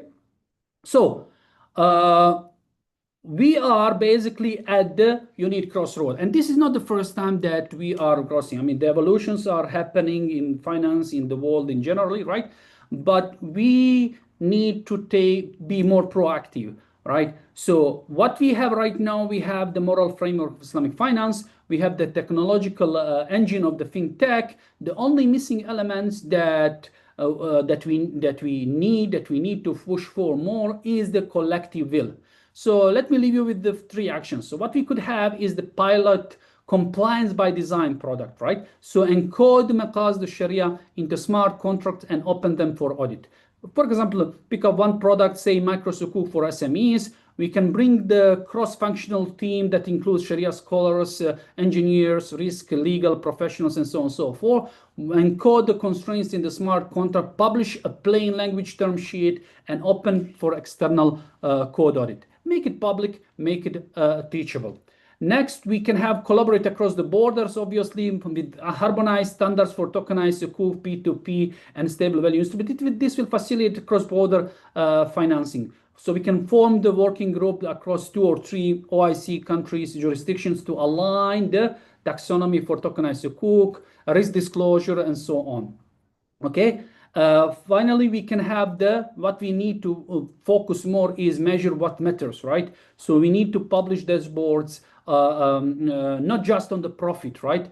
But we need to put on inclusion, first-time savers on board, SMEs finance, Zakat deliver, etc. So we need to borrow from what we already have in the market, right? We don't need to reinvent the wheels, right? We have open banking transparency, publish monthly dashboards with the API uptime, failed calls, settlement times, and so on, default rates, and so on and so forth, right? So this could make can make trust observable for everyone. So our predecessor basically built instruments like SAC and WAC because they believed finance could serve society. We inherit that mission in a digital age. And if we align architecture with the ethics, if we let maqasid guide our code, then Islamic finance will not only honor our legacy, it will shape a more just financial system. So let us not be the car with the speed but no direction. Let us be the car with the moral GPS, using technology to reach a destination of justice, equity, and shared prosperity. With that, I thank you all for listening and participating. Jazakumullahu khairan, and wassalamu alaikum wa rahmatullahi wa barakatuh. Jazakallah khair, Dr. Olo. I hope I'm pronouncing that right. Smaller, it's okay. Smaller. Yes, no, I had the pleasure to actually, looking at your profile, I think you might know another good brother, dear brother, Dr. Omar Hosseini. Oh, definitely. And the work that you're doing reminded me a lot about your maybe relationship. I do know him very well, yeah. So alhamdulillah, so happy to have this. I love the part you talked about Sharia technologists, which I think was a very interesting element and leveraging those developments in fintech and crypto, for example. In fact, your conversation reminded me of an effort that is uniquely related to also Dr. Ahmed Kawais Sengendo's homeland. There's a group of Muslims who started something called the Bitcoin Majlis. And the idea is to utilize cryptocurrency for Zakat and Sadaqah. And so they actually were finding very difficult to donate their Bitcoin to their Zakat in Bitcoin to someone who was willing to take it. But there was an orphanage in Uganda who was willing to take the money in Bitcoin. So the Bitcoin Majlis, the community, they give their Zakat in Bitcoin, and it's going to orphans in Uganda. So subhanAllah, really something that, I think that we have to develop. And I think the next session, the panel that we have, I know we're about 10 minutes behind, but hopefully we'll be up for that. But Jazakallah khair to both Dr. Ahmed Kawais Sengendo and Dr. Sumlo for your contribution to this conference and the talk that you have shared. Without further ado, I'd like to welcome the chair for the next session, a brother I met this summer as well, very briefly. In fact, we shared the same panel, Dr. Aliya Abdukik, who's currently a professor of political and moral economy and the Islamic finance at the University of Dundee School of Business. He's also a trustee and investment advisor for the International Waqf Fund of the Islamic Relief Worldwide. Aliya holds a PhD in Islamic economics and finance from the University of Durham, and has Masters in Arts in Islamic Banking, Finance, and Management from Gloucester University. He basically focuses on research around Islamic moral and political economy, dealing with topics like fiqh ethics and tayyib ethics and akhlaqi ethics that affect business and new ideas. And he researches Islamic political economy, sustainable development, and business ethics around Islamic law. Please welcome Dr. Aliya. I believe you are here with us. I did see you. I'm with you guys. I don't know if you can hear me. Yes, we can hear you. Okay. Jazakallah khair. Assalamu alaikum And good morning and good afternoon, wherever you are, guys, depending on the place. Thank you, Brother Said, on your introduction. It is honor to be with you, and it's also honor to chair the session where I have my 4 countrymen from Balkan region who will share the ideas about economics and how the resources building can cooperate to create the sustainable development. I will not go to discuss. I will pass that to my speakers. My first speaker is Brother Admir. Just few words about Admir. Admir is assistant professor at International University of Sarajevo. Interesting thing about Admir that he also served in the bank for a long time, so he has also practical as well as academic side. So I will say that Admir has 2 hats. He can talk about industry because he worked in the industry for quite a while, and also his intellectual development, publication, and so on. Without going any further, Admir, please share your slides, and you have 10 minutes. So keep in mind so that we have some time for discussion and the question. Assalamu alaikum. Thank you, dear brother Aliya. Can you see the slides? Yes, we do. Yes, we can. Okay. Thank you very much. It's an honor to co-host this panel on behalf of Center for Islamic Finance, Innovation and Sustainability at the International University of Sarajevo. I would like to thank the organizers and all of you for joining us today. Okay, so my contribution today is titled Driving Social Impact, Digital Transformation in Islamic Finance. I have some previous experience in this from before. So during and after COVID-19, I was directly involved in digital transformation projects within a Bosnian Islamic bank. Some of you may know about it. It's an IDB project.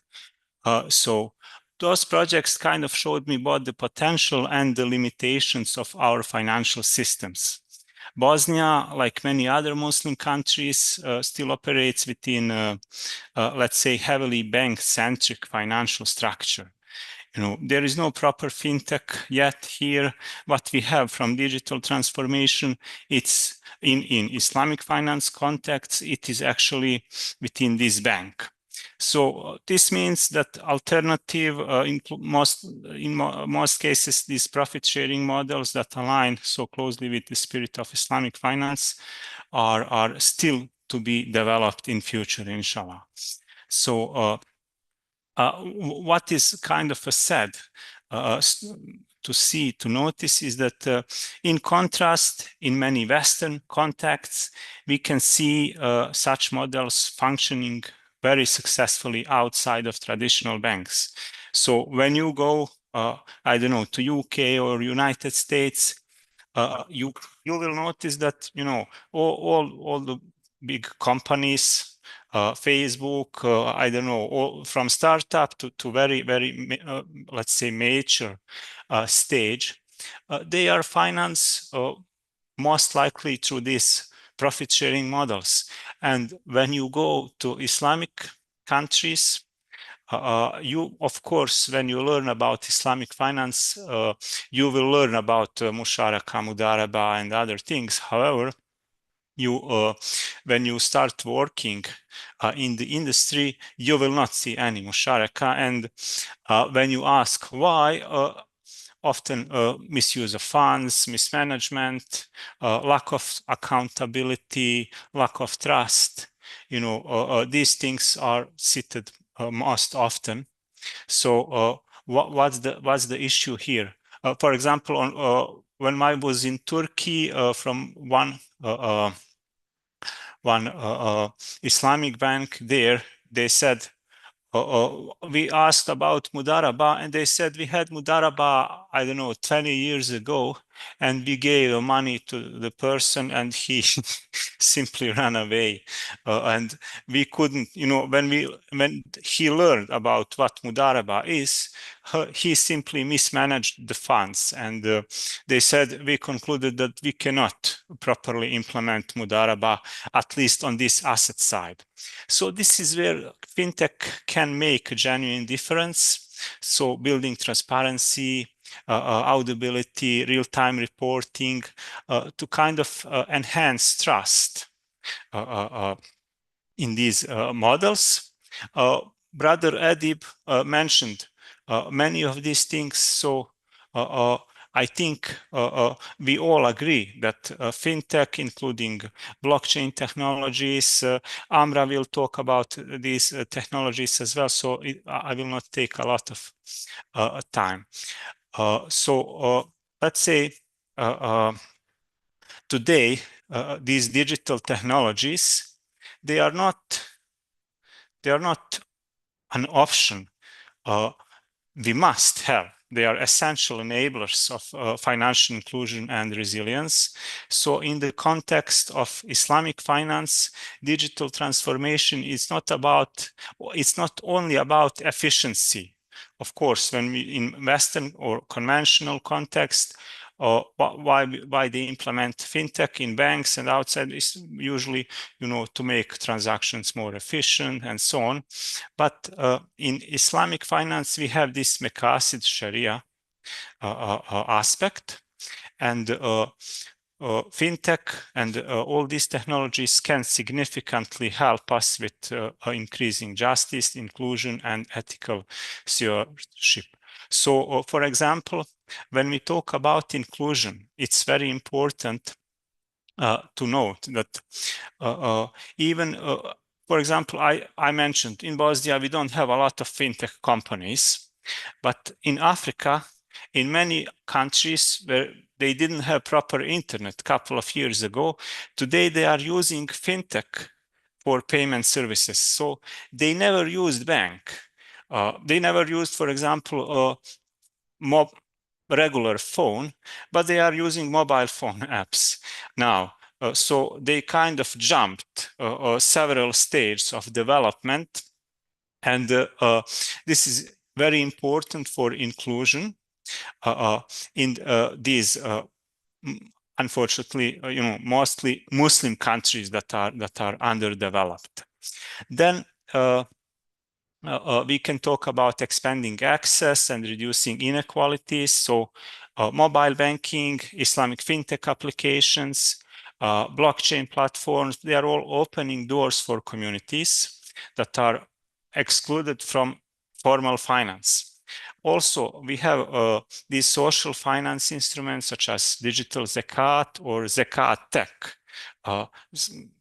Same way as we have fintech, we have Zakat tech or Wakuf platforms that they now enable even the smallest donations to be pooled for meaningful social impact. We didn't have this before. I will later on, I will mention some of my personal examples. So crowdfunding initiatives that support social causes, they are already common in Bosnia, but also all around the world. And of course, if you donate to one platform, very often you will see many other promotions, because they will recognize you and they will offer you some other opportunities to donate money. So in many parts of the world, access to Islamic financial products is limited. We don't have proper awareness. Awareness is something we worked a lot on in Islamic finance here in Bosnia, because we had this post-socialist environment. It's a Muslim, kind of Muslim, half Muslim country inside Europe. So we had to work a lot on awareness on what Islamic finance is, what does it mean, together with Islamic community, with brother Said Muaz Shah, we discuss some future projects where, again, we have to start with this awareness, what blockchain means for Islamic finance here.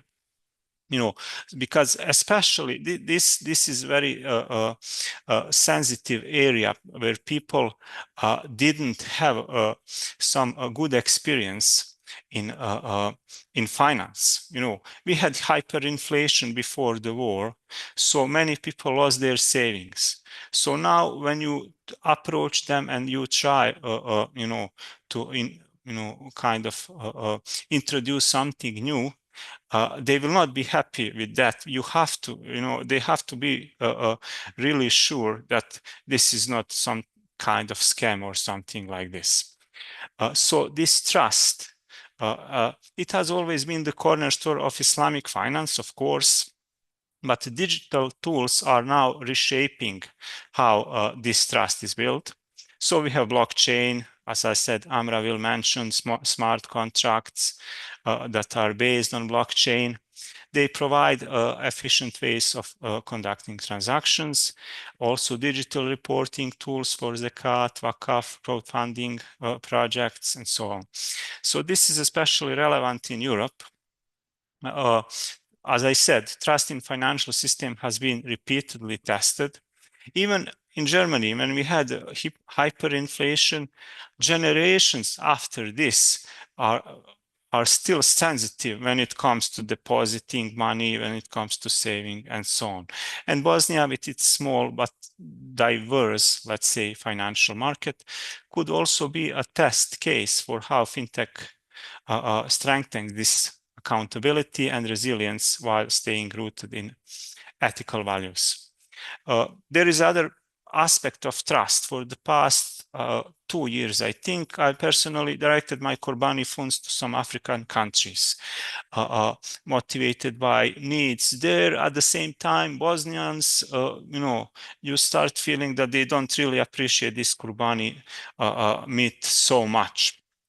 So, but when you talk with people, of course, they hesitate with such contributions because they cannot see what happens after the payment is made. Even when I paid to Islamic Relief, there was nobody to call you even to say, well, we received the money from you, this is what will happen now. And we had previously, we had some cases of mismanagement, not for Kurbani funds, but for some other funds where people from Africa, were collecting money, but, then some other people realized that, there was a mismanagement. So these digital platforms using tools such as blockchains or real-time reporting apps can provide clear evidence of where funds are going, when the sacrifice is carried out, how the aid is distributed, and so on. This transparency is critical for anything. If you can just wrap it up because of the time, 1 minute. Okay, so in Bosnia, as a part of Europe, it calls a unique position. On one hand, it is part of the broader European digital agenda, and we can benefit from that. On the other hand, we have this living heritage of Islamic finance.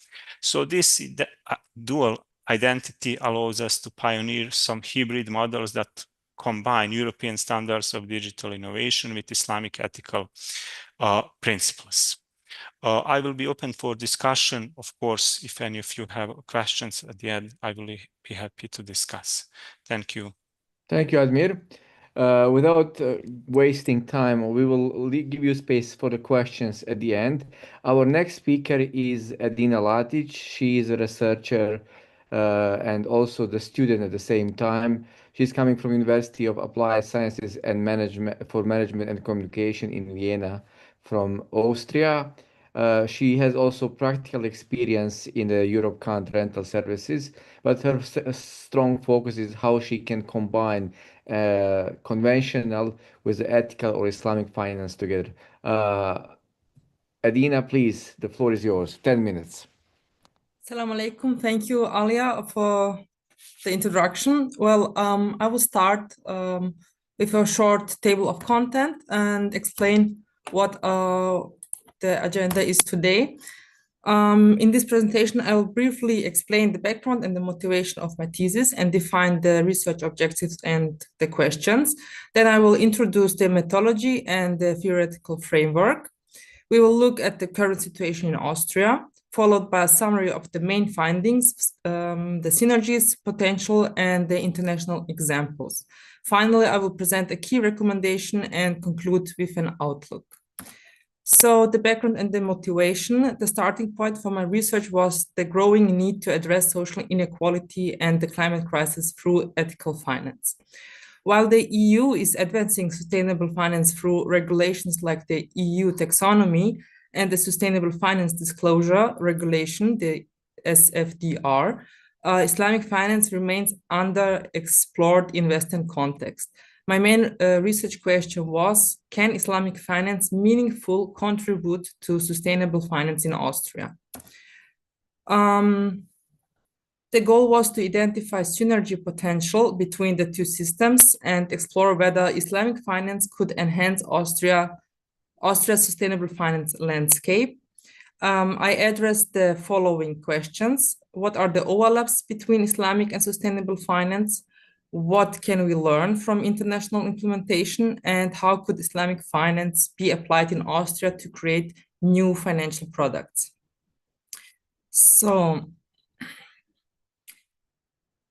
yes, the methodology is I conducted 10 expert interviews with 5 Islamic finance specialists and 5 sustainable finance experts from Austria, from UK, from Malaysia, from Bosnia, and from Indonesia and Saudi Arabia.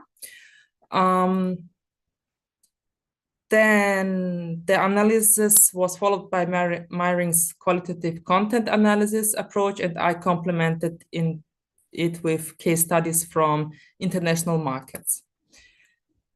So the theoretical framework was that Islamic finance and sustainable finance share important core values. Islamic finance prohibits interest, for example, it's called riba, speculative trading, and promotes social justice. Sustainable finance is based on ESG criteria and public welfare. Both avoid harmful sectors and prioritize transparency, justice, and long-term value creation. So the current situation in Austria is the following. Islamic finance is currently not present in Austria's financial system. However, the country is implementing the EU SFDR. So we have Article 8 and Article 9. Article 8 covers products that promote environmental or social characteristics, and Article 9 targets products with specific sustainability goals. As of 2023, 42% of all funds in Austria are sustainable, yet Islamic finance remains excluded from this framework. So the key opportunities are the instruments like Green Sukuk or Sharia-compliant ESG funds could enrich the sustainable finance market. These products could attract new investor groups, both Muslims and value-oriented investors. And Islamic finance promotes financial inclusion, aligning with sustainable finance goals. The challenges are indeed the EU law does not yet accommodate Islamic contracts forms. There's a little awareness of Islamic finance in Austria's finance and academic sectors. Misconceptions persist that Islamic finance is solely religious rather than economic, and there are no local Sharia advisor boards or educational programs. The synergy potential is high. The expert interviews confirmed strong synergy between the two concepts. Both aim for ethical, inclusive, and social responsible finance. A proper structured green sukuk could qualify under Article 9 of the SFDR, and Austrian Muslim population represents a current underserved investor segment. So, in general, there is a poor financial literacy in Austria, not only regarding Islamic finance, it's in general a quite poor literacy. We have no school or university level education or training in Islamic finance. As I said, there's a lack of local Sharia compliant infrastructure, and it's often misunderstood. And the international best practices are Malaysia, United Kingdom, and Indonesia. Malaysia's first green sovereign sukuk has a strong public backing. In Indonesia, over 5.8 billion raised via green Islamic bonds. And in the UK, the Islamic Finance Council cooperates with public and private sectors. So these countries show that successful integration depends on political support, education, and cross-sector cooperation. My recommendations are to develop local expertise, to introduce academic programs on Islamic finance, to build a Sharia adversary structure, develop pilot products in cooperation with ethical banks, and consider the use of regulatory sandboxes to test compliant products in a safe, supervised space. In conclusion, Islamic finance aligns naturally with sustainable principles. Islamic and sustainable finance can reinforce one another. And Austria has indeed the demand for it because there are 7% Muslims in Austria. That's approximately 700 to 800,000 people. And of course, we need diversity in the products and the strategic innovation. And with this, we can unlock more inclusive financial future. And of course, as I said, we have a lack in the market, so there is no Islamic finance structure or infrastructure in the financial market. So I was very fast, I think. I didn't use all my minutes, but yeah, I want to thank you for your attention, and I hope it was informative. Feel free to... No, Adina, you are just on time. 10 minutes, excellent. Thank you. Thank you, guys. Our next speaker is Haris Zogic. He's also coming with a strong industry experience as well, over 12 years in professional services within the many countries in the Balkan region, but also worldwide. Haris also is head of the finance at University of Novi Pazar, and he's also CEO and founder of Z Finance Consulting, Zainis logistic companies. Haris, without going any further, please, can you share your slides and your thoughts? You have 10 minutes. Okay, thank you very much, Professor. I hope that you see my presentation. Yeah. Yes, we are okay. You are ready to go. Okay, so thank you very much for the opportunity to talk here today. I want to say that my today's presentation is Muslim entrepreneurship in Europe, thriving in non-Muslim majority context. So we have a growing Muslim populations, and we see an increasing dynamism among Muslim entrepreneurs entering mainstream markets. So we have the key topics here, which is like resilience in adversity, integration through ethical business, and the contribution to social mobility and cultural identity. Okay. So you see my slides, right? Okay. So why this topic matters? actually we have that the situation, so I'll go to my next slide, that there are around 50 million Muslims in Europe approximately today in 2025. So if we take France, Germany, UK, and Italy, and Spain, I think that there are around 20 million. If we take Bosnia and Albania in Balkans, we have also a significant Muslim population. So among these 50 million, there are a lot of individuals who have entrepreneurial skills that can make excellent businesses, but also it is very important to emphasize that there are a lot of, let's say, opportunities, but also a lot of limitations that Muslim entrepreneurs face. So before we continue, I think that it is very important to emphasize what is the Islamic view of entrepreneurship. So in Islam, entrepreneurship is seen as both a way to earn a living and a religious duty. We have a hadith from the Prophet sallallahu alaihi wasallam who says that Allah prefers a strong Muslim among the weak ones. So when we say strong, we have physical strength and financial or economic strength. So those individuals who are strong financially financially strong were able to finance campaigns and to make Islam strong. So this is why entrepreneurship plays a significant role in Islam. So we have the concept of profit maximization, which is allowed, but not at all cost. We have boundaries that we must follow, and we have boundaries that we cannot surpass in order to earn profit. So what do we have here as a young European Muslim entrepreneurs are actually adapting mainstream products into Islamized versions. This allows them to reflect their religiosity identity while staying in line with modern trends. Their businesses span national and cultural boundaries while helping to overcome marginalization. So this is, let's say, a pyramid, step-by-step pyramid of an entrepreneurial journey with steps how to build a strong business. So we have some basics, which is building community and networks, which is very significant and important when we have the story of Muslims in Europe. Why? Because first of all, we have to develop strong networking among Muslims.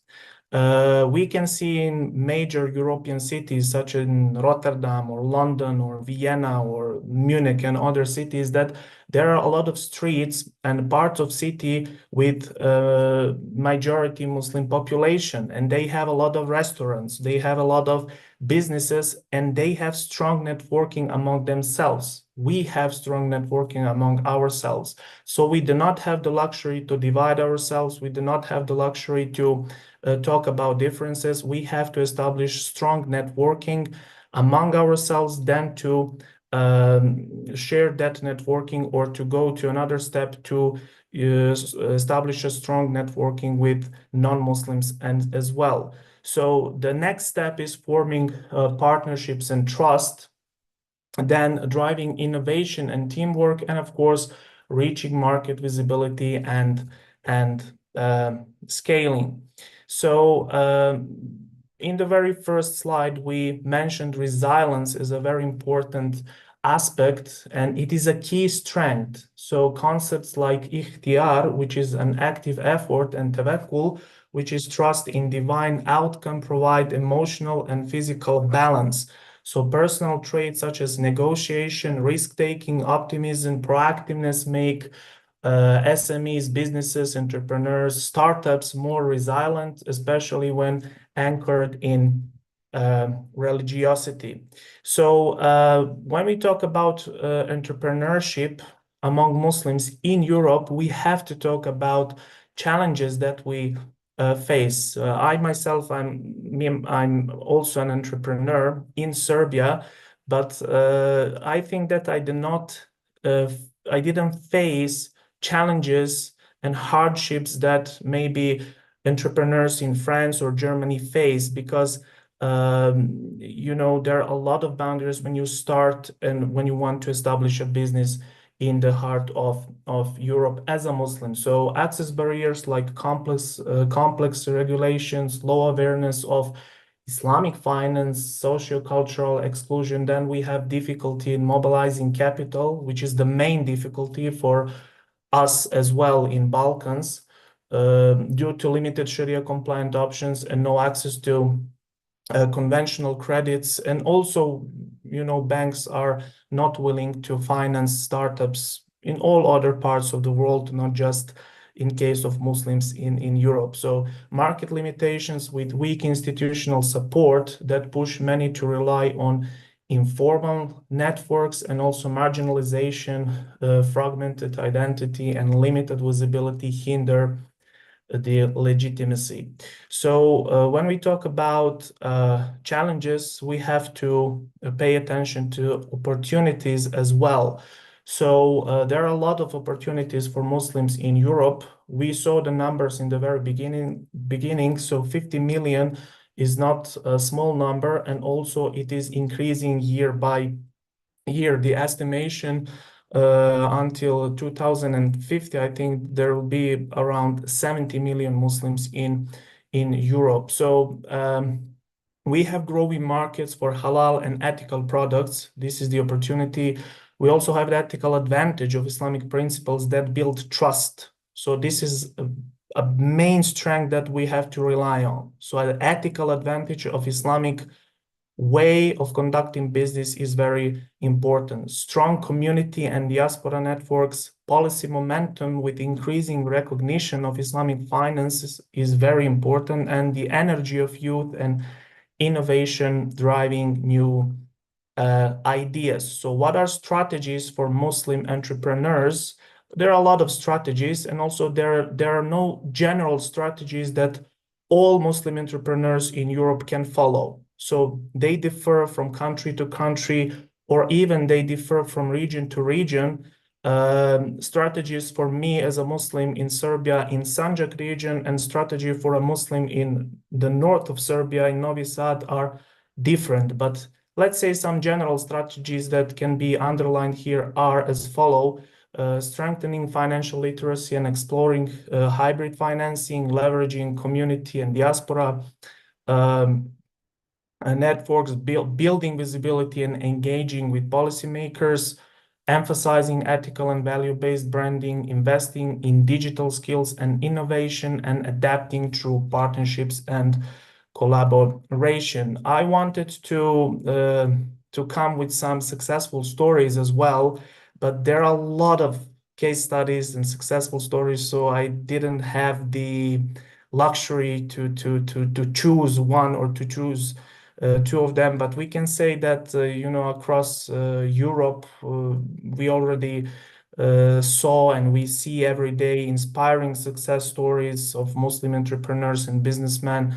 So they have they built thriving businesses in halal food, fashion, fintech, showing how faith-based values can align with innovation and modern consumer needs. So we have from halal startups, you know, in London, to some tech ventures in Germany, to Austria, also here in Balkans. So we can see that, and we prove that resilience and creativity can overcome barriers and lead to strong market positions. So these stories are not only about economic success, they also bridge cultures, strengthen inclusion, and inspire new generation of entrepreneurs. So for the end, I hope that I didn't breach my time. So Muslim entrepreneurs in Europe, you know, are thriving despite challenges. There are a lot of challenges. Yes, I'm finishing. So there are a lot of challenges, but we can say that Muslims are coming from very harsh environments, and when you live in harsh environments, or when you have origins in, let's say, not so strong economies, then you have this entrepreneurial gene. that can help you to succeed in Europe. So with resilience, ethical innovation, and the right strategies, Muslims can really build a successful entrepreneurial story in Europe. Thank you very much. I'm willing and will be happy to answer all your questions. Thank you. Thank you, Haris. Our last speaker is Amra Selmovic Filjunanin. Amra is a PhD graduate from Sarajevo University, and her close specialty is actually into fintech, Bitcoin, and digital economy in general, but also the management is in her heart. Amra is also quite active, or her main experience comes from the public sector, and Amra will share with us her thoughts on her topic. Please, Amra, share your slides and start. You have 10 minutes.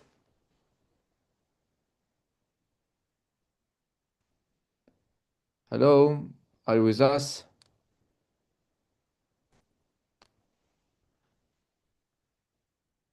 I saw Amra, but I think she disappeared for a second. Her mic is turned off, so Can you hear me now? Yes, we can hear you and we You can can see see you. my slides, right? We can see you, we can see your slides, Amra, please. So, Issue. Assalamu alaikum, everyone, and good afternoon.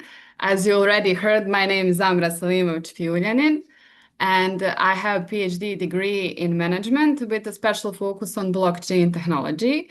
So today I'm going to talk about blockchain technology and Zakat. So two concepts that seem far apart at first glance, yet together they basically hold enormous potential to change and redefine the way we perceive social finance, as well as on transparency and digital innovation.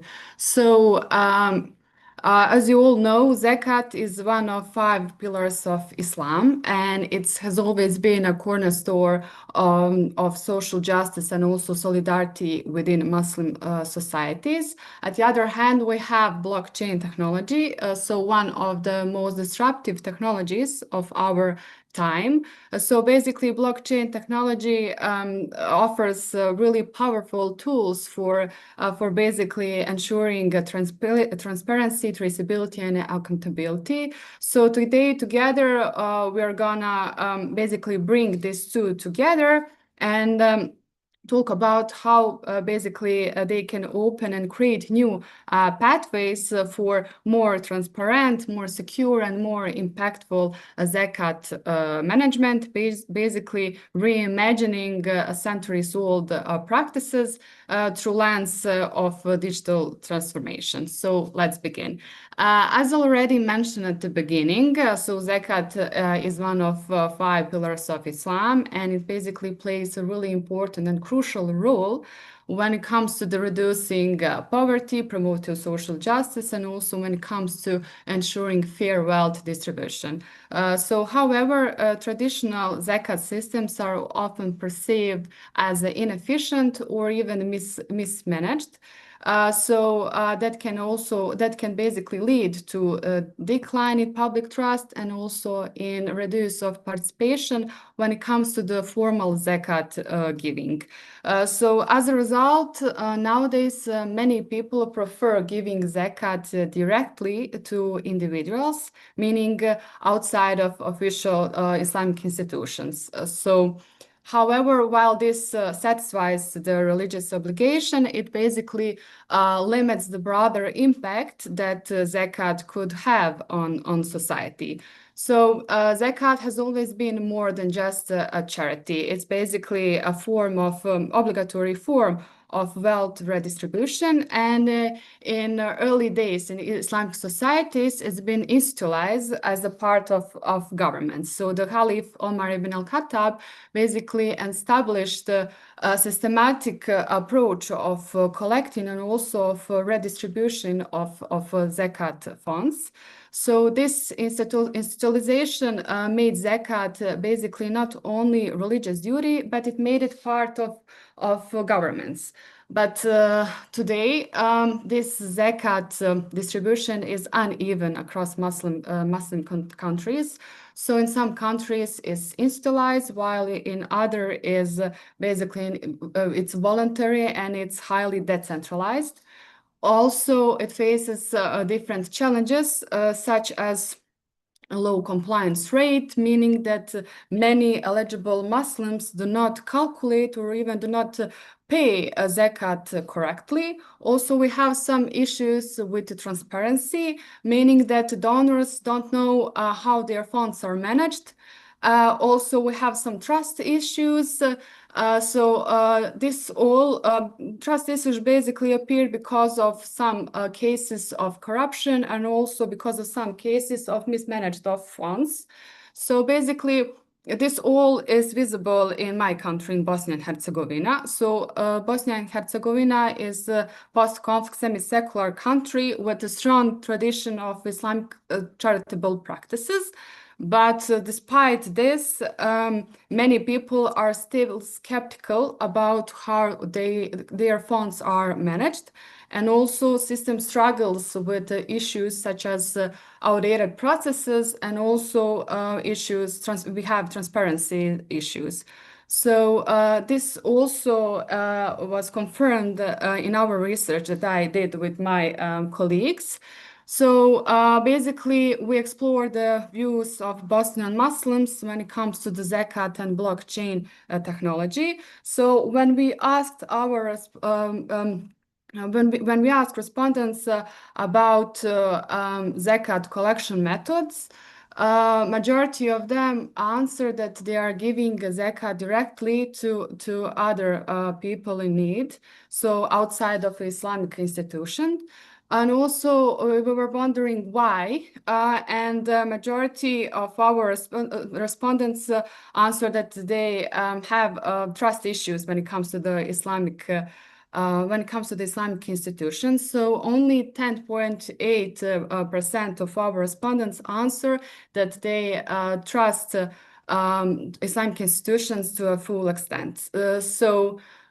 This is basically where blockchain technology comes in. So for those who are not that familiar with the blockchain technology is, as I already mentioned, disruptive technology that basically it's really popular nowadays. You can picture blockchain technology as a decentralized database of records. So everything that happens inside a blockchain system is recorded inside of blocks, and blocks are highly secured by using something that's called cryptographic hash function, meaning that once something is entered inside of blocks, it cannot be changed, and blocks are connected with the previous block. In that way, they are basically creating one-way chain. So remember that anything that is entered inside a block cannot be changed. So also you can picture blockchain, maybe the easiest way you can picture it is if you picture a notebook in which everyone can write in, but when something is written, it cannot be changed. And also every participant inside of a system, blockchain system, will have a copy of that notebook, ensuring that basically there is just one version of a truth. So there is no centralized authority, everything is decentralized. And because of its characteristics, such as transparency, traceability, accountability, it's faster, it's more secure. It's often used in many different ways and in many different sectors. So initially it was only used in finance, but currently it's used in many sectors. So we can say that blockchain is used basically to rebuild the trust. So blockchain is basically used where trust has been weakened. So nowadays we live in communities where people often wonder whether their money, their vote is being used basically in a way that it should be used. And that's where basically blockchain comes in. And basically, blockchain can restore the trust, and blockchain can give us and provide us transparency, traceability, and security that often traditional systems cannot. So here is when we can connect blockchain technology and Zakat. So picture a system where donors could track their donation from the moment they give their funds in real time to the end where beneficiaries are receiving. Amra, try to wrap it up. 1 minute, please. Sure. And also picture a system where institutions are using smart contracts based on blockchain technology to automatically calculate the percentage of funds and to automatically distribute that funds to intended beneficiary according to the predefined rules. So this is only possible if we are using blockchain technology. And in our research, when we asked our respondents whether they are willing to use this type of technology, the majority of them answered yes. So to conclude, we can say that Zakat is far more than just an act of worship. We can basically see it as a powerful tool that can enhance many things. So here in digital era, we can basically use blockchain technology to transform Zakat. So by renewing Zakat, we are not replacing technology with tradition. We are just renewing Zakat with innovation in a way that Zakat will still continue to fulfill its social and spiritual mission of 21st century and beyond. Thank you for listening to me. Thank you, Amra, and thank you everyone else, Haris, Edin, and Admir. I would like to, I don't know how much time we left. We're supposed to finish, I think, in 2 minutes, but let's be a little bit more, give some space for some questions, at least few. Anyone, please, if you can just turn your camera, or if you want, you can write in the chat, pose the question, and I will read it too. And you can pose the question to any of the speakers particularly, or you can leave it open so then they all can comment. Anyone still awake?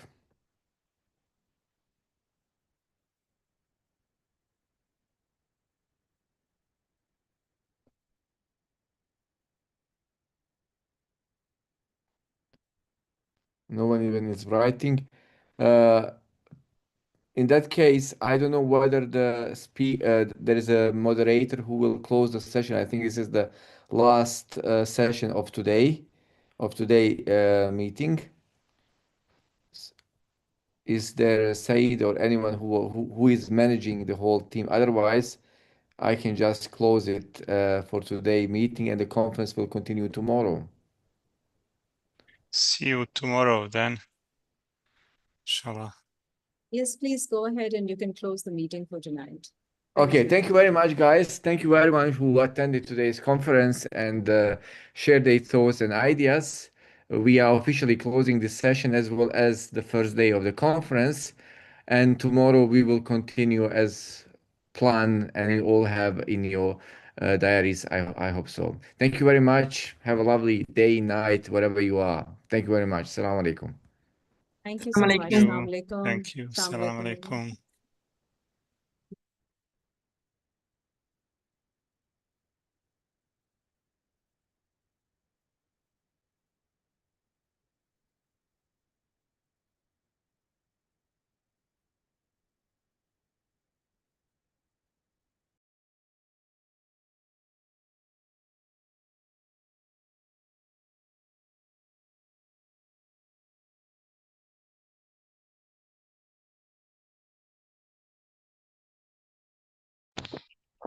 Brother Amir, please stay here.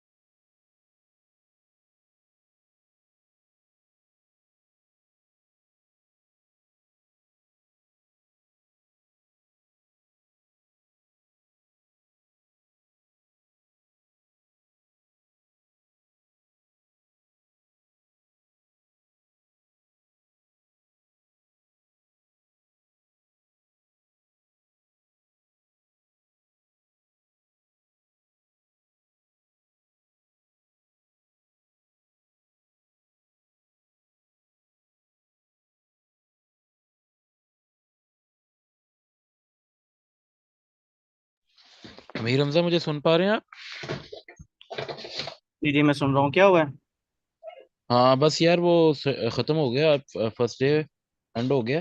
तो अब ये है कि एक तो वो live stream आप close कर दें, और ठीक है। बस यहाँ से मैं एंड कर रहा हूँ। और दूसरा जो है ना, वो आपने भी देख लेना है कि हमारी कुछ देर में ना, ये लंबी रिकॉर्डिंग थी तो ये कुछ देर लगेगी इसको आने में उधर। और ये जो अपना जो ट्रांसक्रिप्ट्स हैं सारे, चैट और सारी चीजें, वो भी आप डाउनलोड कर लीजिएगा, ठीक है? वो एक हो। मिनट, मुझे कहाँ मैंने लगाया था लाइव। चले मैं देखता हूँ। ठीक है। हाँ, ओके। अल्लाह हाफ़िज़। अल्लाह।